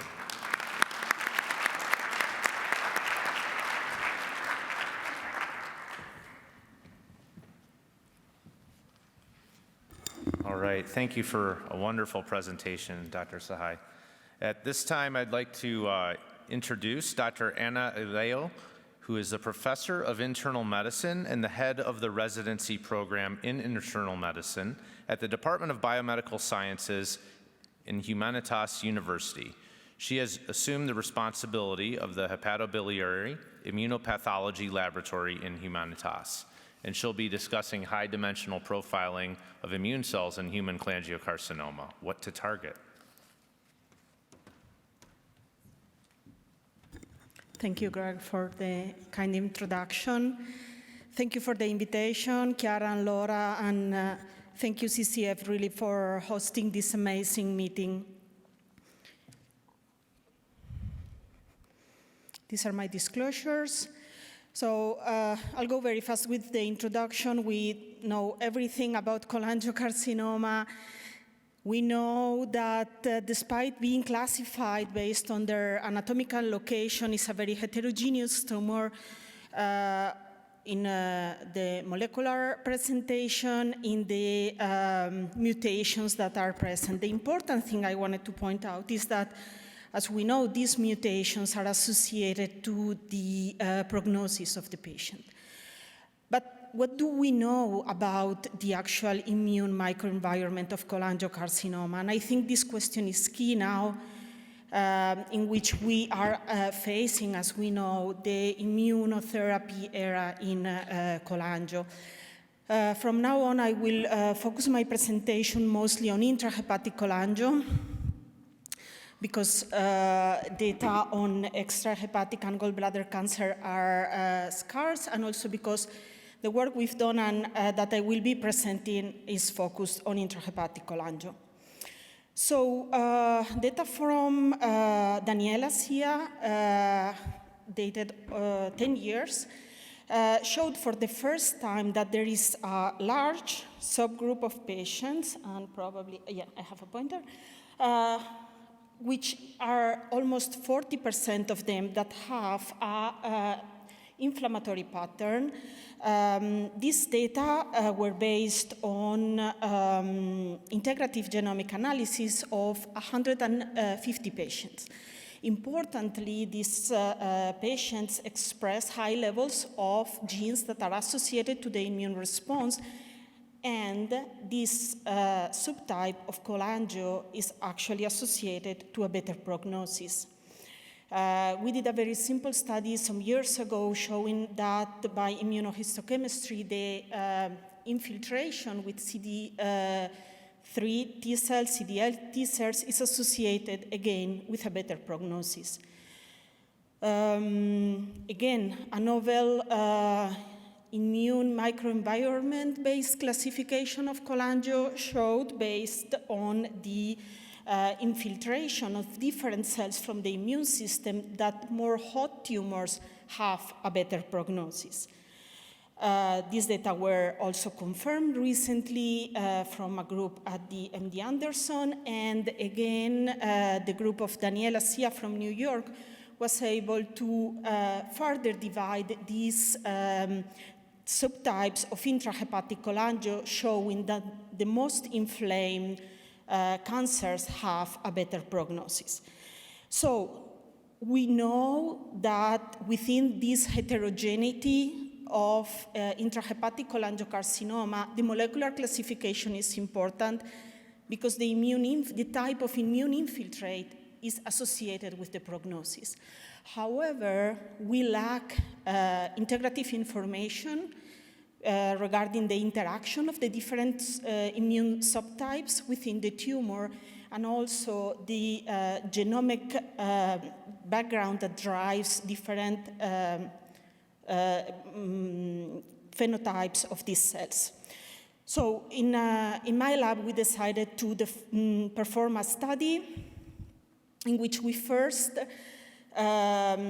perform an extensive phenotype characterization of cells from 20 patients with intrahepatic cholangiocarcinoma. We isolated CD45 cells, which are the cells that compound the immune infiltrate, from the tumor, from the peritumoral, from the peripheral blood, and also from the what we call the blood perfused from the tumor, which can be identified as the intrahepatic circulation.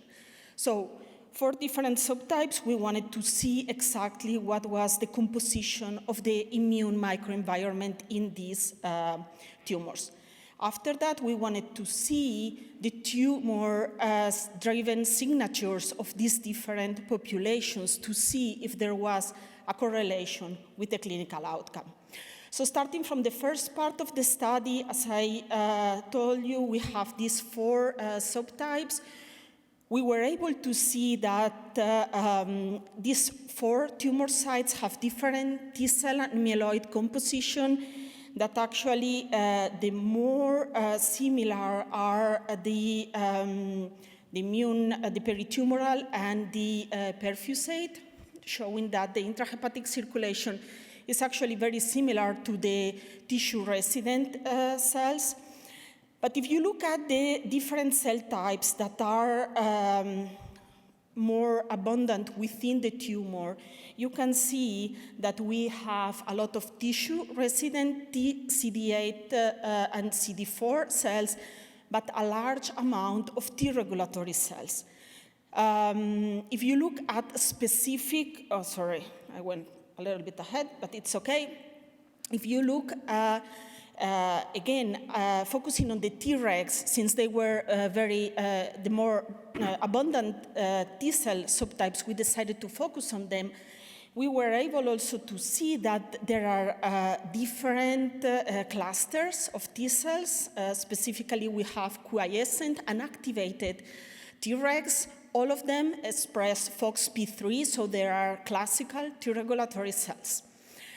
Taken all together, this data confirm that there is still a poor immunogenicity of human intrahepatic cholangiocarcinoma, although there are some subtypes of cells that are more abundant compared to other types of tumors.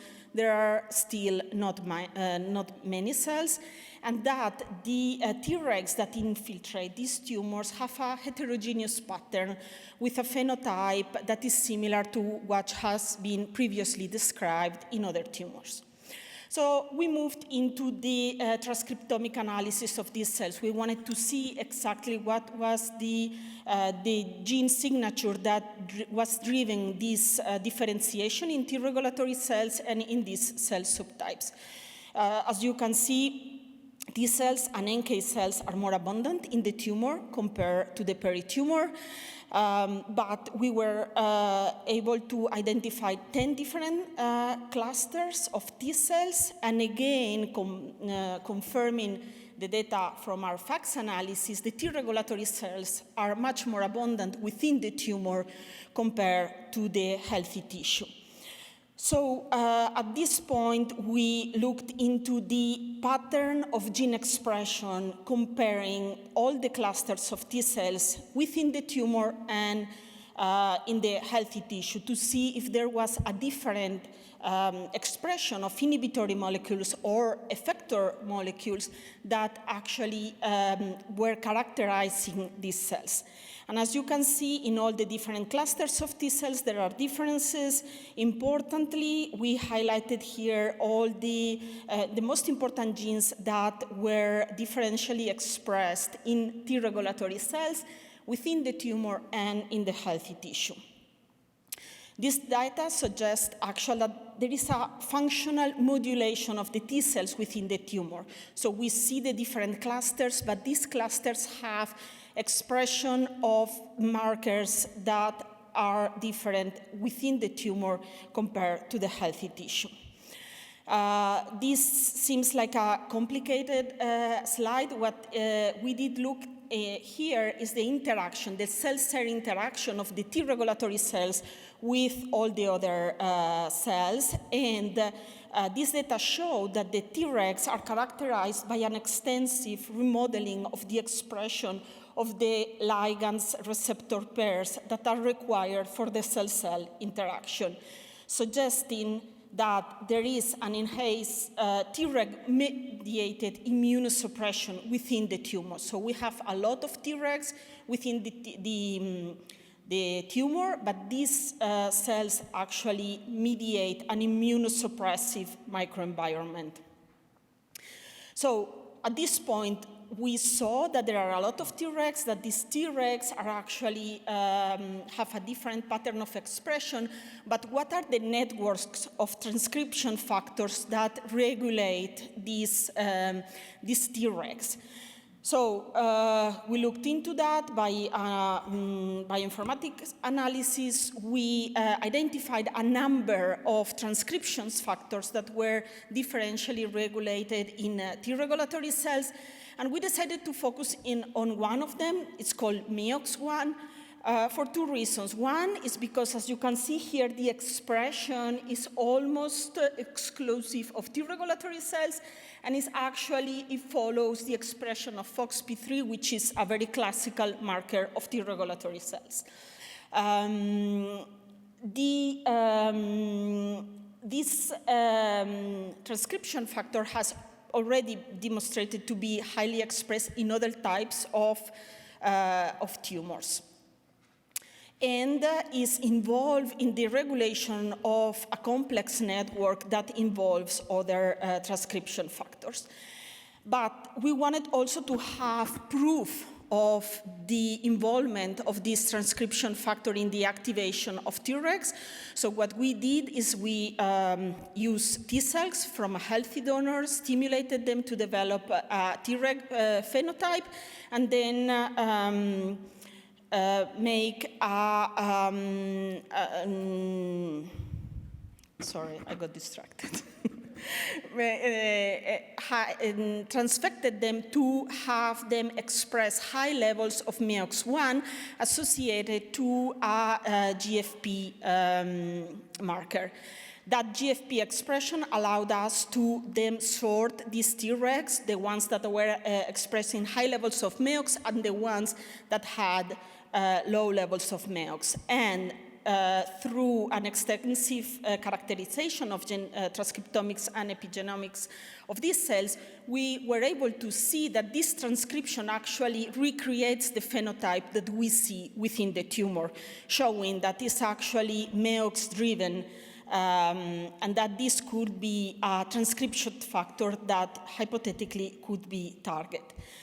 The question is then, does MEOX1 expression in Tregs actually has an influence in the progression of the disease? Do these T cells that have, T regulatory cells that have high levels of expression of MEOX actually lead a worse prognosis in the patients? So to do that, since our cohort was small, we used public data from a large cohort that had been already published. And as you can see here in these curves, the expression of MEOX was associated to a worse prognosis, also in the multivariate analysis. So what we can see is that in intrahepatic cholangiocarcinoma is characterized by a poor immunogenicity, that it's highly infiltrated with T regulatory cells that have a highly immunosuppressive phenotype. This immunosuppressive phenotype is driven by MEOX1 expression that strongly correlates with the overall survival of intrahepatic cholangiocarcinoma. Obviously, we need still to better understand the complex transcriptional architecture of this intracellular crosstalk. It would be very nice also to have similar data from patients that are being treated or are enrolled in clinical trials with immunotherapy-based regimes in order to see exactly if the immunotherapy is able to restore the original microenvironment. And with this, I thank you all for your attention. I want to thank my group, our collaborators, our funding agencies, and the CCA Foundation for having us all here. Thank you.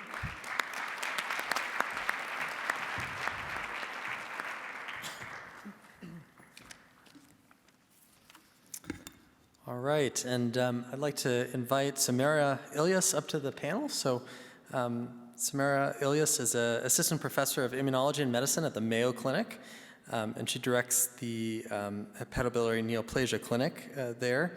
And she runs an NIH-funded laboratory focused on the immunobiology of cholangiocarcinoma and on the development of combination immune strategies for cholangiocarcinoma. She'll be giving us a talk specifically focused on myeloid cells as a mechanism of resistance to immune checkpoint inhibitors in cholangiocarcinoma.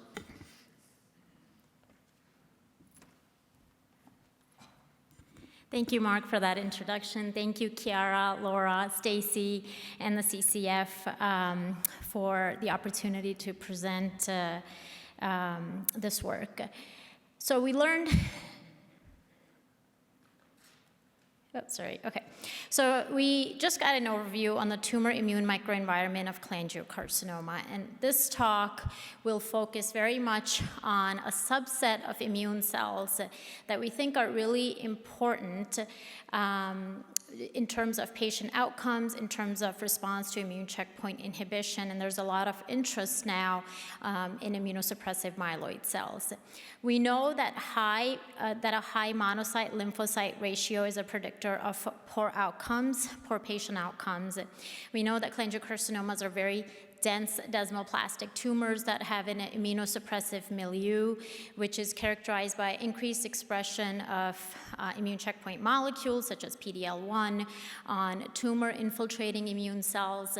And in this immunosuppressive microenvironment, there is a preponderance of immunosuppressive myeloid cells, such as tumor-associated macrophages, or TAMs, and myeloid-derived suppressor cells, or MDSCs. So this talk will really focus on these two types of myeloid cells. And we also know that response to immune checkpoint inhibition monotherapy, we saw the data earlier with Keynote 158, in CCA has been disappointing, and there's some data to suggest that these immunosuppressive myeloid cell types play a role in that.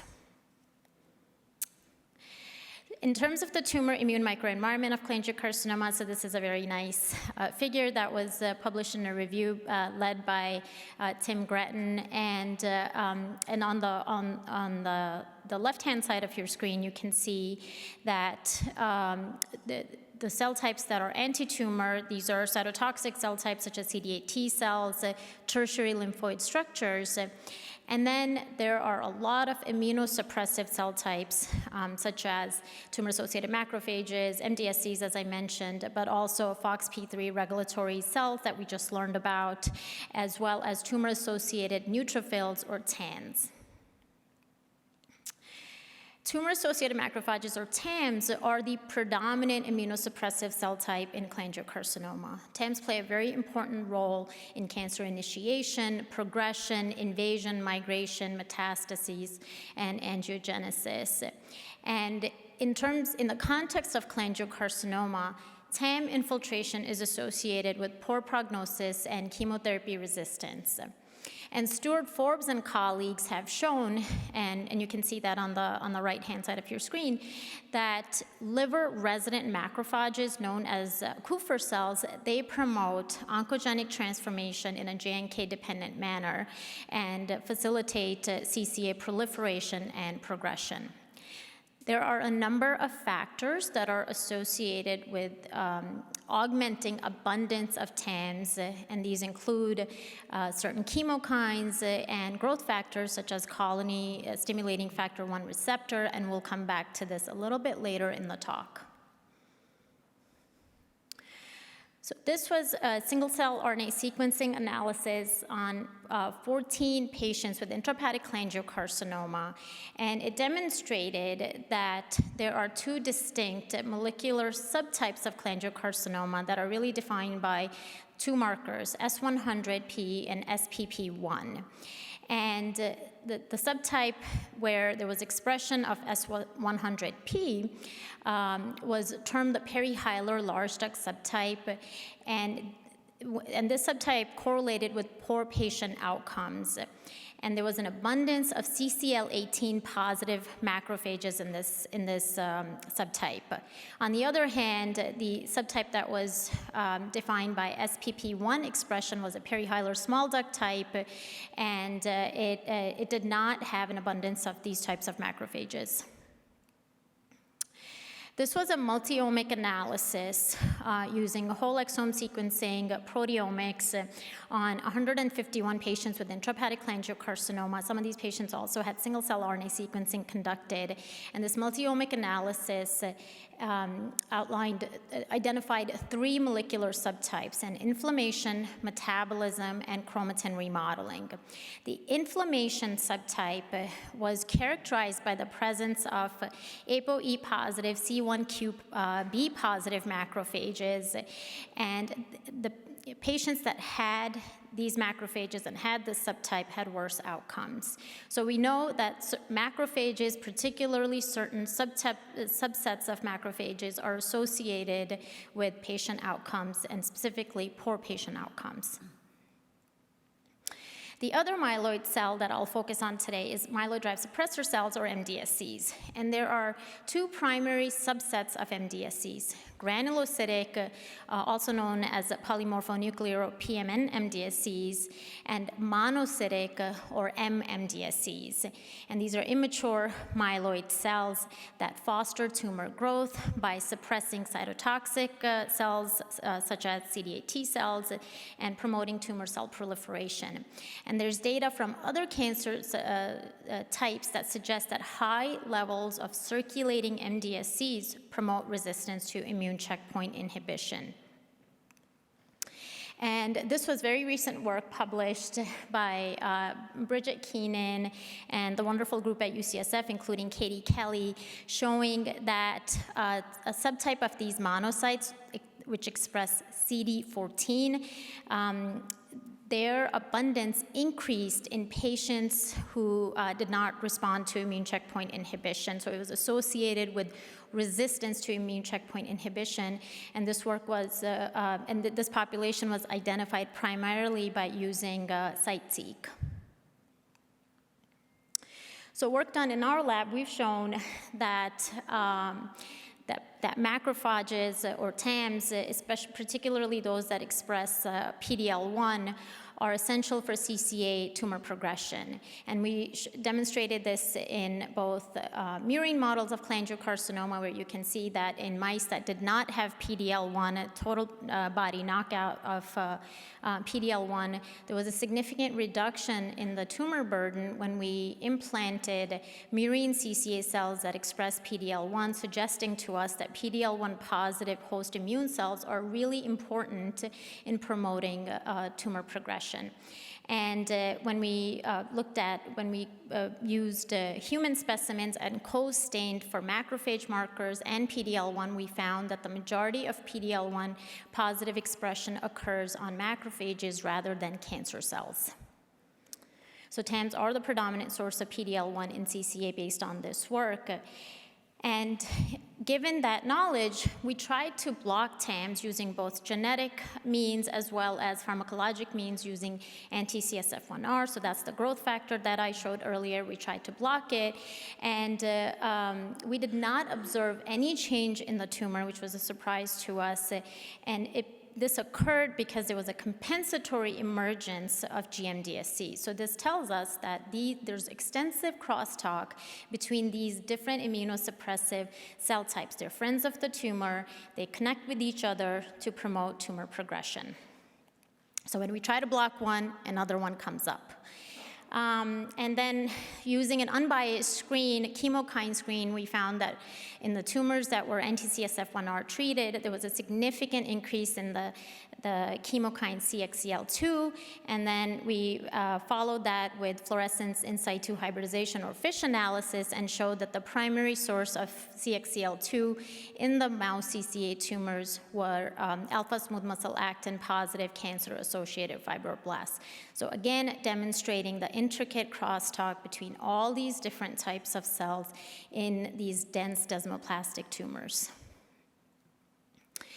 And so having demonstrated this compensatory emergence, then our next step was try to see if we could block both of these populations, both of these myeloid cell populations, and whether that would improve the effectiveness of immune checkpoint inhibition in our mouse models.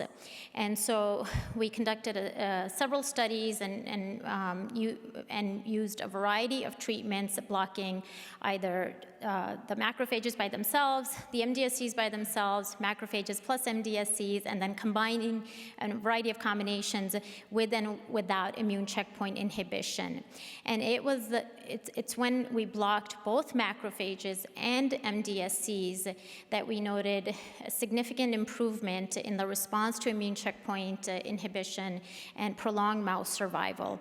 And we confirmed that using micro CT scans, which you can see on the right-hand side of your screen. Or left hand. Is that left? Yeah. And so then we went on to try LX receptor agonism. So LXR agonism has been shown to promote apoptosis or cell death of MDSCs, and this was work that was done by Sohail Tavosi at Rockefeller, showing that LXR agonism using a pharmacologic inhibitor known as GW3965 promotes MDSC cell death, and there is an LXR agonist that's now in early phase clinical trials for solid organ malignancies.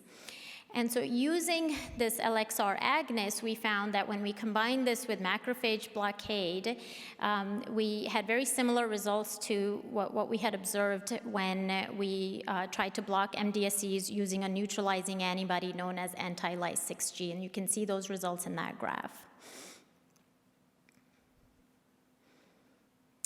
And so to conclude, with this work, we showed that murine CCA tumors, as well as human tumors, have an abundance of PD-L1 positive TAMs.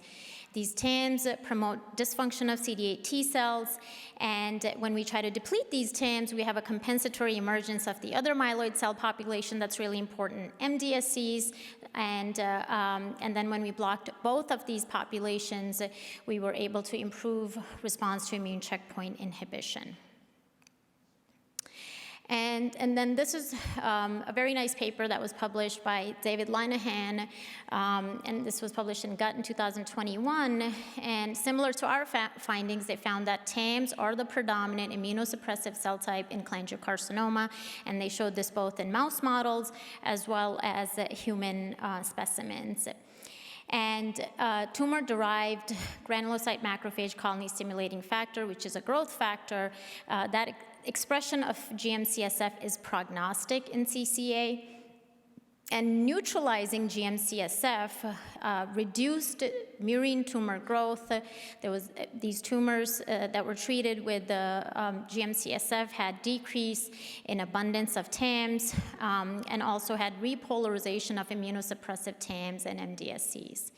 So again, highlighting the importance of these myeloid populations in promoting tumor growth. So this was a paper that was by Tim Gretton's group, and it showed the interplay between the gut microbiome, MDSCs, and their role in promoting cholangiocarcinoma progression.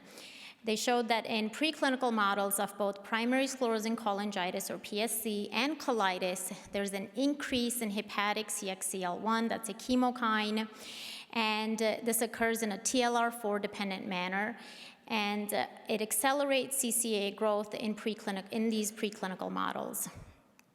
And this could be reversed by either antibiotic treatment to modulate the gut microbiome, neutralizing that chemokine, or hepatic TLR4 knockout.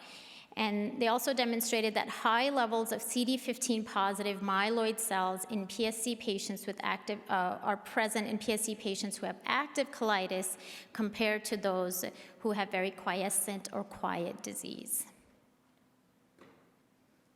This was also work by Tim's group looking at CD40 agonism. So CD40 activates antigen-presenting cells, such as dendritic cells, repolarizes macrophages to a more of a anti-tumor type. And using CD40 agonism in mouse models, they demonstrated increased activation of both macrophages and dendritic cells, as well as increased activation of cytotoxic cell types, such as CD8 T cells. And they then went on to combine CD40 agonism with the standard of care therapy at that time, which was gemcitabine cisplatin, and combined that with the immune checkpoint inhibition, and found that the quadruple therapy resulted in even more robust tumor suppression. So this was, again, all work done in mouse models. So the rest of the time I'll spend on some of our unpublished work, again, focusing on myeloid-derived suppressor cells. So tumor necrosis factor-related apoptosis-inducing ligand is, or TRAIL, also known as a mouthful, is a member of the TNF family of proteins. And TRAIL receptors are expressed on immune cells, which use it as an important mechanism to induce cancer cell death in cancer cells that express the receptor. And so immune cells express the ligand, and TRAIL receptors are expressed by the cancer cells, and that's how immune cells try to kill the cancer cells. However, there has been extensive interest for over 2 decades on TRAIL agonism, and all TRAIL receptor agonists have universally failed in human clinical trials. And so we wanted to look into this a little bit further, because it led us to hypothesize that, that perhaps there's a dual role. TRAIL has both a pro-tumor role, as has the known anti-tumor role, which is cancer cell death, but perhaps there's a pro-tumor role in terms of modulating the tumor immune microenvironment. So using several different mouse models of cholangiocarcinoma, 2 of which are highlighted on this slide, we showed that when we implant mouse cells with different genetic backgrounds, so that's YAP-AKT, KRAS, P53, and then there's a third model that we have using dominant negative FBXW7 along with AKT. All 3 models show the exact same thing, that when we implanted murine cells into these mice, there was a significant reduction in tumors in mice that had genetic knockout of TRAIL receptor. And so that's really counterintuitive, right? Because TRAIL receptor is known to induce cancer cell death. And here we are trying to, having knocked it out and showing that tumors are smaller. And so that went along with this hypothesis that maybe there is a dual role here, and that maybe TRAIL receptor on the immune cells is essential in promoting CCA progression. And so this was really the hypothesis that maybe there's a divergent role. Yes, TRAIL can induce cancer cell death, but there may be an effect on the immune microenvironment that is pro-tumor, and perhaps that's by fostering immunosuppressive cell types. And so, indeed, when we profiled these tumors in the TRAIL receptor knockout mice, we found that there was a significant reduction, again, of these MDSCs. So it just highlights how important these cell types are.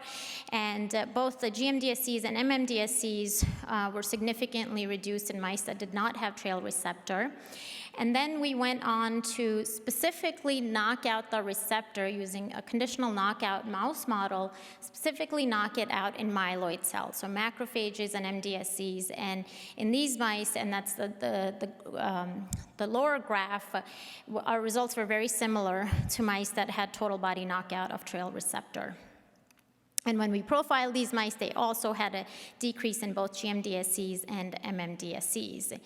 And then to demonstrate that this was not an intrinsic effect due to a total body knockout of TRAIL receptor, and it's really related to the effect of TRAIL deletion, we then took murine CCA cells and employed CRISPR-Cas-mediated knockout of TRAIL as well as TRAIL receptor, and then took those cells and put them back in the mouse. And we found that when cancer cell restricted deletion of TRAIL resulted in a significant reduction in the tumor, so that's the middle bar on that graph. And And on the other hand, and this is interesting and similar to what is known about trail receptor, right? When we knocked out the receptor, there was a significant increase in the tumors, and that's because that's the arm of trail signaling that is required to cause cancer cell death. And so with mice where the cancer cells didn't have the receptor, the immune cells could not kill the cancer cells. And so, in summary, with this work, and this is all unpublished work that we're currently in the process of completing, we've shown that there's a divergent role of trail-R in the tumor immune microenvironment of cholangiocarcinoma, whereby trail-positive cytotoxic immune cells can trigger cancer cell death. But on the other hand, trail-positive cancer cells can leverage trail signaling, and this we have data showing that this is primarily non-canonical trail signaling rather than the canonical cell death signaling to evade the anti-tumor immune response. And so what have we learned? And there's been, a plethora of literature on the tumor immune microenvironment and a lot of very nice studies published specifically in cholangiocarcinoma looking at myeloid cells in the last, I would say, really 3 years. And so from these studies, we know that CCAs are very immunosuppressive. Tumors, there's an abundance of myeloid cell types. And a variety of preclinical studies have shown that there are perhaps some therapeutic strategies that we can leverage that may re-engineer this immunosuppressive tumor immune microenvironment to an immunogenic one that responds better to immune checkpoint inhibition. So with that, that's my last slide. I thank you very much for your time.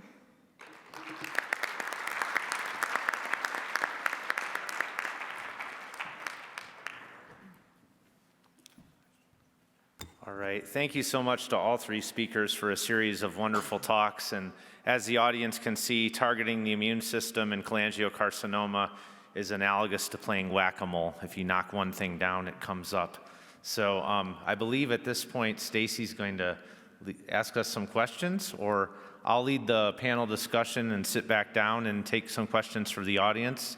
And if no one has any burning questions, we have some things that we can talk about publicly and get input. Thank you.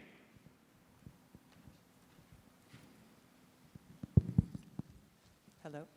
Stacy is not leading the discussion. Thank you, Greg, Ben. Thank you, Ben. If you have questions, please go to the microphones or please raise your hand and we'll get a microphone to you. One question. Great session. Thanks, everyone. So there's been a long-standing interest in blocking chemokines that recruit myeloid cells, CXCR2 inhibitors, CCL2 inhibitors.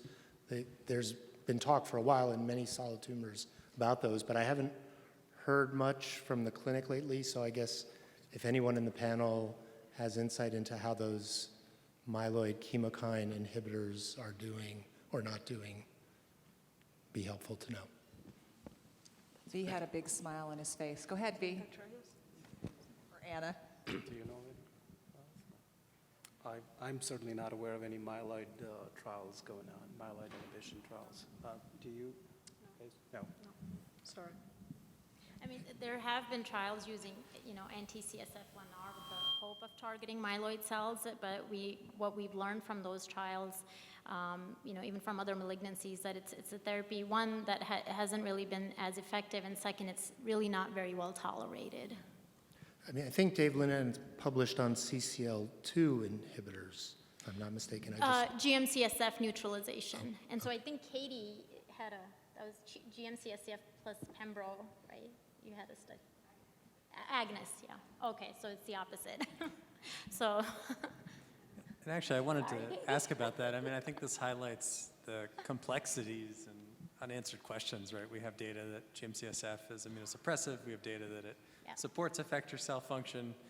Which direction should we go? And, I think Katie had a 21% response rate with GM-CSF plus nivolumab, or plus Pembro, which is higher than you would expect with PD-1 monotherapy. So do we really understand, or do we need to go back to the lab? I think it's a good question. Katie, I don't know if you have any comments.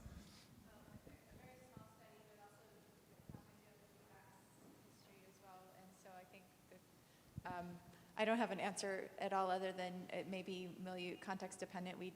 One small finding from our study is responders were more likely to have viral hepatitis in our cohort, which may be a different issue related to the PD-1 response, though that jury is still out too. Yeah, and that, again, it highlights the complexity, and our group has data showing that certain cholangiocarcinoma cell lines from humans, when you put them in culture, they'll spit out nanogram quantities of GM-CSF. So in certain patients, it may be very high in the local tumor microenvironment, while in others, it may be lower. And this variability, both in the genomic state of cholangio, the effect it has on the immune profile of the tumors, all these things may matter, and I think it really is pointing to a personalized approach, not just for targeted therapies, but potentially for immunotherapy. I think there's a question there. And if I may, we still don't know if the immunosuppressive phenotype that we see is the egg of the chicken. You know, we don't know if it's an effect still, or who is really determining that immunosuppressive environment, and if is the T regulatory cell, is the myeloid cells, are the fibroids, the fibroblasts influencing the microenvironment. So still it's a very complex situation in which we cannot think that one player is running the whole show. Yeah, and the only other thing to add from the bench side, I think it also, going back to the point you made about a personalized medicine approach, I think it emphasizes that we do need more than, one mouse model. We need different models, have better preclinical models, continue to develop these and have models with different genetic drivers, and then try to see which one of those can correlate to a subset of human cholangiocarcinomas.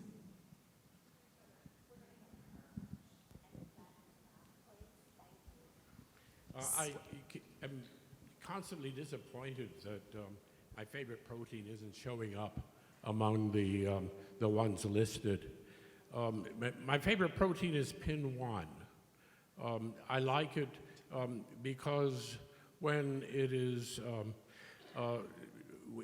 inhibited in mice with pancreatic cancer, the CAFs pretty much disappear. Macrophages change from M2 to M1. Tregs are very much reduced. And when you give that along with chemo, and especially with immune therapy, anti-PD-1, 8 out of 9 of the mice have complete remission, and they live for a whole year, even when you stop the therapy after 4 months. We know there is evidence with a explained mechanism that in cholangiocarcinoma with active KRAS, you have overexpression of PIN1, and there is this evidence in pancreatic cancer that when you have overexpression of PIN1, the tumor microenvironment is immune suppressive, and if you inhibit this expression, it becomes immune supportive. Should we have some study of whether this kind of thing might also be helping with cholangio? I can tackle that. So I think it kind of goes back to that point, right? Cholangiocarcinoma is not one disease or one tumor type. As you mentioned that your favorite protein is overexpressed in the setting of KRAS mutations. And so we know that only a subset of cholangiocarcinomas are KRAS mutated. And I think that, which kind of goes back to that point of trying to have different models in the preclinical setting that have different genetic drivers and try to dissect those, because there may be another mouse model that we look at it. You mentioned one study in pancreatic cancer where 9 out of 10 mice responded. Well, I can tell you there's tons of studies out there where, in a mouse model, blockade of a protein or an immunosuppressive molecule led to a reduction in the tumor burden, but the majority of that doesn't correlate to patient outcomes. And so I don't know if, this is really the protein that would, I think it could be important in a subset, but I think it's hard to say whether this would translate to the majority of cholangiocarcinomas. So let's get to the burning question in the front here. I have a quick question on the upregulation of Treg phenotype in intrahepatic cholangiocarcinoma. Do we know anything about the mutational landscape? Is this the case for IDH1 mutated iCCA? Sorry, can you repeat the question? Do you know anything about? Do we know anything about the mutational landscape of these patients? Any information if this would be the case in IDH1 mutated cholangiocarcinoma? Yeah, that's a very good question. So all the patients that we included in our study were wild type, so none of them had mutations. I can imagine that there will be differences in the different subtypes, so ideally we should repeat the study for all the targeted mutations that we know, or probably, so we are currently expanding our data and including whole exome sequencing also to try to identify if one phenotype is related to a specific mutation. Thank you. Thank you, Vincenzo Cardinale from Rome. Congratulations for this very beautiful session. I have two possible questions. One is from Professor Leo, and do you think it's possible to target this Treg population with drugs that can complement actual treatment? This is the first question. Second question for the panelists. In ACC, there is a lot of interest of combination VEGF inhibition and immune therapy. I know there is something also in cholangiocarcinoma going on. I want to know if there is interesting news also in the combination of VEGF and immune therapy. So thank you for the question. The easy answer will be yes, we hope so, but I think reality is much more complex. So at the moment, we are studying what are the mechanisms that drive that immunosuppressive pattern in order to see if it's actually the beginning or the end of the process. We hope so. We also want to know exactly what is the antigen stimulation that is driven that stimulation or that immunosuppressive pattern. So there are still a lot of pathways that need to be identified in order to say we can specifically target that one. Because she could tell me, okay, what about my myeloid cells? So let's target those, and probably we will have an answer. So still, there's a lot of work to be done. I'll take the second part of the question, which was, can we do combination anti-PD-1L1 plus VEGF in biliary cancer and take that to clinical trials? So I believe at ASCO GI earlier this year, the trial results from gem-cis atezolizumab versus gem-cis atezolizumab plus bevacizumab were announced. There were no significant differences in survival or response rates. Thank you. We have a question far in the back here. Yes, so this is Li Qing from St. Jude Children's Research Hospital. So I have a question about the general idea of macrophage being immune suppressive. So, because in the immunity, we know that they are supposed to be our defender, right? So they should heal the wound. But in liver cancer, in most cases, they are actually become, not only they are not targeting tumor cells, they actually become protectors. So I'm wondering whether this has something to do with the liver itself, because it is known as an immune tolerant organ, so it tends to reduce the immune activation because of the constant insults that liver receives on a daily basis, and also because the fact that it has the largest resident macrophage population by nature. So I'm just wondering whether liver cancer is unique compared to other solid tumors in terms of its immunity actually kind of conveys the fact that somehow immune therapy doesn't really work in this type of tumor. Yeah, I think that's a great question. That's actually when I started out to set up my program several years ago now. That was one of the main things and that's actually the primary title of my main grant, which is the immune tolerogenic environment of the liver. And when we started out the work with the myeloid cells and specifically the macrophages, the overarching hypothesis at that time is that the liver is a very sort of at baseline, it's an immune, it's a permissive organ and it's immunosuppressive. And so our hypothesis at that time was that the resident Kupffer cells are a key in promoting cholangiocarcinoma, not only formation, but progression. But all the work that we did with the mouse model, and this is our published work now, we showed that the majority of macrophages in cholangiocarcinoma in mouse models and in the stainings that we did in the human specimens are actually recruited from the circulation rather than the resident Kupffer cells. I believe Dr. Gretton had a question. Yeah, actually, I just wanted to make a comment to the question about the VEGF combination, and I will talk about this tomorrow. And we have a study where we test this, and I think it's actually going to be very interesting both for the scientists as well as for the patients. So just in the last minute, I'll just ask my co-panelists here. There's so many checkpoint inhibitor molecules coming. TIGIT, LAG3, et cetera, TIM3. Do you think we've hit a ceiling with checkpoint inhibitors? I mean, obviously PD-1, PD-L1 is going to be the common denominator, but have we hit a ceiling with just broad checkpoint inhibitors, or is there more to come?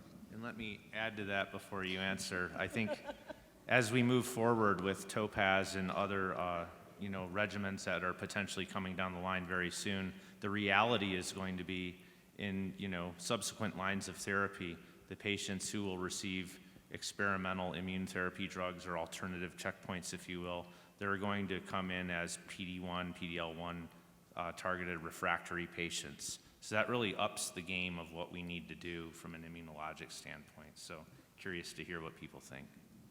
I guess I'll start because I'm the first here. So my naive way of looking at this is we've come a long way in genomically typing our patients. I think we need to do immune microenvironment typing to answer what you're asking. There are patients that we've identified that have high TIGIT expression, but that's only a subset of patients. And if I give anti-TIGIT antibodies to all the patients, that will be a negative trial. So again, we need to identify which patients will benefit, in my view, which is why we're seeing discussions about anatomic subtypes. We're seeing discussions about genomic data helping us identify which patients would respond to immunotherapy. I think we need to take a step back and look at the immune microenvironments to answer these questions and divide that patient population into answering these questions better. And the only thing I would add to that, I don't think that there will be one immune checkpoint inhibitor or one therapy that will work even for a subset of patients. I think the key will be in combinations because we've seen that we know from preclinical and translational work that there's a lot of compensatory phenomena that occur. And so I think the reality will be having different combinations for different subsets of patients, not only molecular subsets, but also looking at the different anatomic subtypes of cholangiocarcinoma. I just don't think that there will be a one-size-fits-all solution at all here. I have nothing to add to that.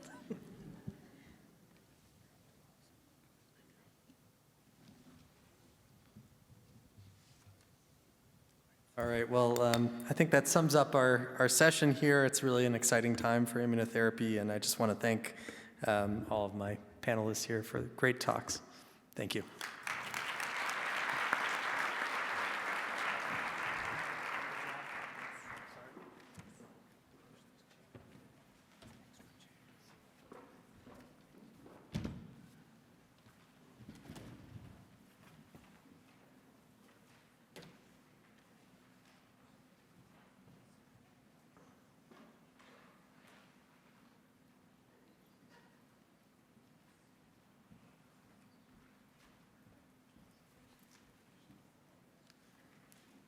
right, so now it is time for us to hear from 3 more of our fellows.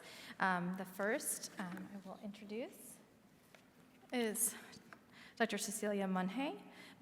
Dr. Munhay is involved in clinical research focused on novel first-in-human and early-phase clinical trials within the realm of GI tumors and immunology. She has served as chair and investigator of multiple early-stage clinical protocols within the NCI and NIH, and she is going to be speaking to us about a phase 2 trial of pembrolizumab and CDX 1140.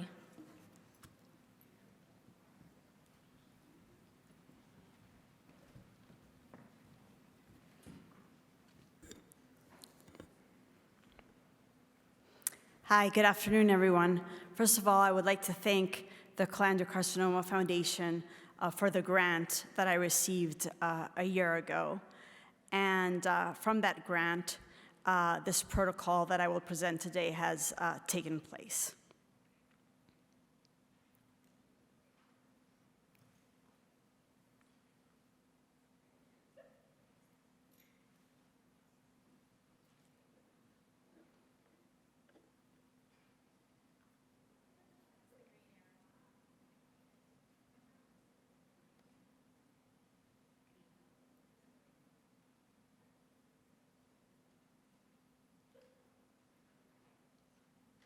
So, as has been discussed this morning, these are the standard lines of treatment for biliary tract cancer, both in the first line and the second line setting. And as has been mentioned, the second line varies according to if the patient has targetable genetic mutations or not. Our group has been studying immunotherapy in liver cancer, both in mouse models as well as in clinical protocols with humans. I'm going to show one of the immunotherapy studies using anti-PD-1 and combination with chemotherapy.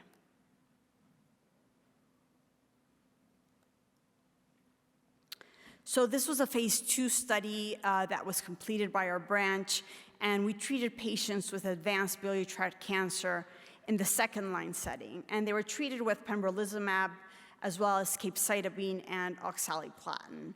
A total of 11 patients enrolled, and the median follow-up was 34.8 months. The study design consisted of 3-week cycles, and the patients received oxaliplatin on day 1 of each cycle, as well as capecitabine. And capecitabine was given for the first 2 weeks of each cycle, twice a day. Pembrolizumab was given on day 1 of each cycle as well with oxaliplatin.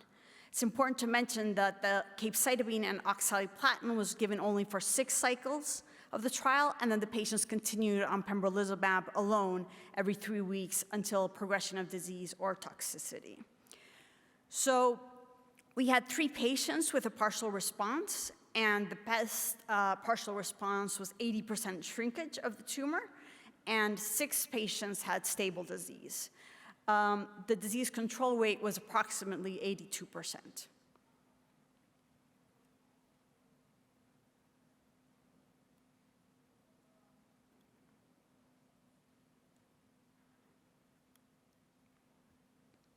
The median progression-free survival in the study was 4.1 months, with a 12-month progression-free survival of 9.1%. And the median overall survival was 9.9 months, with a 6-month progression-free survival, with a 6-month overall survival of 81.8%. Grade 3 and 4 treatment-related AEs. The most important ones were lymphocytopenia, which we saw in almost 2/3 of the patients, anemia in 36%, and thrombocytopenia.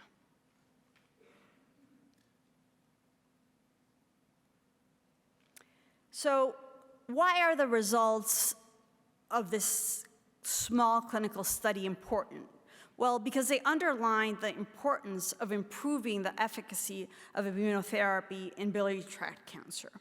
So we decided to study the use of anti-CD40 agonist antibodies to improve the efficacy of immunotherapy in biliary tract cancer. And we specifically looked at CDX1140, which is a fully human IgG2 agonistic anti-CD40 antibody. And it's been developed by Celldex Therapeutics. So CD40 is basically a tumor necrosis factor receptor, and agonistic CD40 antibodies have the potential to generate anti-cancer immunity through various mechanisms. Basically, the interaction of CD40 with a CD40 ligand results in the activation of CD8 T cells and antigen-presenting cell activation. So this study from the Gretton lab was published last year by Dr. Diggs, which is actually also a Cholangiocarcinoma Foundation fellow, and he did, in the Gretton lab, the preclinical work for the protocol that I'm presenting today. And basically what was done was to hypothesize that combining a CD40 agonist with an anti-PD-1 could overcome the immunosuppressive microenvironment of biliary tract cancers. So to make the study as relevant as possible, 3 different models were used of biliary tract cancer. So one was subcutaneous, the other one was orthotopic, and the second one was induced by 2 plasmids. And basically what we can see in green is the effect of overall survival with anti-PD-1 alone, in blue with anti-CD40, and in red with a combination of anti-PD-1 and anti-CD40 in mice. And we can see that even though these mice were treated for a short period of time, the overall survival, especially in the mice that received the combination of anti-PD-1 and anti-CD40, is actually long-lasting. If we look at the tumor-liver ratios, we can also see that the combination of anti-PD-1 and anti-CD40 was the one that had the best response. So in humans, we give immunotherapy with chemotherapy. So these graphs show the efficacy of anti-CD40 plus anti-PD-1, and then when immunotherapy is added. And we can see that the tumor-liver ratios greatly decrease with a combination of all agents.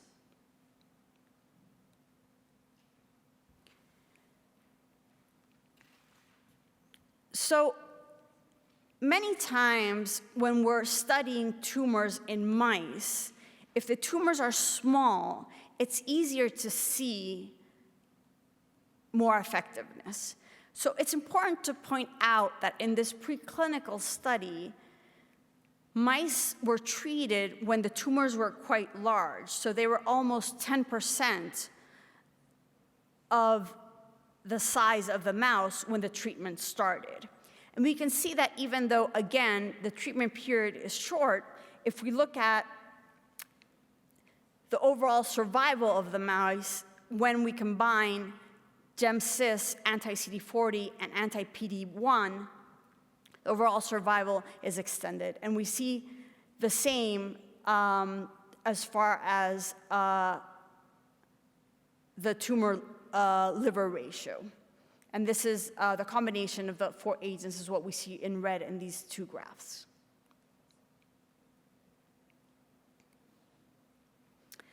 So we decided to analyze from an immune cell perspective what was causing this decrease in tumor growth. And for this, we did flow cytometry analysis. And what we saw was that with a combination of anti-CD40 and anti-PD-1, there was an increase in effector cells, specifically those producing interferon and those expressing CD107 as a degranulation marker. So as I decided to take this to the clinic as a clinical protocol, it was important to look at what was the experience of this specific anti-CD40 in humans. So there's an ongoing phase 1 dose escalation trial that combines anti-CD40 CDX-1140, which is the one that will be used in this protocol, with pembrolizumab. And the most important part is the toxicity part, which is the data that has been published. And basically, this is the most important part because with CD40, as we all know, there's always been a concern with toxicity in human trials, specifically with hepatotoxicity. So we've seen that in 20 patients that have been treated with this combination so far, 36% have had grade 3 treatment-related adverse events, and the most frequent of these has been transaminase increase, but it has been grade 3. 2 patients had grade 3 pneumonitis that resolved with steroids, and 2 patients had grade 4 treatment-related adverse events, which consisted of encephalopathy and hypoxia that was not associated with pneumonitis per the investigators. So basically, with the hypothesis that with CDX-1140, we can achieve a better priming of the CD8 T cells and the antigen-presenting cells, and therefore increase the effectiveness of immunotherapy and further increase the effectiveness of chemotherapy, this study came to take place. So the inclusion criteria basically are that patient must have received at least 1 line of treatment in the advanced setting, and they must have at least 1 or more measurable lesions, and this is for paired biopsies. Exclusion criteria include prior treatment with immune checkpoint inhibition, and this may be amended, and a prior CD40 agonist treatment. So the study design currently includes cycles of 3 weeks, and on day 1 of each cycle, patients receive oxaliplatin. Capecitabine, similar to the first study I showed you from our group, is given from day 1 to day 14 orally, and then patients will receive CDX-1140 with pembrolizumab anytime between day 7 and day 10 in the study. Importantly, the chemotherapy will be given only for 18 weeks, and then pembrolizumab and CDX-1140 will continue until disease progression or toxicity. The patients will undergo a pre-treatment biopsy and then an on-treatment biopsy in the last week of cycle 2, and we will image them every 3 cycles or 9 weeks. Our primary endpoint is to determine the progression-free survival of this combination therapy. Thank you.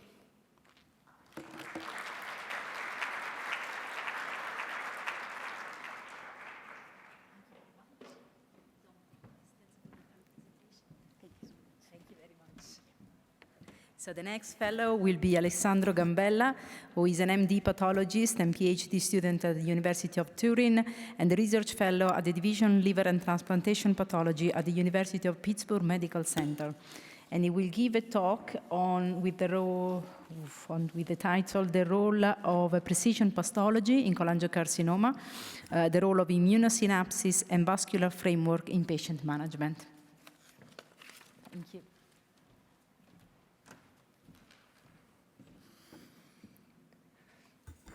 Yeah, good afternoon, everybody. Thanks a lot for the kind introduction and to the CCF Foundation for having me today. It's really an honor and a pleasure. So here's a brief outline of my talk. We had a slight different approach. We started with non-neoplastic disease involved in the bile ducts, and then I'm going to show you why this is relevant and how it led us to study the immune synapses and the vascular density. So my mentor and I are pathologists, and as pathologists, we look at the tissue and the samples to look for cell interaction.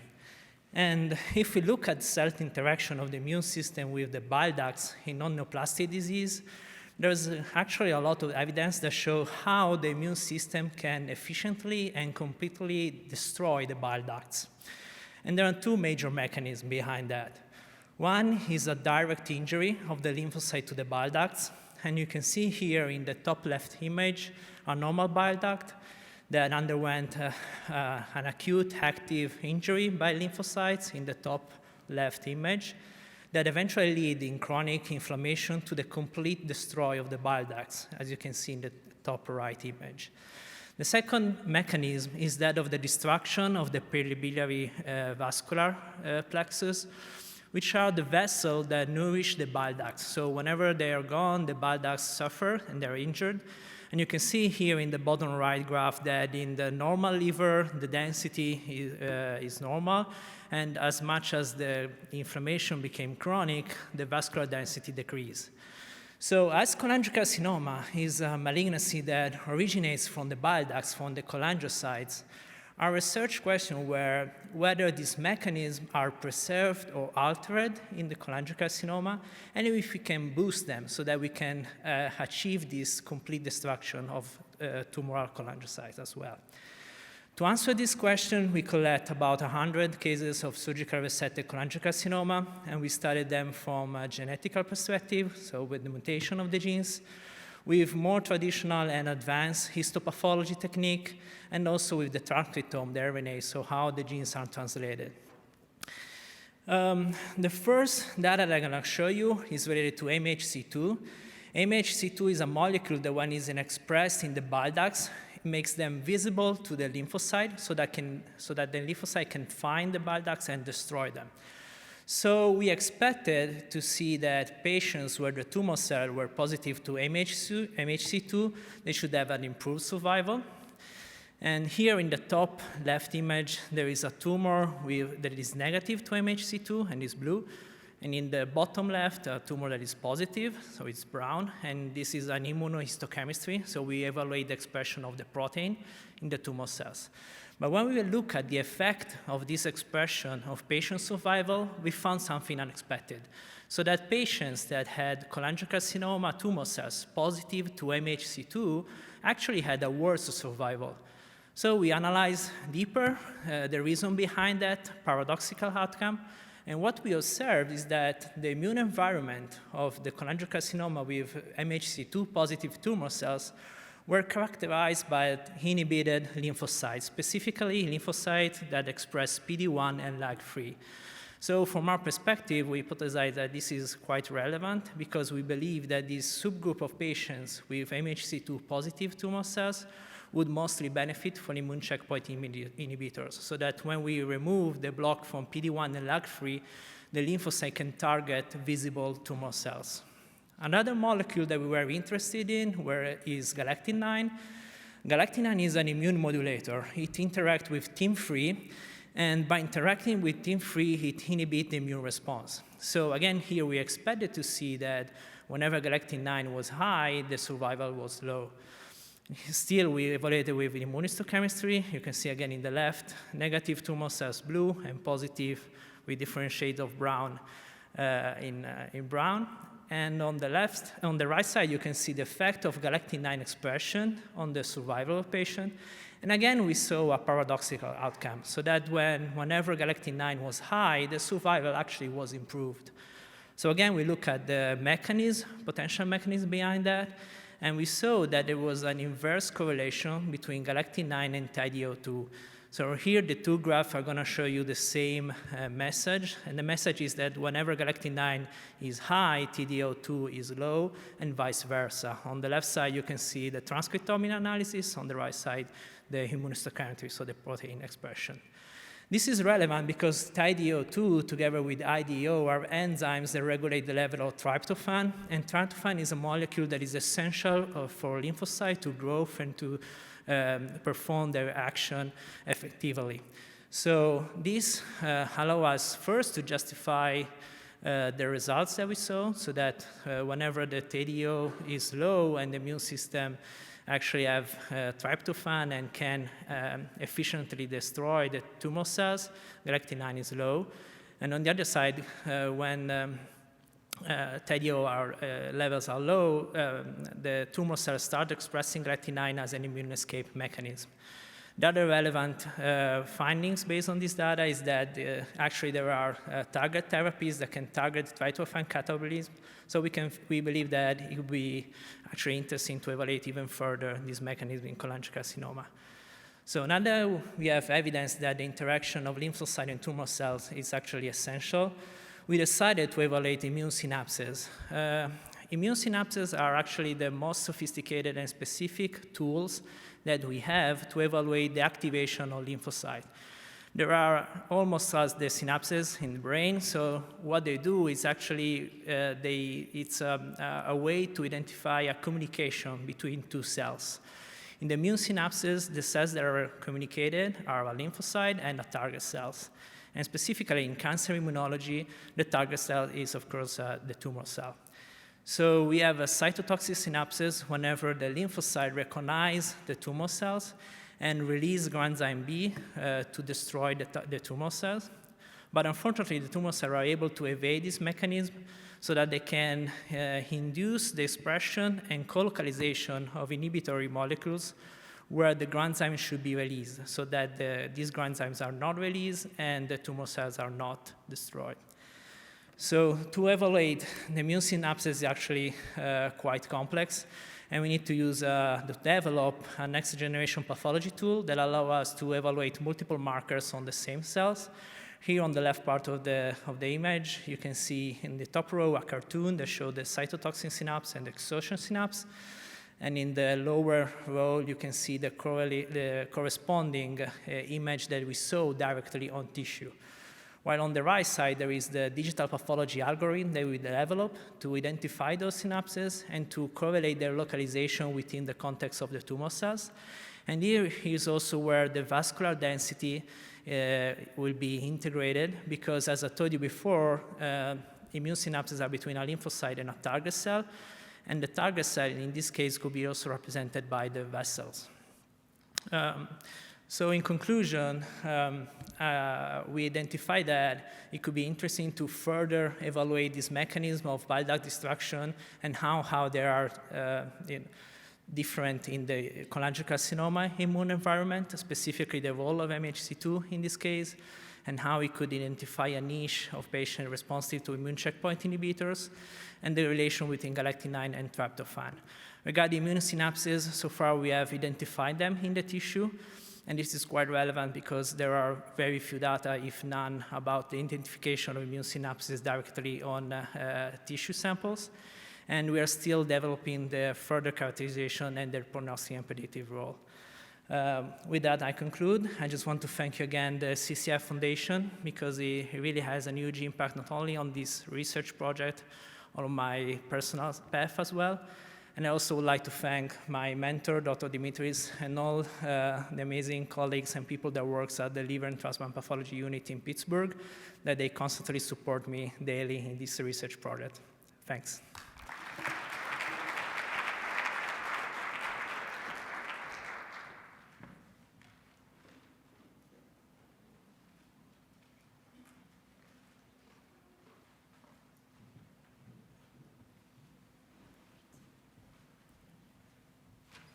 All right, our final fellow presentation for the afternoon is from Marina Barcena Varela. Dr. Barcena Varela is a postdoctoral fellow at the Icahn School of Medicine at Mount Sinai in New York. She's an active member of the Young Investigator Steering Committee from the International Liver Cancer Association. She's going to be speaking on harnessing the microbiome for precision cholangiocarcinoma therapy.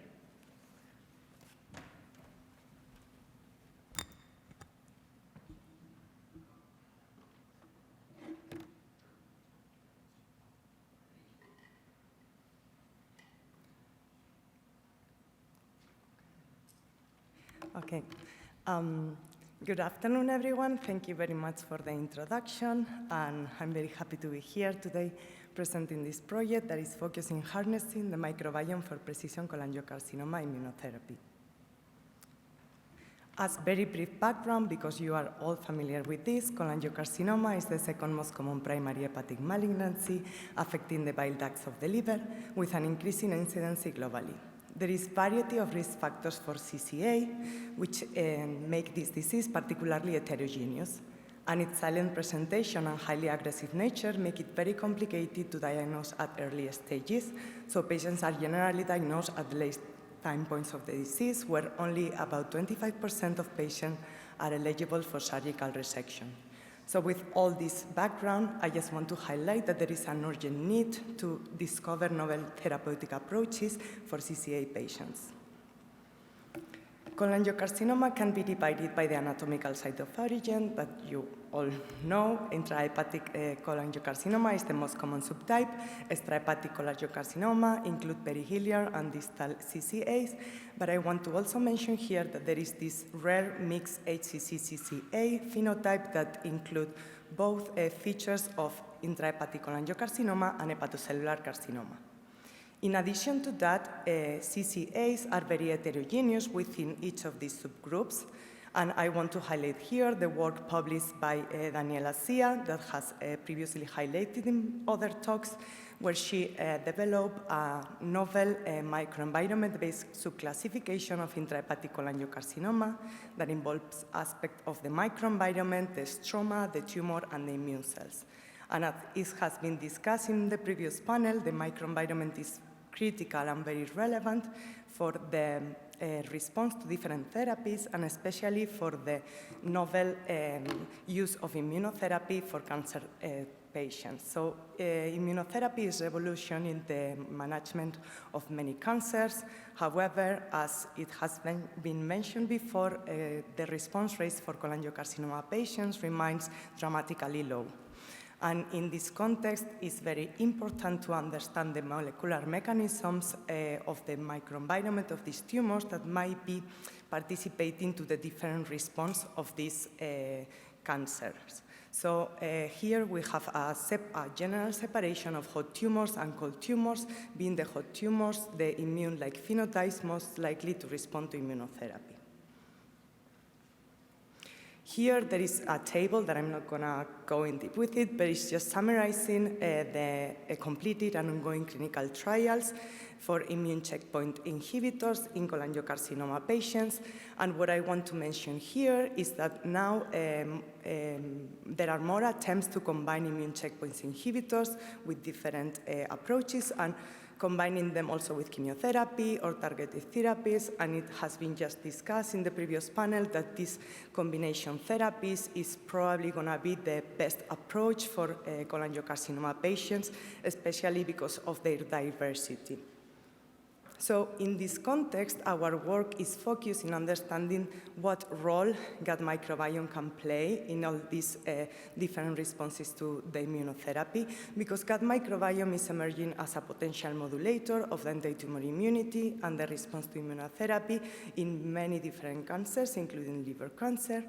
It has been demonstrated that different microbiomes can affect significantly response to anti-PD-1, but it's been studied in other different immune checkpoint inhibitors. And in the context of the liver, and especially in cholangiocarcinoma, I wanted to highlight here in these publications that it has been observed that the microbiome is able to modulate the recruitment of immune cells in the tumor microenvironment and the activation of these immune cells in the context of preclinical cholangiocarcinoma models. So our hypothesis is that changes in microbiota composition affects cholangiocarcinoma tumorigenesis, progression, and response to therapy, and that these effects might be exploited to improve response to immunotherapy. To prove this hypothesis, we are following two main aims. The first one is to study how microbiome affects the cholangiocarcinoma tumorigenesis process, depending on the genetic alterations. For that, we are using precision mouse models of cholangiocarcinoma, and then modifying the microbiome by treating the animals with antibiotics or colonizing them with fecal stools or specific bacteria populations. The second aim of this project involves the study of how this microbiome alteration can affect the response to targeted therapies, especially focusing immunotherapies using combinatorial therapeutic approaches in vivo.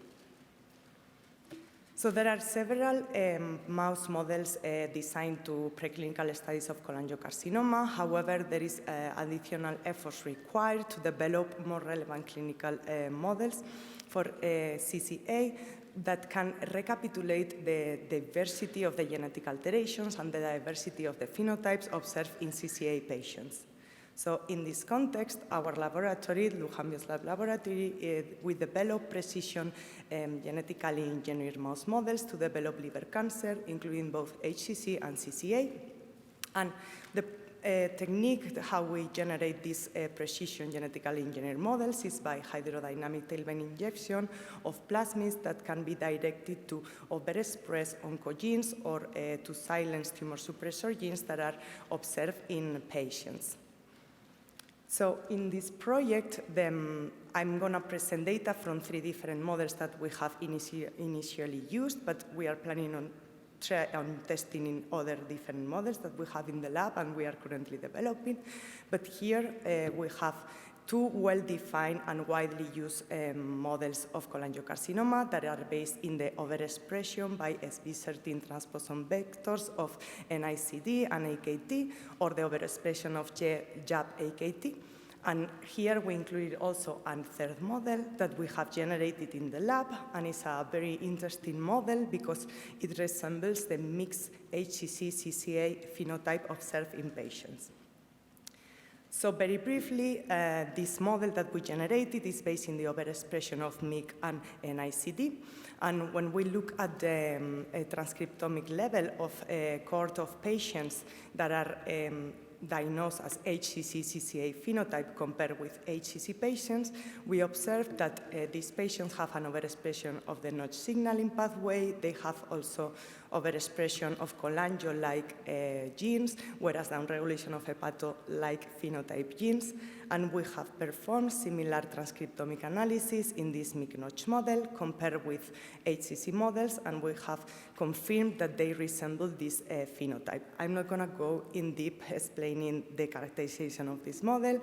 Here, this amazing PhD candidate that we have in the lab, Catherine Lindblad, has worked in the development and characterization of this model, and this work is about to be published, hopefully anytime soon. It's under revision, and I encourage you all to read it whenever it came out, because I think it's going to be very interesting for future studies. So moving forward to the microbiome, so we have these models, and we wanted to study how these mouse models of cholangiocarcinoma can respond to different antibiotic treatments or colonization with different bacteria populations. Today, I'm only going to present some data of the antibiotic treatments because of the lack of time and also because the optimizations are taking long, but I will be happy to discuss. If anyone is interested about this offline, you can reach me in the conference and we can discuss about it. So moving to the results. Oh, sorry. Yeah. Moving to the results, the first thing we do was a survival experiment with mice that were injected with the indicated plasmids and treating them ad libitum with 2 antibiotics that we selected previously, neomycin and vancomycin, that we previously observed that don't have a major toxicity or side effects on chronic administration. And in the context of the AKT NICD overexpression, we didn't observe any significant difference in tumor development or survival on the mice. But very interestingly, when we moved to test the same antibiotics in mice injected with AKT and JAP, we did observe a reduce in median survival of the treated mice compared to the control mice. So mice started developing tumors earlier, and they die faster than the control group. But then, when we tested the same antibiotics in our novel model of MYC and NICD overexpression, we surprisingly observed the opposite effect. So in this case, neomycin and vancomycin treatment increased the median survival of MYC-Notch-derived tumors. So the mice started developing the tumors later and die slowly compared to the control group. So taking together the summary of the antibiotics effects we observed, we did not observe any significant changes in the tumor development in a context of AKT and ICD tumors, whereas we did observe a pro-tumoral effect in an AKT and JAK tumors and an anti-tumoral effect in MYC and ICD-derived tumors. So the conclusions we have from this data that I saw here today, we have developed a novel mouse model of primary liver cancer triggered by the overexpression of oncogenes MYC and NICD in hepatocyte that resembles the intrahepatic cholangiocarcinoma HCC mixed phenotype. We have demonstrated that altering microbiome composition by the use of antibiotics can significantly affect the tumor development in mouse models of cholangiocarcinoma. And finally, and very interesting, these effects to microbiome manipulation are highly determined by the genetic background of the cholangiocarcinoma tumors and can be either pro-tumorigenic or anti-tumorigenic. So we are already working in the next step of this project. So we are identifying the bacteria populations responsible for the observed phenotype. And as I said, we are colonizing the mice with specific bacteria. And we are obviously selecting bacteria that are observed also in patients, so we can translate our findings to the patients. We are also very interested in address how this manipulation of the microbiome can synergize with immune-based therapies, and to do that, we are going to combine this microbiome manipulation with different immune checkpoint inhibitors. And finally, we are intrigued to understand how genetics play a role in the different sensitivities to microbiome changes, because we really believe that understanding better why the effects can be dramatically different based on the genetics or phenotypes of the tumors may really provide information for better approach for the patients in a more personalized, oriented manner.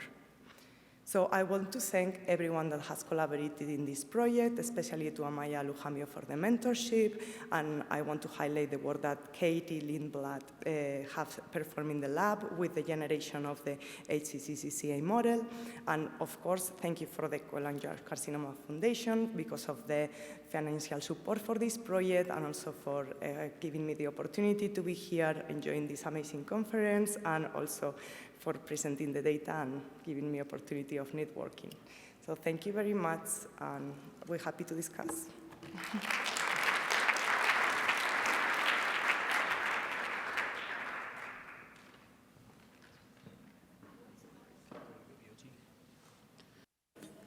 Still, okay, great. So we are back now for a further session where we will discuss the role of liquid biopsy in cholangiocarcinoma.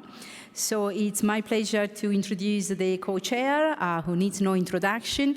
Mitesh Borad is a medical oncologist at the Mayo Clinic Cancer Center, where he directs the GI Cancer Gene Therapy and Oncolytic Virus Lab, and he serves in many committees, including the International Cholangiocarcinoma Research Network that is currently co-chairing.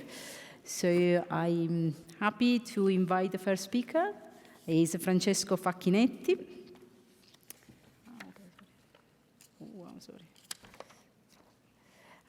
Francesco is currently a postdoc in the Dana-Farber Cancer Institute in Boston, after having his medical degree at the University of Parma in Italy, and then his PhD in Paris in 2022. So thank you, Francesco. And he will be giving a talk about technical insights into circulating tumor DNA, which platform to use.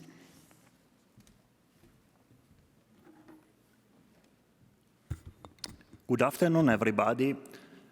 It's a real pleasure to be here and to share with you some thoughts about liquid biopsy and ctDNA in cholangiocarcinoma, and I will play a little between the two titles that have been given to me. So in the concept of liquid biopsy, which platform to use, but also when to use it.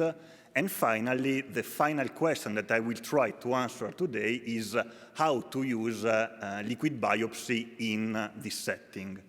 These are my conflict of interests.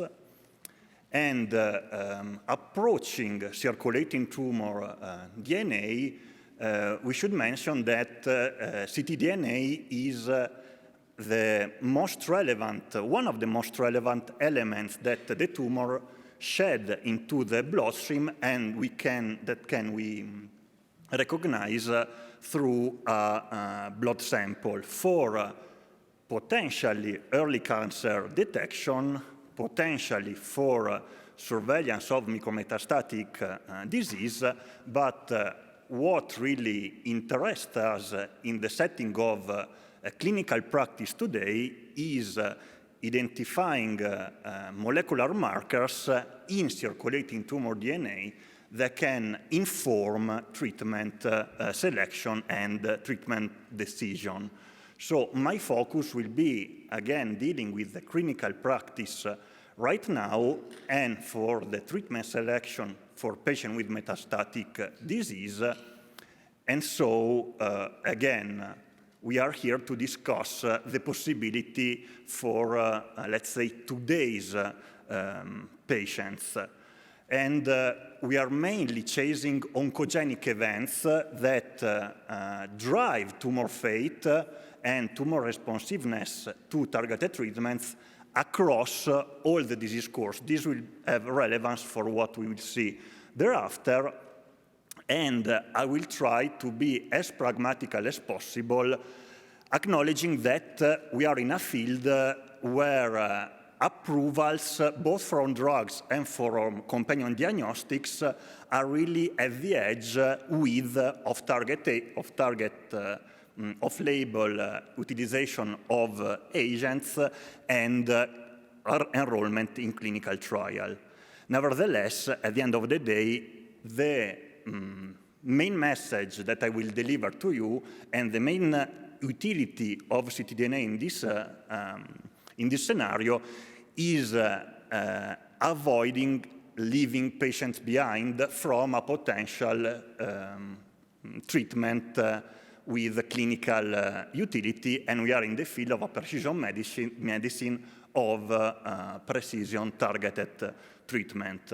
This is not a real organized agenda, but I will approach some elements dealing with an historical approach. When we move to the present, we will deal with different platforms. I will focus a bit on FGFR2 fusion detection by liquid biopsy in cholangiocarcinoma, and I will share with you some thoughts about some challenging elements to consider. When dealing with an historical approach, I guess that most of the doctors and of the researchers in the floor have a kind of experience in cholangiocarcinoma, gastrointestinal malignancy, and colon cancer. So maybe you could thought that I'm dealing with the disease monitoring in KRAS wild-type colon cancer, with the wonderful work by the Italian group that led to the discovery of KRAS mutations at resistance and how to chase this kind of biologic elements through time. But nevertheless, I'm someone who dedicates the most of his time to the study of lung cancer, and I've already found my paper of choice for 2023, where these researchers compared, from an oncogenic point of view, the molecular landscape of cholangiocarcinoma to the one of non-small cell lung cancer, and I will play a little on this parallelism. And from an historical approach, I started from something real, so from the the official site of FDA that lists the validated companion diagnostics tool for solid and liquid malignancy and for solid and liquid biopsy. And it turns out that the first and the most widely, I would say, used not screening, but test in a liquid biopsy program, in a liquid biopsy setting, was for a resistance mutation in EGFR, T79TM, that indeed don't even dictate the tumor fate. So I'm denying myself for what I've said before. Nevertheless, he really orientated targeted treatment, because this was this major publication that really revolutionized for a short but very relevant period of time the treatment of patients with EGFR-driven non-small cell lung cancer that had progression to first and second generation TKI, underwent liquid biopsy, and a positive results for T790M could address to a third generation inhibitor, osimertinib. And it's important to me to start from here, because this kind of strategy led to infinite discussion of which platform, how to interpret the report, when to candidate the patient to a liquid biopsy to detect only one mutation. And this historical approach helped me to approach which are the two main categories of platform, let's say, of methods that we can have to process liquid biopsy, a plasma sample coming from patients. Mainly, so we deal with PCR-based and next-generation sequencing-based. And at that time, when we were looking for EGFR T790M, we were looking for one single mutation. So we prefer to have a very, very high limit of detection to be as much sensitive as possible, but covering only one point mutation.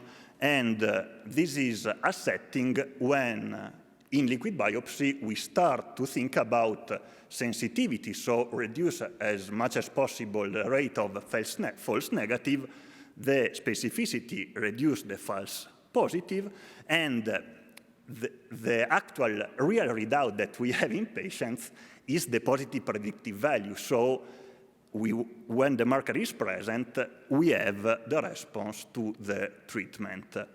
Moving to the present, we don't deal with T790M EGFR in non-small cell lung cancer, but approximately 50% of the patients with this diagnosis can undergo a targeted treatment. This means that this targeted treatment can be guided by a liquid biopsy, and so we move to the left to platforms NGS that can lose a little in limit of detection, still quite high, but can help us to have a coverage that is far wider, so we can cover virtually all the genetic events that are actionable and that are targetable in every single patient. Moving now to the field that in which we are interested, in cholangiocarcinoma, I did the same homework that I did before for lung cancer, let's say, and plasma. And if I look at the FDA approval, I found cholangiocarcinoma in tissue, FGFR2 fusion arrangement, and IDH1 variants, so the companion diagnostic are approval. We then step in the concept of tumor agnostic companion diagnostics that mainly deal with tissue, and last but not least, it is formally approved the plasma validation of NTRK fusion.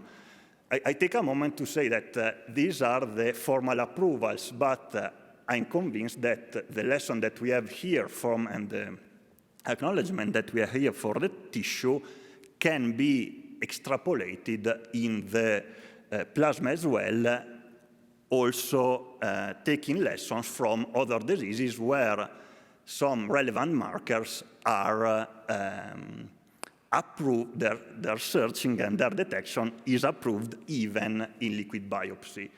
Because in cholangiocarcinoma we have several activations that we can target, and you in the floor are well aware of that. In green are the ones that can indeed be targeted by agents right now.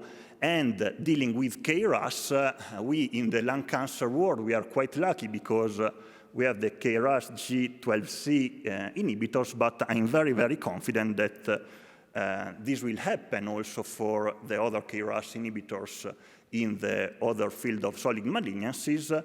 And here, Spencer and colleague listed the activating mutation and fusion seen at least 5% of patients. We know that there are exceptional events, like the one that we have reported 2 years ago, of molecular events that are currently seen in other diseases occurring even in cholangiocarcinoma. And we know that we don't want to leave any patients behind. Again, the transition from formal approvals and treatment applies also to dealing with the treatment. So this is mainly the treatment received by the same cohort that Spencer reported, is a mix of clinical trial, of off-label indication. So this is something, a chapter that is completely open and really at the edge between approvals and off-label and clinical trial inclusion. So, very pragmatic concept, so in which way ctDNA can help us. And from a clinical standpoint, I see two major scenarios of integration with the solid biopsy, with the NGS in the solid biopsy.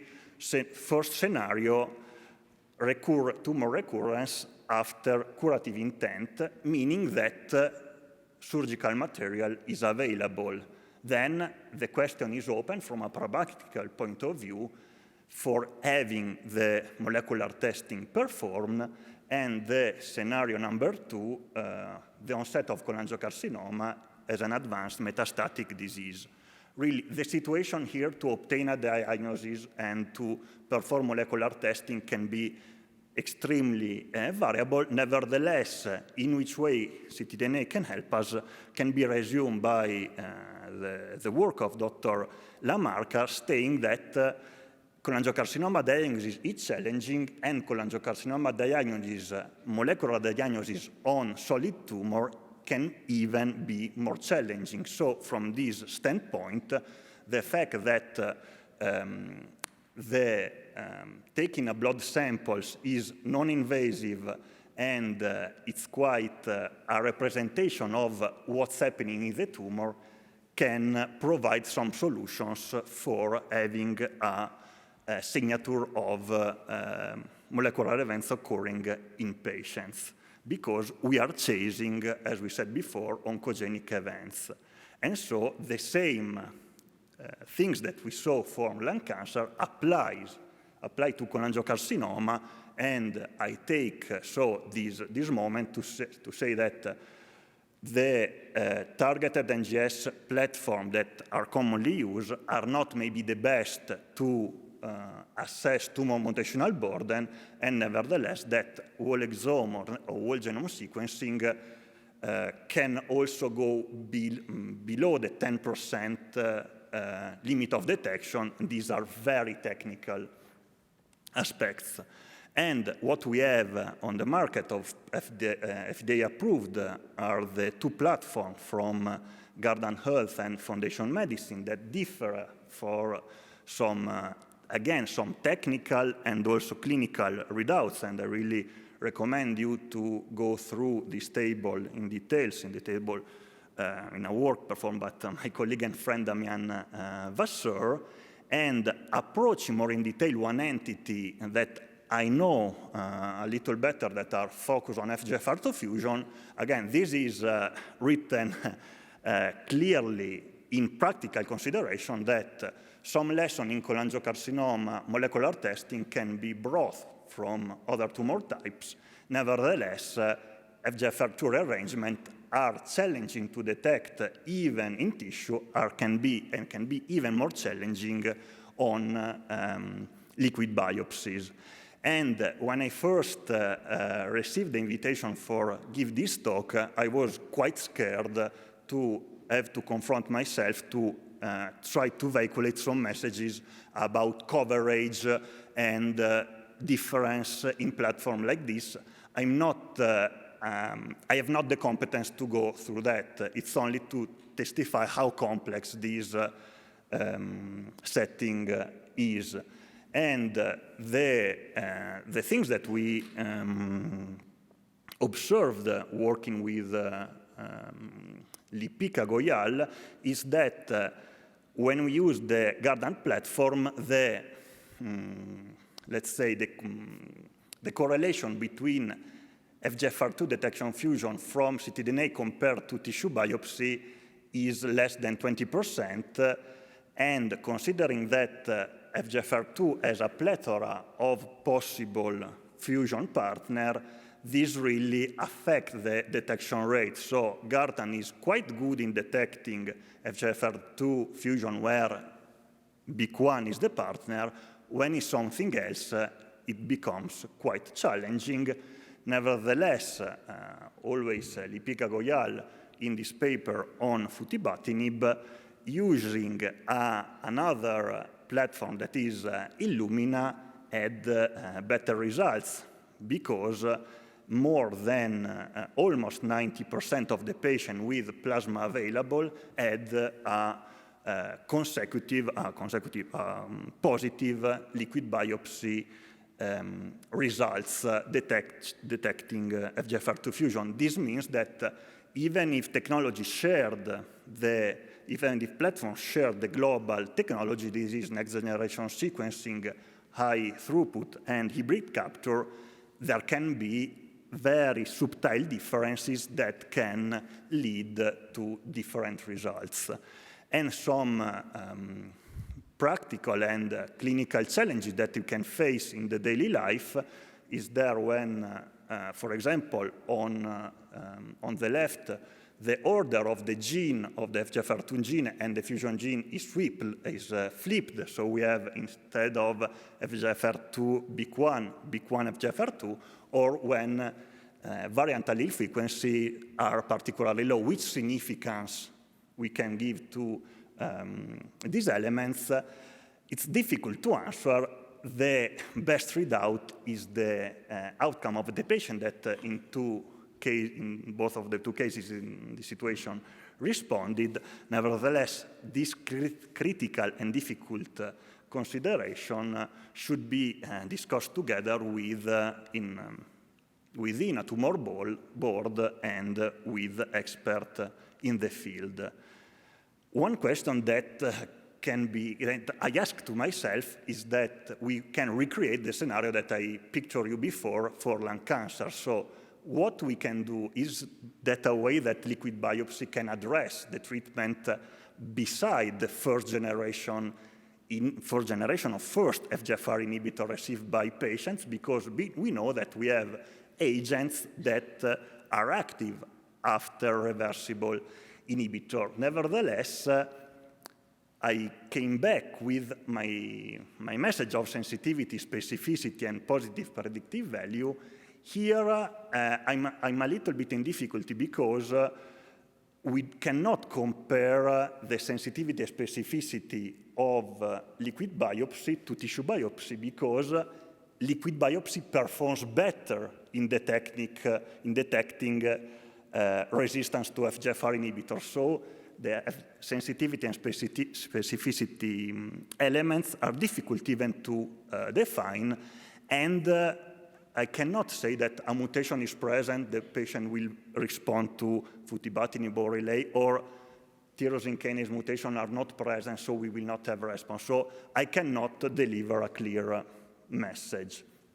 Moving hopefully quickly to elements of practical consideration, circulating free DNA contains circulating tumor DNA, and DNA coming from normal cell, especially from blood cells. So we need to be aware of clonal hematopoiesis, and a lot of attention has been put in recent years in the concept of tumor fraction that can be influenced by the disease type, the extent, and namely the tumor burden, and the tumor fraction is an element useful to understand the variant allele frequencies, and then we have some pre-analytical factor. Rapidly saying that clonal hematopoiesis can occur in gene of interest in cholangiocarcinoma, so EDH1, EDH2, and KRAS, and we need not to fall into this trap of chasing some mutations that are indeed linked to a kind of paraphysiological phenomenon. Moving to tumor fraction indeed is how much of the circulating tumor, the circulating free DNA come from the tumor, and biliary cancer are not among the most enriched, let's say, in tumor fraction, and tumor fraction can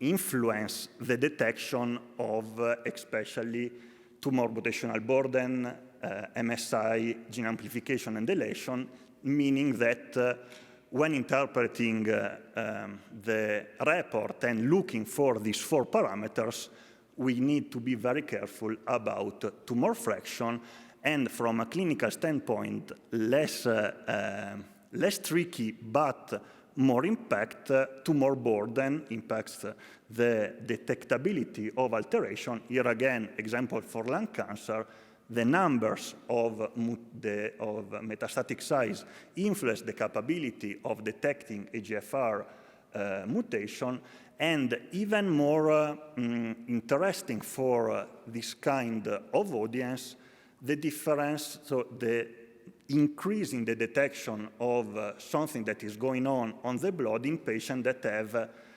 extrathoracic disease, so patients with only intrathoracic, so pulmonary, in this case, primary and metastatic disease, again in lung cancer, are not the best candidate to find something in the blood. And just the 2 final concept is be aware that a lot of elements that we see in the molecular report can be tricky to interpret. So also analyzing the kind of raw data from liquid biopsy in cholangiocarcinoma at progression to FGFR inhibitors, it occurred to me to find a lot of BRCA1 and 2 mutation. And the first reflect that a clinician can have is to call the pharmacist to have the PARP inhibitor off label, or to trigger a familiar counseling. Nevertheless, it turned out that a lot of these variations are unclassified, are not clonal, and are not pathogenic.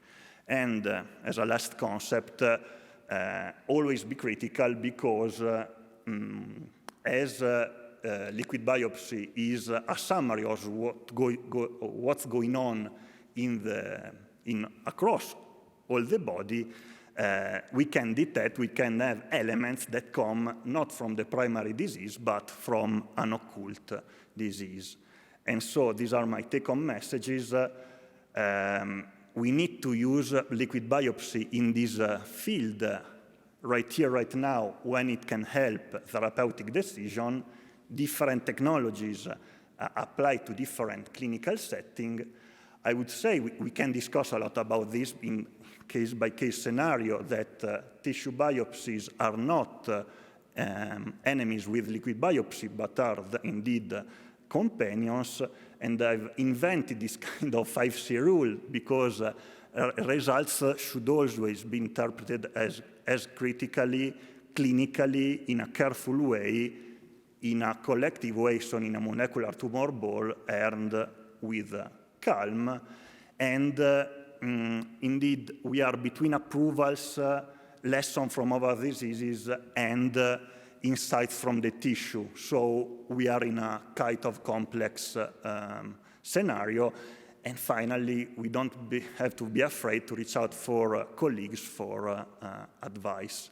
And with that, I'm really thankful for all of the people that helped me in this year to get knowledge in this field and not other. And I'm very, very proud and happy to be here at cholangiocarcinoma for the second time. It's a very good time here for me. Thank you.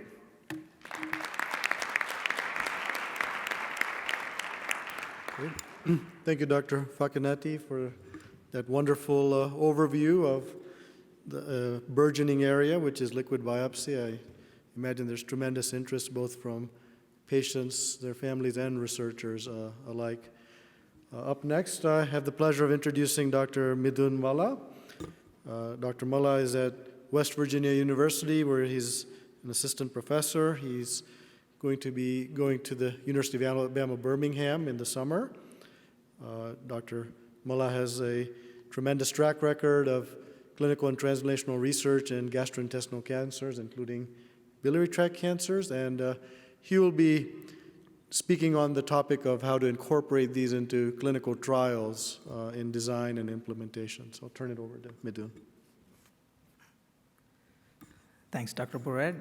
Appreciate the kind introduction, and thank you, the organizing committee, for for a fantastic program, and also for the opportunity. I'm honored and indeed delighted to share some insights and pretty much focusing on ctDNA and hepatobiliary cancers and how we can incorporate in clinical trial designs. And also, it's one of my favorite conferences, to share the stage and also the podium with patients, caregivers, esteemed leaders, and others in the field. All right. So here are my disclosures. So my talk is going to be focused on the applications of circulating tumor DNA across minimal residual disease, recurrence monitoring, response monitoring in advanced disease, molecular profiling, and tool for clinical matching, pretty much focused on, clinical setting in terms of, with the patient-centered approach, and how we can, envision future clinical trials in this space. Also cover limitations and some clinical trials towards the end. So circulating tumor DNA has multiple applications, as discussed a little earlier, and also by Francesco. And it has advantages being non-invasive or minimally invasive, and also have the opportunity to obtain repeated samples with minimal distress to the patient. Can cover tumor heterogeneity, both spatial, temporal heterogeneity, and also can be a good surrogate for tumor burden. Here are some brief characteristics of both tumor-informed and tumor-agnostic approaches that's covered in our article published in JCO. So, both have their unique characteristics. The tumor-informed approach requires tumor testing, and it takes a little longer for the first-time check, with turnaround time about 4 to 6 weeks for the processing, but then the future checks could take about a week or less than 10 days. However, the tumor-uninformed approach is more of tumor-agnostic or plasma-only assay, where it does not require tumor testing, so the turnaround time is quicker. It's also important to understand, there are various platforms existing in this, current day-to-day practice. Understand, what they can offer, and at the same time also which setting they have more applicability is crucial. So let's delve right into the minimal residual disease and recurrence monitoring in this space. So I would start with the patient case. I would say one of my longest survivors of cholangiocarcinoma. And every time I see her, it brings great emotions in terms of joy and pleasure seeing her. It's a 76-year-old female. I first saw her when I started practice in 2019, presented with abdominal pain and jaundice with a bilirubin of 7.1. Imaging showed a 5x5 left hepatic lobe mass with extension to proximal right and left intrahepatic bile ducts, and FNA positive to be adenocarcinoma with some elevation of tumor markers as listed here. So she underwent upfront surgery, and pathology was consistent with poorly differentiated invasive intrahepatic cholangiocarcinoma with PT3NXM0. So her tumor marker declined postoperatively to 7, CA19-9, and she underwent 6 months of adjuvant capecitabine based off of BILCAP study. And by October 2020, the CA19-9 was also within normal limits based off of our testing platform at our institution's 32.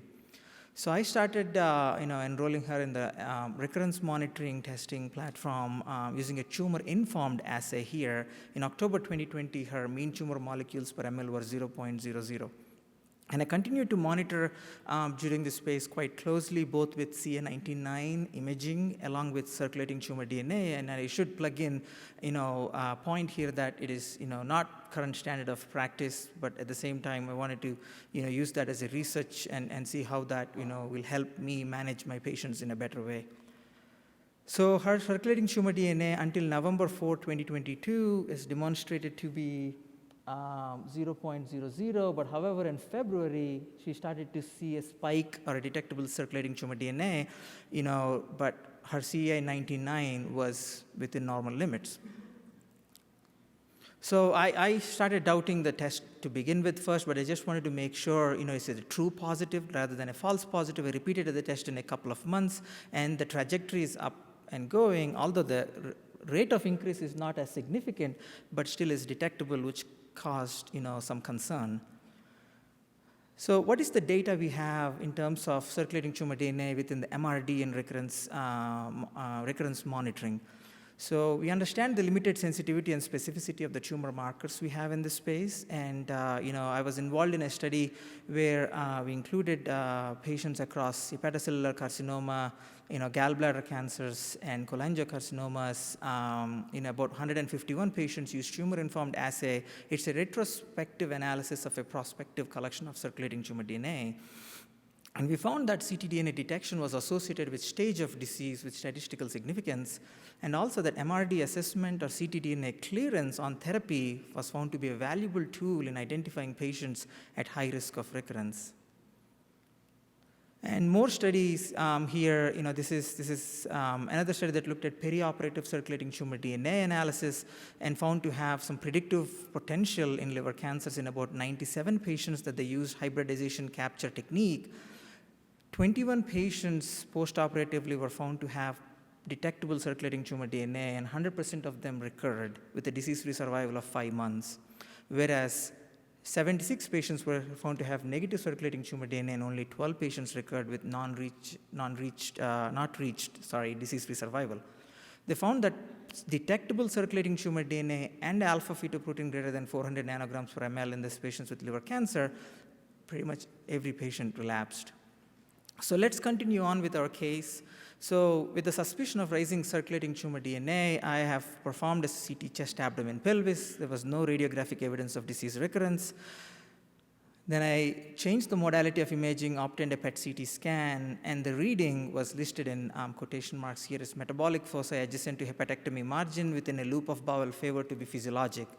And I continued to doubt whether is this really physiologic, looking at the PET scan here on the top right portion of the screen. Presented her case in the multidisciplinary tumor board. We had fun discussions, mixed opinions in terms of how to approach this, but I thanks to our advanced GI team, at my request, they have proceeded with an endoscopic ultrasound which showed a hyperechoic suspected mass adjacent to the liver site, likely site of previous hepatectomy, and pathology positive for poorly differentiated carcinoma. So she was started on chemotherapy. By November 2022, it trended down to 0.00, and she completed chemoradiation because being it's the local site of disease, and CT chest, abdomen, pelvis as of 2 days ago showed no evidence of disease recurrence. So this testing platform, the tumor-informed testing platform, has given me ability to treat a patient, with loco-regional approaches, earlier in the setting. But I think what remains to be seen is whether this can prolong the patient's survival in the long term is yet to be seen in a prospective clinical trials. So how can we incorporate this into a clinical trial? Obviously, we need prospective evaluation. We need more studies, evaluating this, with focused attention and also being as a primary endpoint in either neoadjuvant disease settings or adjuvant disease space in across MRD setting or recurrence monitoring. And the designs can be prospective observational studies or escalation, de-escalation studies with the primary endpoint of disease-free survival.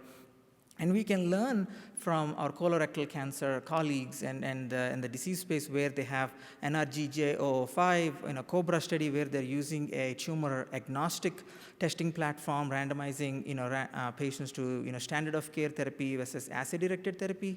And I think most of us are aware of this dynamic study design, which is in the process of changing the landscape of how stage 2 colon cancers is managed. And here are various styles or how clinical trials can be designed. It's just not not one approach can fit all. It depends on the setting, which really matters. Moving on to the immunotherapy response monitoring. We all know the significant strides that immunotherapy made in both hepatobiliary cancers in the frontline space. I think every patient should be offered and discussed about immunotherapy in both HCC and biliary tract carcinomas. And these are the Kaplan-Meier curves of progression-free survival across the 3 landmark studies. They were significant. However, I want groups focused attention towards the red circles here. So there is this cohort of patients who perhaps wouldn't benefit from the immunotherapy, and we still don't know who are those, right? And as you can see, within the first 3 to 6 months, there is a significant drop in the progression-free survival, suggestive of the need for predictive biomarkers in this disease setting, as standard radiological criteria do not consistently capture the dynamics of clinical benefit. And as discussed previously, repeated tumor biopsies is not practically feasible. So this is the data from the frontline atezobev from IMBRAVE 150. In fact, only 30% of the patient population were responders, and they had very excellent long-term survival, greater than 20 months. About 20-25% of the patients had progressive disease. Only 50% survived at 4 months, and 50% had stable disease with median overall survival of 13 months. And what's more enlightening is the fact that by 20 months, both stable disease and progressive disease patients had similar median overall survival. When we look at the study as an overall analysis, I think this would be hard to delineate, and that's where I think we need to understand and identify the non-responders to atezobev or to any immunotherapy combination to that matter, because they represent an unfavorable population. So this is a study that, in 47 patients, they looked at on-treatment circulating tumor DNA who received atezobev, in a phase 1b study, and those patients who had circulating tumor DNA clearance at cycle 4 at 9 weeks was associated with favorable survival, as demonstrated here, and also shown to have correlation with objective response rates, and lower post-treatment ctDNA changes correlates with survival as early as cycle 2, day 1, which is 3 weeks into the treatment. So to elaborate more on this, so there is a proof of concept study that looked at ctDNA being a prognostic and predictive biomarker in those patients treated with immune checkpoint blockade across 3 phase 1 or 2 trials using durvalumab and tremelimumab in about 1,000 patients.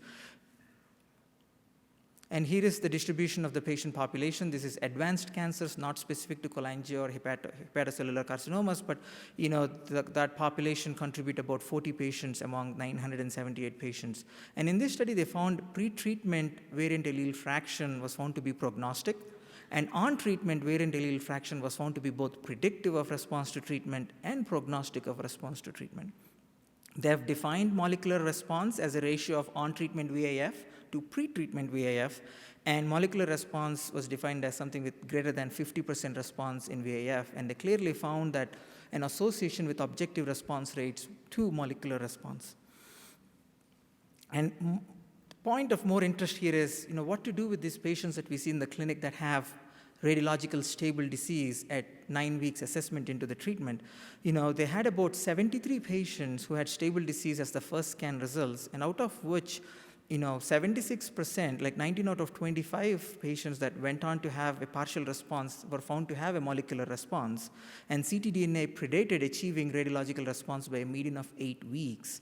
And molecular response was demonstrated or associated with improved progression-free survival and overall survival. Here is another one of my favorite studies in this space, that used personalized ctDNA analysis as a predictive biomarker, in patients who received pembrolizumab, and analysis with every 3 cycles of treatment and also at baseline. They used a bespoke analysis here. Once again, goes with the discussion here is baseline ctDNA was found to be sensitive and prognostic.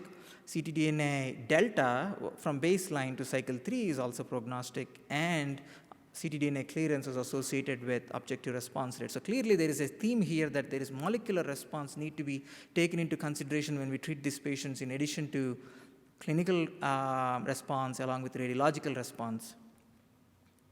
And more interestingly in this study that they compared patients who had raising ctDNA and a response in the scans and fallen ctDNA and who had progressive disease. And I want to focus the attention here to the middle two curves here, the green is increased ctDNA, but they had found to have response in the scans. In fact, they did inferiorly when compared to the patients who had decreased ctDNA but progressive disease on the scans. And this is something of fascinating to me, but it's definitely subset analysis, and we need more prospective studies here. So combining the RECIST responses and the ctDNA response at first scan at 9 weeks, it certainly refines the the risk categorization here into ctDNA positive and negative, and it identifies an unfavorable population at high risk for and poor survival. So, ctDNA here can be used for longitudinal monitoring and early determination of responders. And with this background, me and my partner in crime in the ctDNA space, Dr. Gentry King, designed a randomized trial of switch of therapy from atezo-bev to lenvatinib, perhaps, when they had unfavorable ctDNA. And we presented the concept to the task force about a couple of years ago. Although there was more interest in this space, but I think the feedback we received was we need more feasibility, we need more prospective data in this cohort, and after which we modified the study into identifying patients at RECIST stable disease into molecular non-responders and responders, and continuing the same regimen in this space and see how with the primary endpoint of PFS1. We are yet to find support for this study, and this is still currently in our desktops with no movement there, but we would always appreciate collaboration and funding in this instance to move this important studies like this forward. How about ctDNA and molecular profiling and spatial and temporal heterogeneity? I'll try to keep this as simple here, because I think we have already covered this. In the Phoenix study, futibatinib has received FDA approval for FGFR2 rearranged intrahepatic cholangiocarcinoma. But thanks to the efforts of Dr. Goyal and her team, I think they found 87% positive percentage agreement with liquid biopsy and the tissue biopsy. And interestingly, 3 patients with FGFR2 fusion positive intrahepatic cholangio, they've found to have a short interval progression of disease due to secondary kinase domain mutations. So as seen here, this is patient number 1 who had treatment response, short interval progression, tumor biopsy showed 3 alterations, and which were all found in the liquid biopsy, in fact, a few more. And that theme continues across the 3 patients here, and which supports the immense potential that this tool has to use in our armamentarium. And lastly, clinical trial matching tool. I think we strive to prolong survival of our patients, and in the clinic, I think this is one of my challenges, to identify and clinical trial and how can I match my patient in front of me to a trial across the nation. And one of the few challenges listed here for biomarker targeted clinical trials, it being multiple action targets but only fraction of patients, genotyping cost, and there are of course a lot of barriers, and that's where we need to use the liquid biopsy in this space. And taking guidance from Scrum Japan, which is a registry, is where they had longitudinal prospective observational collection of studies across 71 core cancer institutions, gathering real-world data on advanced solid tumors with rare alterations. And here, they assess ctDNA-based genetic testing and have both tumor-specific and tumor-agnostic in advanced tumors, and try to find clinical trial matching for these patients. And I've tried to gather the data and create a table here. Like on the left, you have GI screen data, and on the right is Godzilla, where they have used tissue-based testing and plasma-based testing, respectively. And here clearly we can see that sample unavailability rate, sample failure rate, and median sample acquisition duration were all significantly lower with liquid biopsy approach, while at the same time, ctDNA genotyping led to statistically significant increase in clinical trial enrollment with no compromise in the survival analysis. So once again, suggest for the fact that it should be considered, to identify patients and also to increase clinical trial accrual. Finally, in a few seconds here to talk about limitations, we got to be really cautious about identifying patients with false negatives. Site of metastasis clearly is important. Lung and peritoneal metastasis seem to be, the concordance is low with 65 and 56% when compared to the liver metastasis with about 96% concordance. And when we have patients with increased cell-free DNA in the background, it can, show false negative results. And insufficient ctDNA sample or assay sensitivity, and also limited detection of fusion events it's right, important to understand the platforms that are available. False positives, as covered previously, chip mutations, sequencing errors, and in those patients who have history of transplantation and greater than one cancers, I tend not to use them in my practice. So clearly, again, setting of ctDNA assessment is key.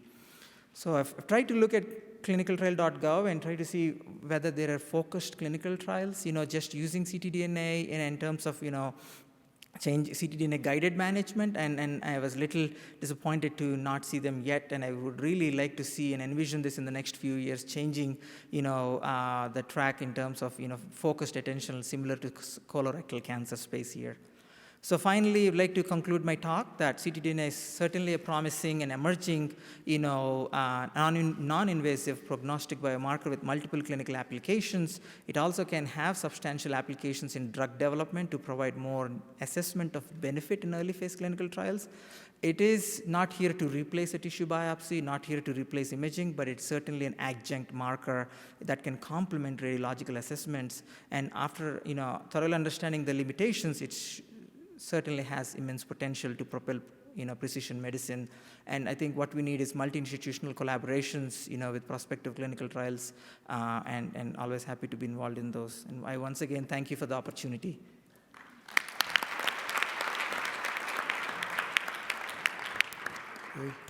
Thank you, Dr. Malla, for that very nice overview on how clinical trials are beginning to incorporate these very exciting technologies, and of course for patients this is a big blessing.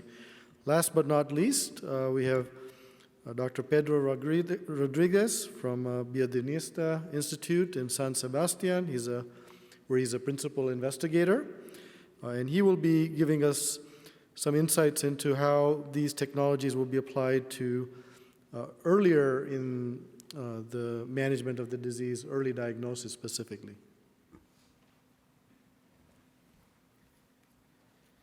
Good afternoon, everyone. Thank you very much, Dr. Bored, for this kind introduction. And first of all, I would like to thank the scientific committee and the organizing committee and the Cholangiocarcinoma Foundation for this kind invitation. It's for me a huge pleasure to be in this excellent and inspiring meeting. So thank you very much. So I will talk a little bit about the role of liquid biopsy in the early diagnosis of cholangiocarcinoma beyond circulating tumor DNA. So as you all may know, the diagnosis of cholangiocarcinoma may be an incidental finding in up to 25% of cases. But still, some patients may present non-specific symptoms such as jaundice, fever, severe weight loss, fatigue, or abdominal pain. Currently, the diagnosis of cholangiocarcinoma is achieved by combining imaging techniques with the measurement of non-specific tumor biomarkers in serum such as CA99, and also with tumor biopsy, which is usually mandatory to confirm the diagnosis. However, imaging techniques have some limitations, since sometimes they are not always accurate enough to allow the early diagnosis of cholangiocarcinoma, and also with an imaging technique may be difficult if we are facing a stricture to differentiate if this stricture is malignant or benign. In addition, non-specific tumor biomarkers, they have low accuracy, and up to 10% of the general population are unable to express CA99 due to inactivating mutations in FUT3 gene, and also some patients with primary sclerosing cholangitis, a condition that increases the risk of cholangiocarcinoma development, also display increased serum levels of CA99, which raises some concerns in the usefulness of this tumor biomarker. On the other hand, tumor biopsy is accurate, but is an invasive procedure with inherent risks. Therefore, there's an urgent need to find new accurate non-invasive biomarkers for the early diagnosis of cholangiocarcinoma. So liquid biopsy has emerged as a promising strategy to find biomarkers in cancer, since they may allow the screening of patients, the early diagnosis, stratify patients, guide therapeutic decisions, also monitor treatment response, the presence of minimal residual disease, and also predict relapse or prognosis, being a useful tool in precision medicine. So when we are facing patients with high-risk high-risk conditions that predispose for cholangiocarcinoma development, a clinical question that may arise is, can we predict which patients will develop cholangiocarcinoma during lifetime? And also, when we are facing a stricture, can we differentiate if they are benign or malignant? Therefore, these biomarkers may allow to predict the patients that will develop CCA during lifetime and establish screening programs that allow the early detection of cholangiocarcinoma. So in this sense, several liquid biopsy approaches were already searched in the last decades. Circulating tumor DNA was already discussed. I will focus in the other ones now, and starting with microRNAs, for example. MicroRNAs are small non-coding RNAs that negatively regulate gene expression in a post-transcription manner. And apart from their role in disease pathogenesis, they also harbor an ability to be used as biomarkers, and particularly microRNA signatures were already found in biofluids of patients with cholangiocarcinoma. And in this sense, two meta-analyses have already studied the potential diagnostic value of microRNAs with a pooled area under the curve value of 0.9 in both of the studies. Nevertheless, the diagnostic capacity of microRNAs is different according to the biological fluid that is being studied. And for instance, bile was the fluid that harbored the highest diagnostic capacity, followed by serum and plasma, and then tissue and urine. This table summarizes some of the microRNAs in biofluids that were studied already in bile, serum, and urine in patients with cholangiocarcinoma. And for example, MIR9 and MIR145 were the ones in bile that harbored the highest diagnostic capacity for the diagnosis of cholangiocarcinoma. Another example is the oncomicroRNA MIR21, which was shown in different studies to be increased in serum or plasma, or even in urine in patients with cholangiocarcinoma. And these were single studies, and this recent study published from a Copenhagen group, the Professor Jesper Andersen's group, in which they evaluated and profiled all the microRNAs in whole blood of more than 200 patients with biliary tract cancer. They observed that there was a disruption in the expression profile of the microRNAs in patients with biliary tract cancer, and after a univariate analysis, they observed that 4 microRNAs were increased in the circulating biofluids, serum or plasma, in patients with biliary tract cancer. And when they combined them in an index, they observed that this index allowed the diagnosis of patients with biliary tract cancer with very good area under the curves in both discovery and validation cohorts, with similar values to the ones of CA99. But most importantly, when they combined this index with CA99, the diagnostic capacity increased and overpowered the one for CA99. Another approach is the measurement of extracellular vesicles. What are extracellular vesicles? They are small membrane spheres that are secreted by all the cells into the extracellular milieu, and they are present in all the biological fluids, such as blood and urine. And there are different types that are categorized according to their origin, their size, their molecular composition, and their biological function. These extracellular vesicles, they have different biomolecules, such as proteins and metabolites, nucleic acids and lipids, that may be used as useful biomarkers to diagnose diseases and cancer. And starting with proteins, 7 years ago, we decided to evaluate the proteomic profile of isolated serum extracellular vesicles from patients with hepatocellular carcinoma or cholangiocarcinoma compared to control individuals. And we observed that a distinct proteomic profile was present in EVs from patients with HCC or CCA that allowed the early and diagnosis of these two types of primary liver cancer. And more importantly, they were able to distinguish between patients with HCC and intrahepatic cholangiocarcinoma, which is currently a major clinical challenge. And in a sense, we are able to observe that 6 proteins here in gray harbored a very good area under the curve value that was better to the ones provided by CA99 or serum AFP levels that are routinely used for the differential diagnosis of iCCA or HCC. Next, we wondered if we could also measure proteins in serum extracellular vesicles that could allow us to diagnose cholangiocarcinoma in patients at high risk for the development of bile duct cancer, such as patients with PSC. And we questioned if these proteins could allow the early diagnosis of cholangiocarcinoma in these patients and also determine the risk of patients with PSC to develop cholangiocarcinoma. We decided to follow the same strategy, similar to the one in 2017. So we isolated serum extracellular vesicle from patients with PSC and from patients with concomitant PSC and cholangiocarcinoma and compared the proteomic profile to healthy individuals. And in this discovery cohort, we observed that there were several proteins that were allowed the specific diagnosis of PSC cholangiocarcinoma compared to isolated PSC with area under the curve values higher than 0.9.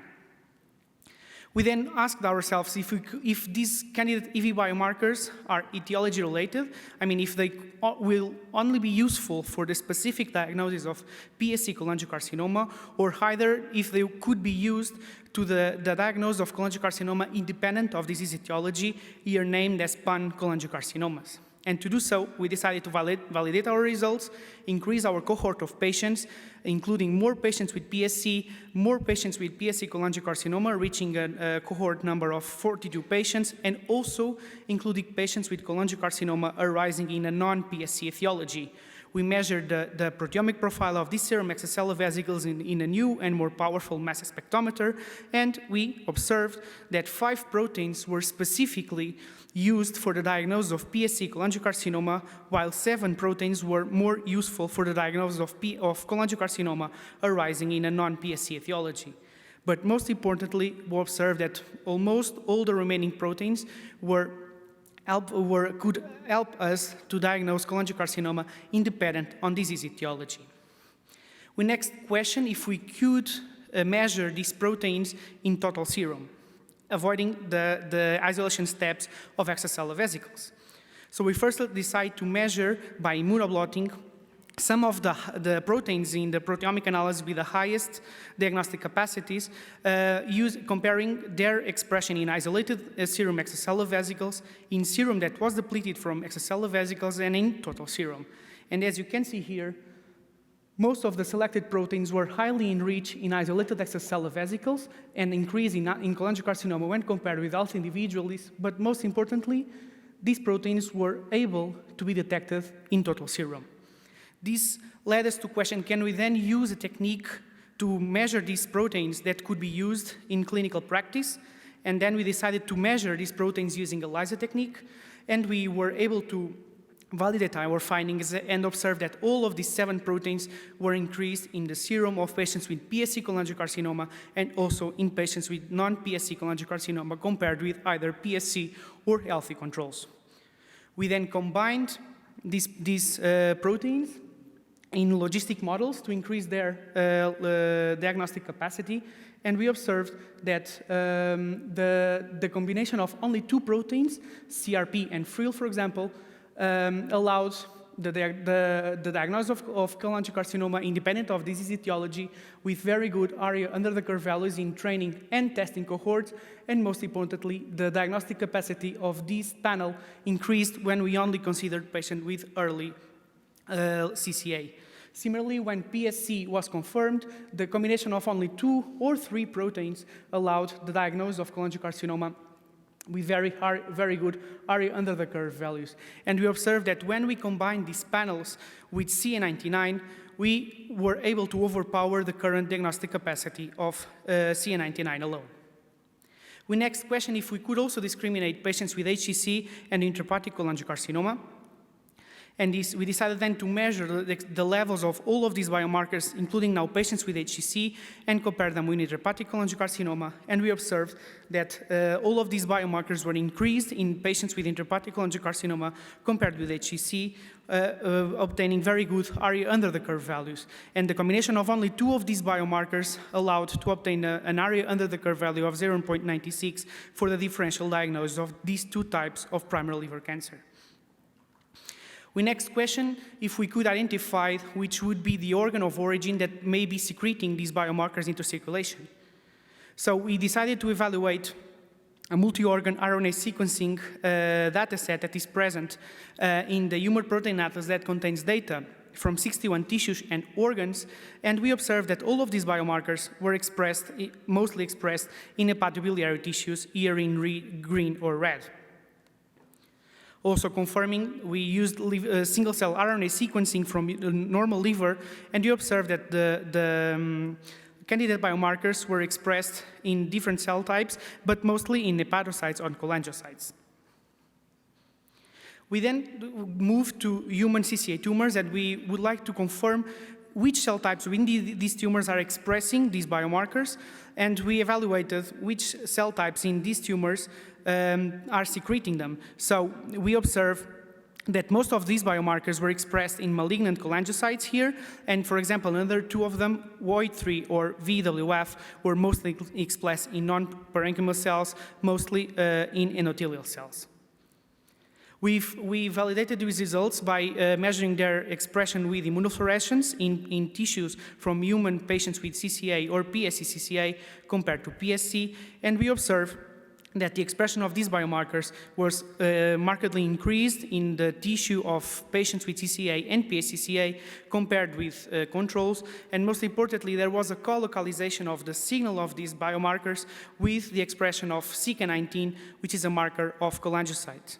Therefore, we conclude that the cells that are actively secreting these biomarkers or actively expressing these biomarkers are malignant cholangiocytes. We next question if these biomarkers may allow the prediction of cholangiocarcinoma development in patients with PSC, and to do so, we included a new group of patients which are patients with PSC that developed cholangiocarcinoma during follow-up, but that we collected the sample before any clinical evidence of malignancy, and we call the group of the PSC2-CCA group. And we observed that the levels of these four biomarkers were increased in the PSC2-CCA group when compared with PSC. And most importantly, when we measured the levels of these biomarkers in the serum of these patients, we observed that 100% of patients that presented alterations in 4 of these biomarkers developed cholangiocarcinoma during follow-up, while, on the other hand, all the patients that did not present any alterations on these biomarkers developed cholangiocarcinoma during lifetime. We then combined these biomarkers, and you observe that only the combination of 2 or 3 biomarkers provided a very good area under the curve values for the prediction of cholangiocarcinoma developed with PSC, overpowering the predictive capacity of CA99. Finally, we asked ourselves if these serum EV proteins could also have a prognostic value. And after a multivariate variable analysis, you observed that 9 proteins had an independent prognostic value for overall survival in patients with cholangiocarcinoma. 5 of them were considered bad prognostic biomarkers, meaning that increased levels of these biomarkers were associated with worse overall survival. And on the other hand, we had 4 good prognostic biomarkers, meaning that lower levels of these proteins were indicative of a worse prognosis. We then combined them, and we observed that, for example, patients harboring elevations in 2 or 3 of these biomarkers displayed a worse overall survival with a median overall survival of 5 months when compared with patients that displayed no elevations on any of these 3 biomarkers that displayed a median overall survival of 102 months. On the other hand, the same was true for the good prognostic biomarkers. So in conclusions of this part, we saw that serum extracellular vesicles contain accurate proteins that may be used as early and non-invasive biomarkers for CCA and may be etiology-specific. We also find predictive biomarkers of CCA development that are amenable to be detected in total serum. Several of these identified liquid biopsy biomarkers are expressed in malignant cells within the tumor, and the levels of these protein biomarkers may also have a prognostic value that is independent of other clinical variables. What happened with nucleic acids? We decided to evaluate the transcriptomic profile of serum and urine extracellular vesicles from patients with cholangiocarcinoma. In this sense, we isolated extracellular vesicles from both blood and urine from patients with cholangiocarcinoma, PSC, ulcerative colitis, and healthy individuals. We evaluated their transcriptomic profile and compared the obtained transcriptomic profile with human CCA tissues from 2 independent cohorts of patients. Then we compared the profile with the transcriptomic profile of CCA cells in culture, and also with the extracellular vesicles that are secreted by these cells. So we characterized the extracellular vesicles, both the serum and urine extracellular vesicles, and we observed that these vesicles were expressed as typical markers of extracellular vesicles and observed no difference between groups regarding the concentration and the size of the extracellular vesicles. And after measuring the transcriptomic profile of these vesicles, we observed that patients with cholangiocarcinoma displayed a higher number of transcripts, both mRNA and non-coding RNAs, when compared to the patients included in the other groups. And when you compare the biomarkers, you observe that several transcripts harbored a highest diagnostic capacity for the diagnosis of cholangiocarcinoma compared to the other patients, with some of the transcripts reaching the maximum diagnostic capacity for the diagnosis of cholangiocarcinoma. We then compared the transcriptomic profile with the ones from 2 independent cohorts of patients, and we were able to observe that 479 transcripts were commonly changed in the tumor and in the extracellular vesicles. We compared this profile with the one obtained from CCA cells in culture, and we observed that 156 transcripts were commonly altered, and finally 105 transcripts were commonly altered in the extracellular vesicles derived from these cells. We decided to measure in which processes are these 106 transcripts are involved, and we observed that most of these transcripts are involved in processes that are important during oncogenesis and malignant transformation, such as cell cycle, cell growth, and regulation of cell adhesion and communication. So as an example of the final liquid biopsy candidates, we observed that, for example, CEMIP or GAD1 are increased in serum extracellular vesicles from patients with CCA, are increased in tumor tissue from patients with CCA compared to surrounding liver, are increased in CCA cells in culture, and also in the extracellular vesicles secreted by these cells.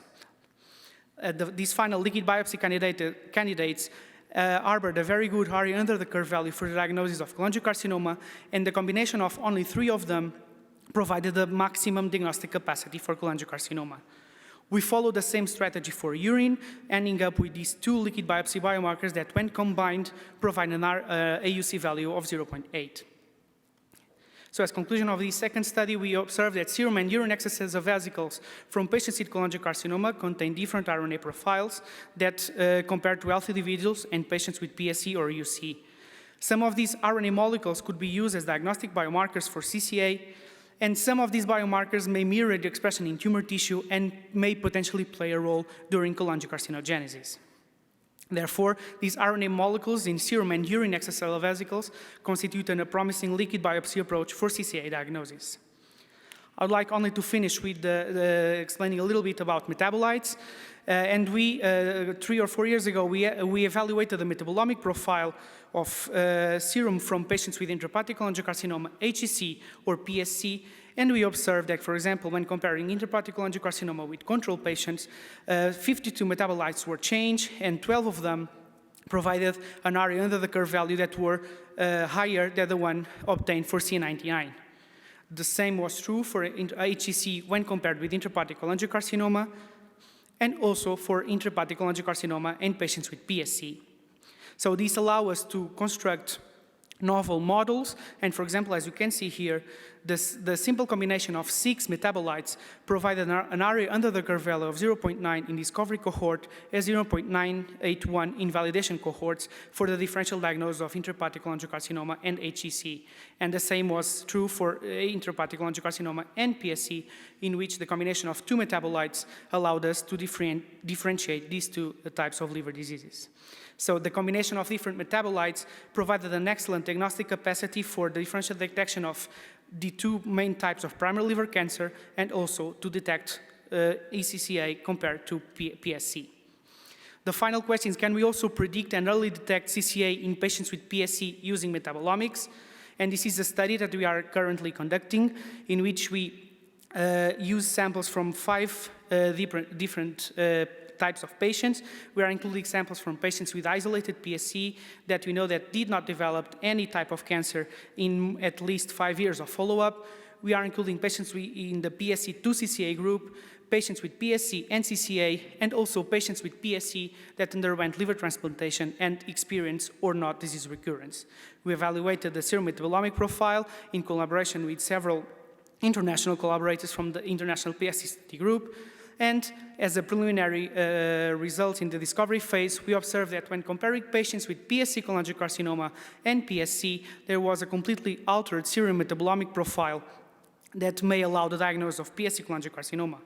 What was more surprising is that when we compared the patients with PSC that developed cholangiocarcinoma in the follow-up, the metabolomic profile was mostly similar to the one observed in PSC cholangiocarcinoma, which may suggest that the changes in the metabolomic profile may be already present when the clinical evidence of malignancy is still absent. We are now conducting the validation phase, and we hope we can present the results soon. So in concluding, we observe that different diagnostic and prognostic methodologies represent an emerging and stimulating field of research in hepatopathology, hepatobiology that harbor multiple potential applications from biomarker discovery to therapy. These new candidate biomarkers now need to be internationally validated using easily transferable techniques and using raw biological fluids. And in this sense, I invite you, every one of you who wants to participate in this validation. We are currently validating the proteomic results. You can talk with us, with me, or with Professor Jesus Banales. Contact us if you want to participate with samples in the validation phase. We will be very happy to include in this study and validate our results. We must say that appropriate clinical relevant control groups with biopsy-proven diagnosis are needed, and it is also urgent to discover and validate new biomarkers of treatment response. In addition, these biomarkers may be useful for the diagnosis, but they also have a role in disease pathogenesis, and we could evaluate their potential clinical application to find novel therapeutic targets. I would like to thank all the institutions that are funding our work and our research group in San Sebastian. And thank you very much for your attention.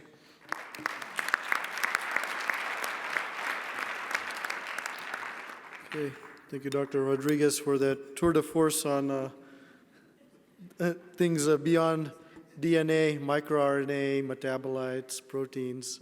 I think you covered almost everything we could have imagined there.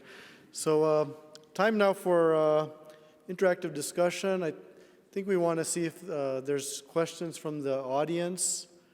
If we could, I guess, have the lights on and the microphones available.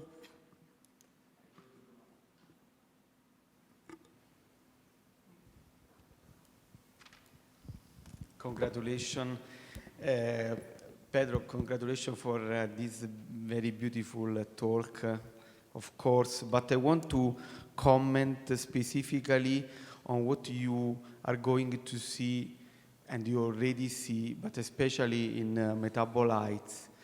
Because what probably you know, but what we have discussed with Guido Carpino is that in PSC cholangio, the kind of carcinogenesis follow the so-called field cancerization pattern. What is this? Is a metachron development of dysplasia and cancer in a different part of the biliary tree, practically everywhere. So what this means? This means that you don't need to have the mass, the cancer like a mass, but the dysplasia and the very early cholangio, probably as you said, is already there and produce the metabolites. I think this is very informative for your study. Yes.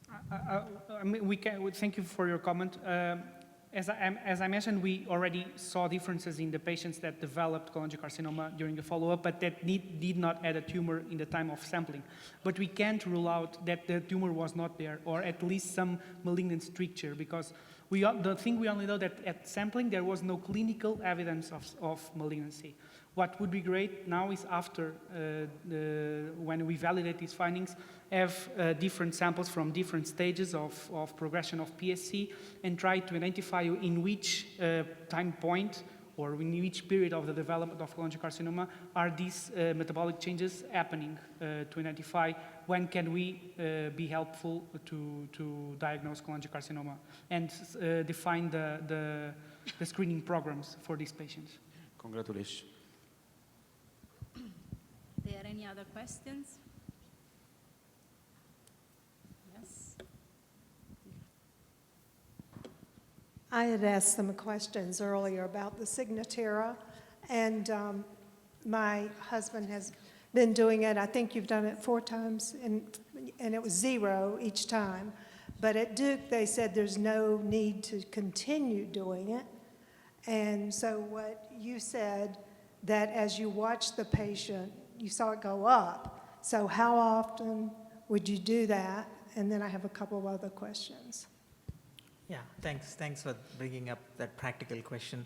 You know, I think this is completely out of data-free zone. I mean, not in the guidelines, but I think I try to use that platform, especially in the MRD setting, like patients who completed the surgery or in their adjuvant space, while we monitor them with scans and tumor markers, which I, have a lot of respect, but at the same time, not have a lot of respect at the same time, especially with the tumor markers with their limited sensitivity and specificity. The key point of the circulating tumor DNA testing is longitudinal monitoring, and more times we order, that sensitivity and specificity increases. For example, one-time testing only has 68 to 70% sensitivity. However, longitudinal testing report more than 3 to 4 times testing has led to greater than 90% sensitivity and specificity. So I usually combine those assessment with their every 3-month visits together with the scans, clinical exam, and tumor markers as an adjunctive, response, like molecular response assessment. Okay. And then in 2016, I was introduced to the RGCC from Greece to monitor breast cancer, which I had in 2011. And I had been told I was cancer-free and did that test, and my circulating tumors were 7.7, so they were high. So I did have something going on. Now they, over 8 years, it's 2.2. There's so much information there, and I didn't understand it. I don't understand a lot of what you said, but a lot of the genetic studies, there's a lot in that Greece test. And Greg has done it, and his numbers before surgery were 5.8. And then after surgery, they went down a little bit, and then now they're 3.8 for the circulating tumor cells. But it has all this, all the numbers. It had the P53, but we didn't know what to do with that information. And we've shown it to all of our doctors. But is there anybody who would take those results and could explain or put it? I have 8 years of results, and he has 3.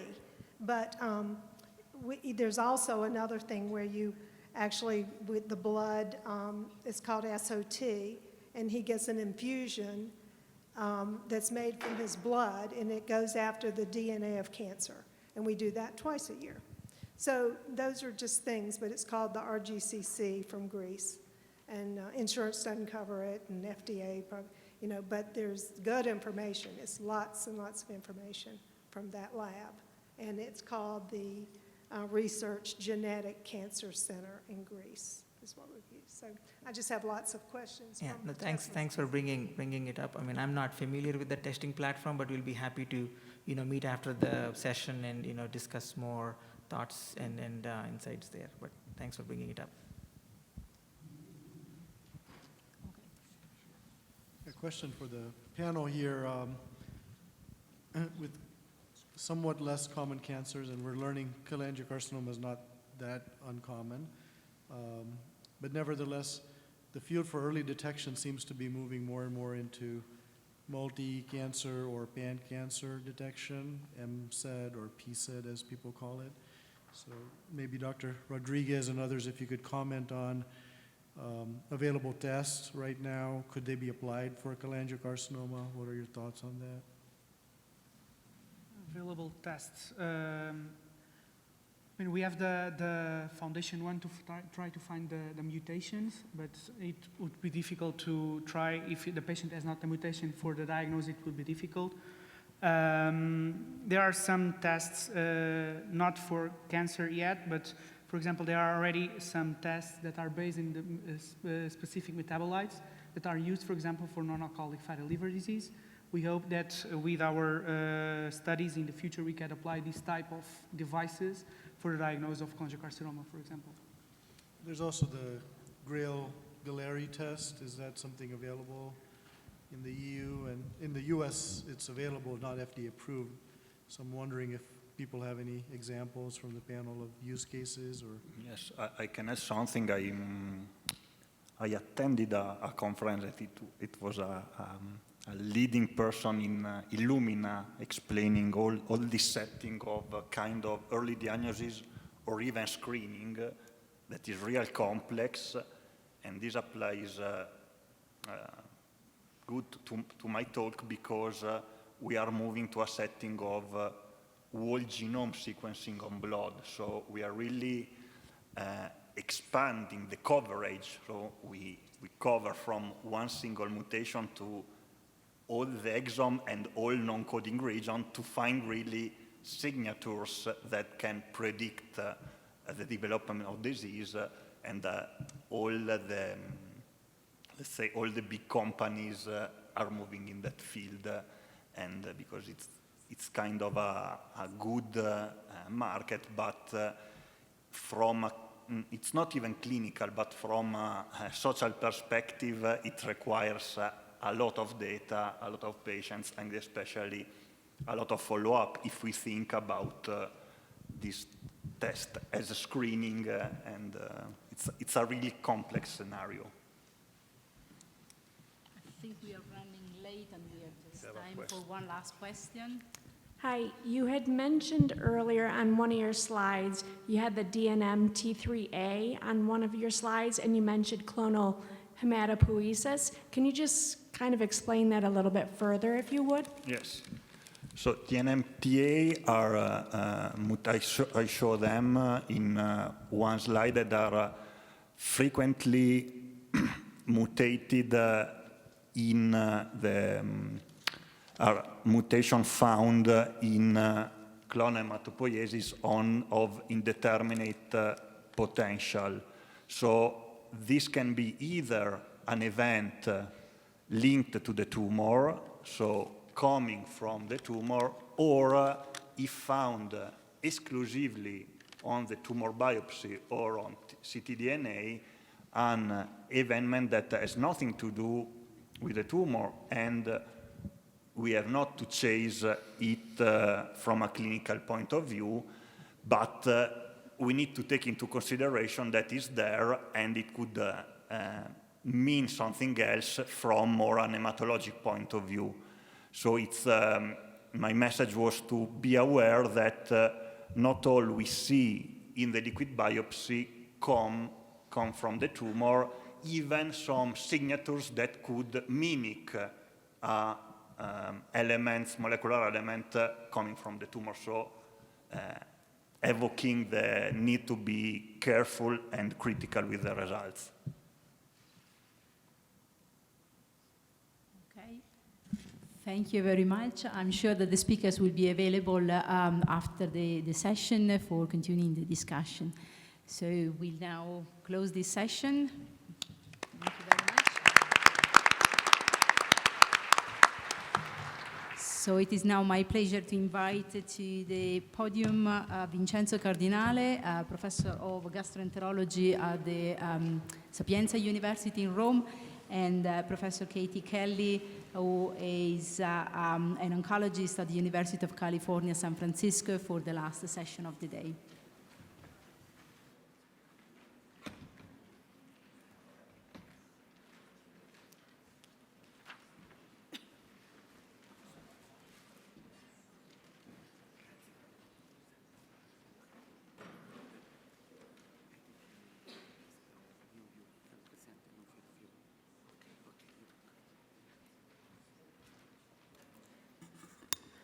So thank you everyone for sticking around for this last but not least session today, which is our 3 poster winners of the Best Poster Awards of the submissions this year.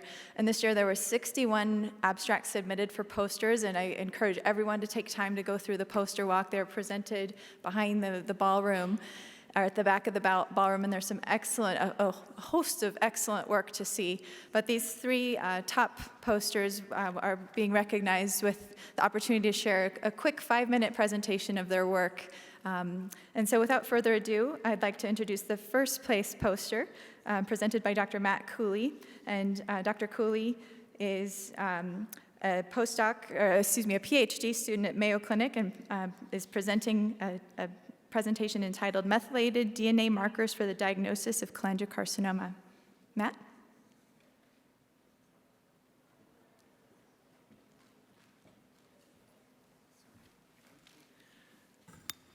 Great, thank you. So I guess only about 5 minutes to present this this project, and I think there's a slide up. It's just my poster. Is that able to pull that up?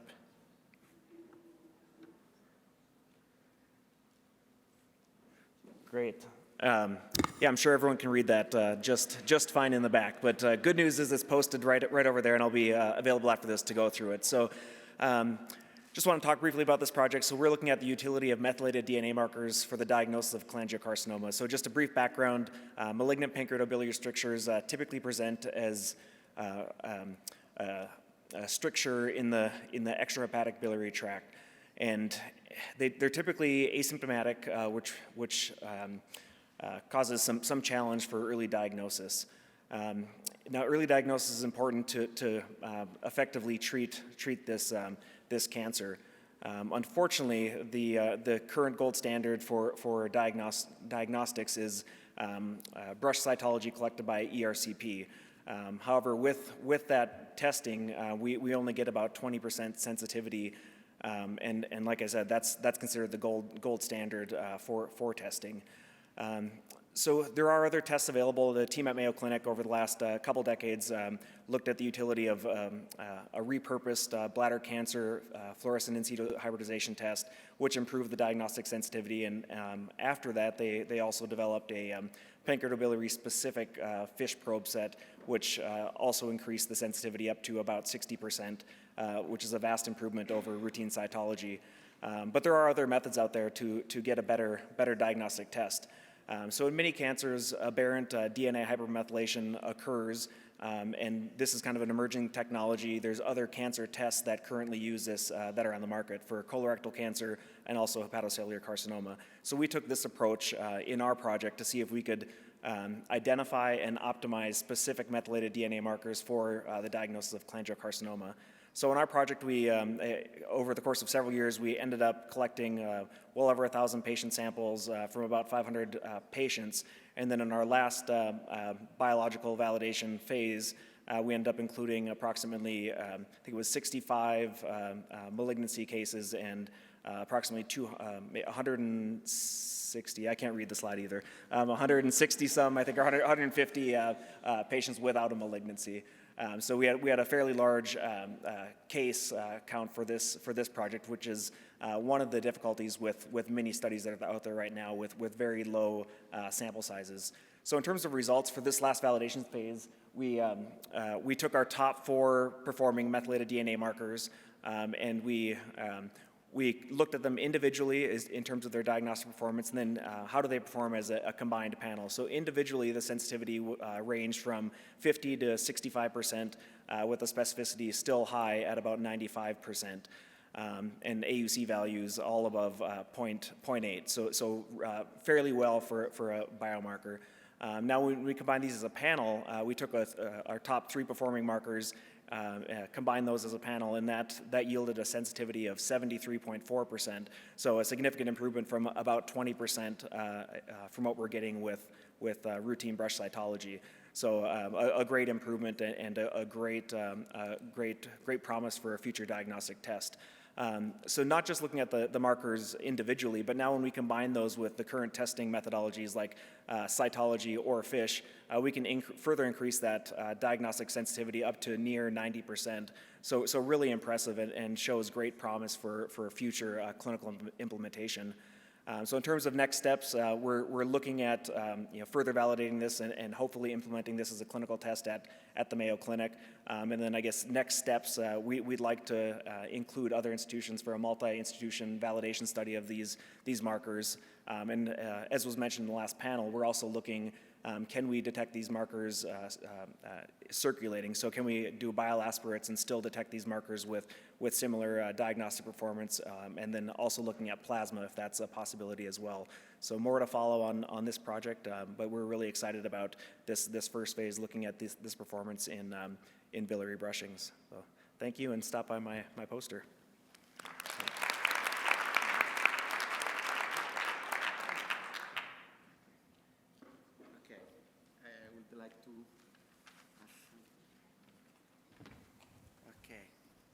As said by my co-chair, the poster section was really good, very different kind of discipline, very, very nice poster section. And I'm very glad for the scientific organizer and to Stacy and to the foundation for this very kind invitation to this very inspiring conference. Now it's time to present the next speaker, Dr. Yong-Gun from Baylor College of Medicine, Houston. Dr. Yong-Gun is an assistant professor and will present a very large cooperative study about the genetic landscape of cholangiocarcinoma. Please.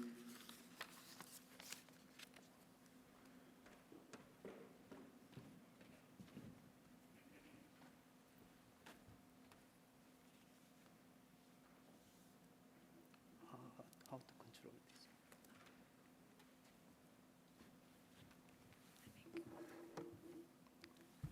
This is the area. How to play? Okay. There you go. Okay, I got it. This one? I got it. Yeah. Thank you for giving me the opportunity to talk about my project. The genetic landscape of cholangiocarcinoma. As you know that CCA can be classified as intrahepatic or extrahepatic in locations. PSSC is the strong risk factor for CCA. Although genome-wide association studies have identified many genome-wide significant risk loci, the genetic underpinning of CCA remains fully understood. Therefore, we focused on the 5 GWAS studies: all CCA, intrahepatic CCA, extrahepatic CCA, PSC-related CCA, and non-PSC-related CCA. Also, I will show the SNP heritability and genetic correlations using LDSC.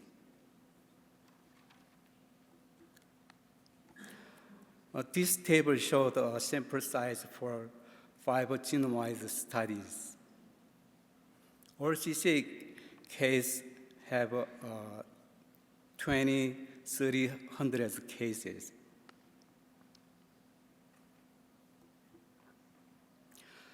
These plots are Manhattan plot for 5 genome studies. All CCA and PSC-related CCA and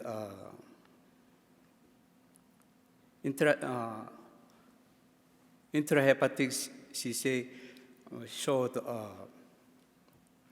that there are many genome-wide significant SNP in HLA lesions.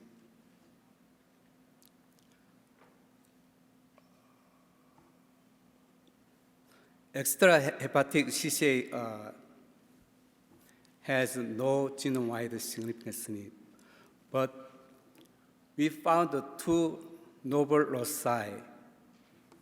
One is from non-PSC-related CCA, and another one is from extrahepatic CCAs. It is in the chromosome 4.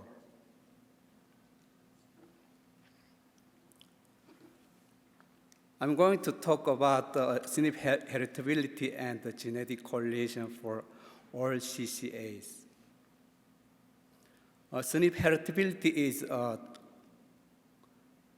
12% in all CCAs.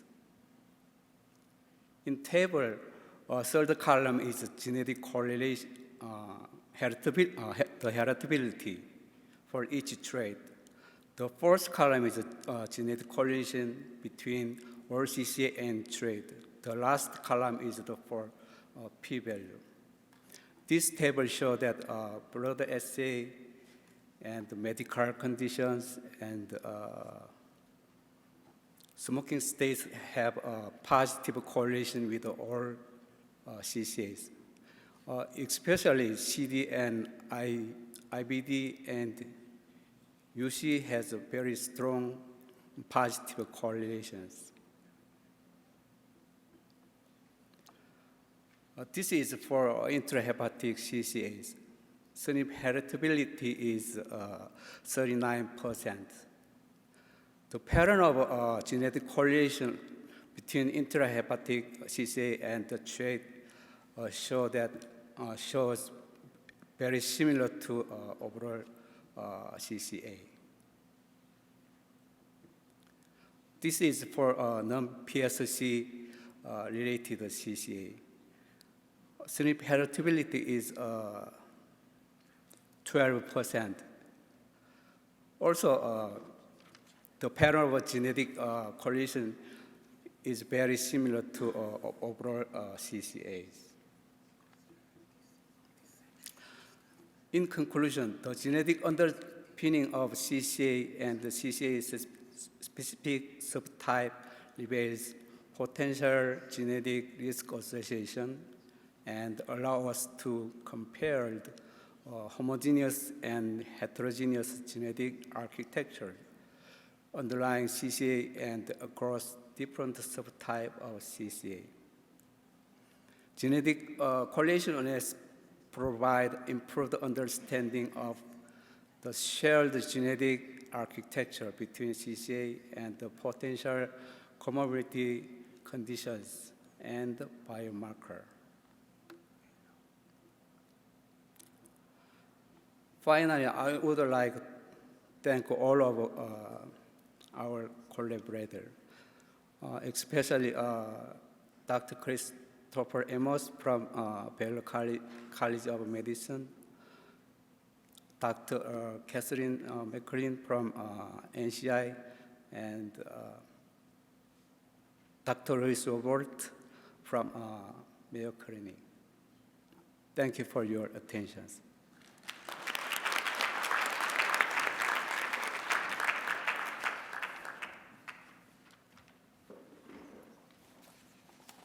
And now we'd like to invite the third award winner, Dr. Laura Heisch, who is an associate professor at University Hospital of Aachen in Maastricht, Germany.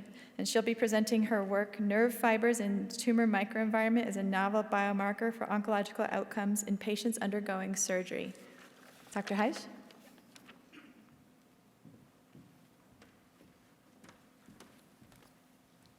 Thank you for the introduction. I see my slides are on already. I'm a pathologist, and I've been given 5 minutes to talk about my favorite topic. I can talk about nerve fibers for an hour easily.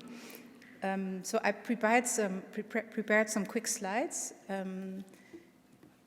What I like about nerve fibers, or these types of cancers, have the way of growing through the nerve fibers. So the tumor, the cancer cells seem to invade the nerve fibers, and they use the nerve fibers as a way to progress. I think it's a way of easy progression. Usually this is also a reason for recurrence of disease, or at least that's what I think, or a reason for an R1 resection, so non-radical resection. Here you see the H&E staining at the bottom. You see the nerve fiber, it has this white area around it. The pointer doesn't seem to work. Or does it? Maybe it does. Yeah, you see the nerve fiber here, and there are the cancer cells, and they touch the nerve fiber. And here you see the nerve fiber is almost completely taken over. So when I finished my medical or my pathology training, I was finally allowed to do some stainings, and here you can see the nerve fiber and the cancer cell. Then when I did the staining, I kind of imagined we have good and bad immune cells, we have good and bad fibroblasts, so I thought, well, why don't we have good and bad nerve fibers? I convinced my boss, he gave me some small budget to do the stainings. And then here you see the nerve fibers with the cancer cells around it, so I stopped counting those. I counted only the small nerve fibers, and then I just really easily looked at the overall survival of the patient. So here you see the nerve fiber and the cancer, and they do not touch each other. And here you see the cancer cells invading the nerve. Here you see the same phenomenon. So these small nerve fibers grow in the tumor microenvironment, and those patients have a much better prognosis. The perineural invasion I call PNI, and the nerve fiber density, so just nerve fibers in the microenvironment, I call NFD. But it's my own terminology. Then the results. I still have 2 minutes, so this will be good. I included 127 patients. I just took the FFPE blocks out of the archive. I was only able to include 101 because not all blocks were available or the overall survival data was missing. I just did, very simply, one staining. This is not expensive to do. And this already showed patients with a high nerve fiber density, they had a cancer-specific survival of 19 months. Patients with a low nerve fiber density, which was defined as 0, showed this cancer-specific survival of 33 months. This is a very easy way of stratifying patients after surgery, so you need an FFPE block with cancer, and you can stratify the patients and tell them prognostic what the prognosis will be, or in what group they are. Then we know patients with positive lymph nodes, so in cancer-invaded lymph nodes also have an aggressive tumor biology, and these data were all also available. So I correlated this, and then it even gets easier to stratify. So patients with low nerve fiber density and positive lymph nodes, they do very poor, 2 years. Patients with negative lymph nodes and the high nerve fiber density in the cancer, they do very well. So then you have these lines. The middle line are the patients with either low nerve fiber density or positive lymph nodes.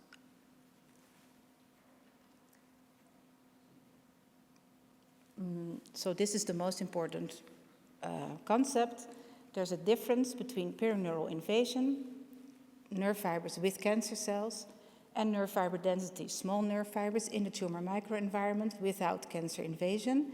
And the funny thing is that they can be in the same patient at the same time. So a patient can have both. We're continuing our research, so if you like or believe my nerve fiber story, please contact me. We need to validate this in larger cohorts, also internationally.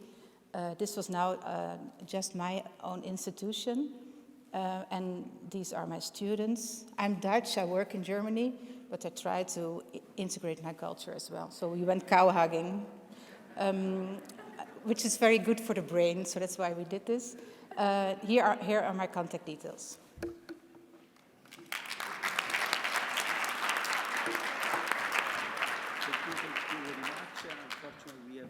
To close, and I want to invite all of you to the poster section and also the presenter to be there for asking the question. Thank you very much.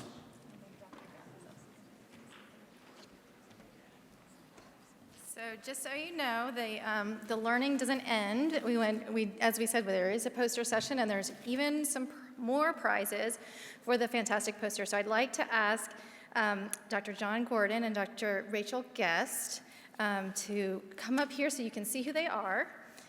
They are going to be leading the poster walk and handing out the honorable mention posters. Dr. Rachel Guest is an honorary consultant and hepatobiliary surgeon at the Royal Infirmary Edinburgh, a senior lecturer at the University of Edinburgh, UK, with Wellcome Trust Clinical Career Development Fellowship to study the molecular mechanisms that drive IDH-mutated intrahepatic cholangiocarcinoma. And Dr. John Gordon is a medical oncologist and cancer scientist at UCSF, where his lab uses systems biology strategies to identify new targets in cholangiocarcinoma and primary liver cancer. So they can help you navigate the poster session, and they're going to hand out some more prizes. And then now you're dismissed. And, oh, sorry.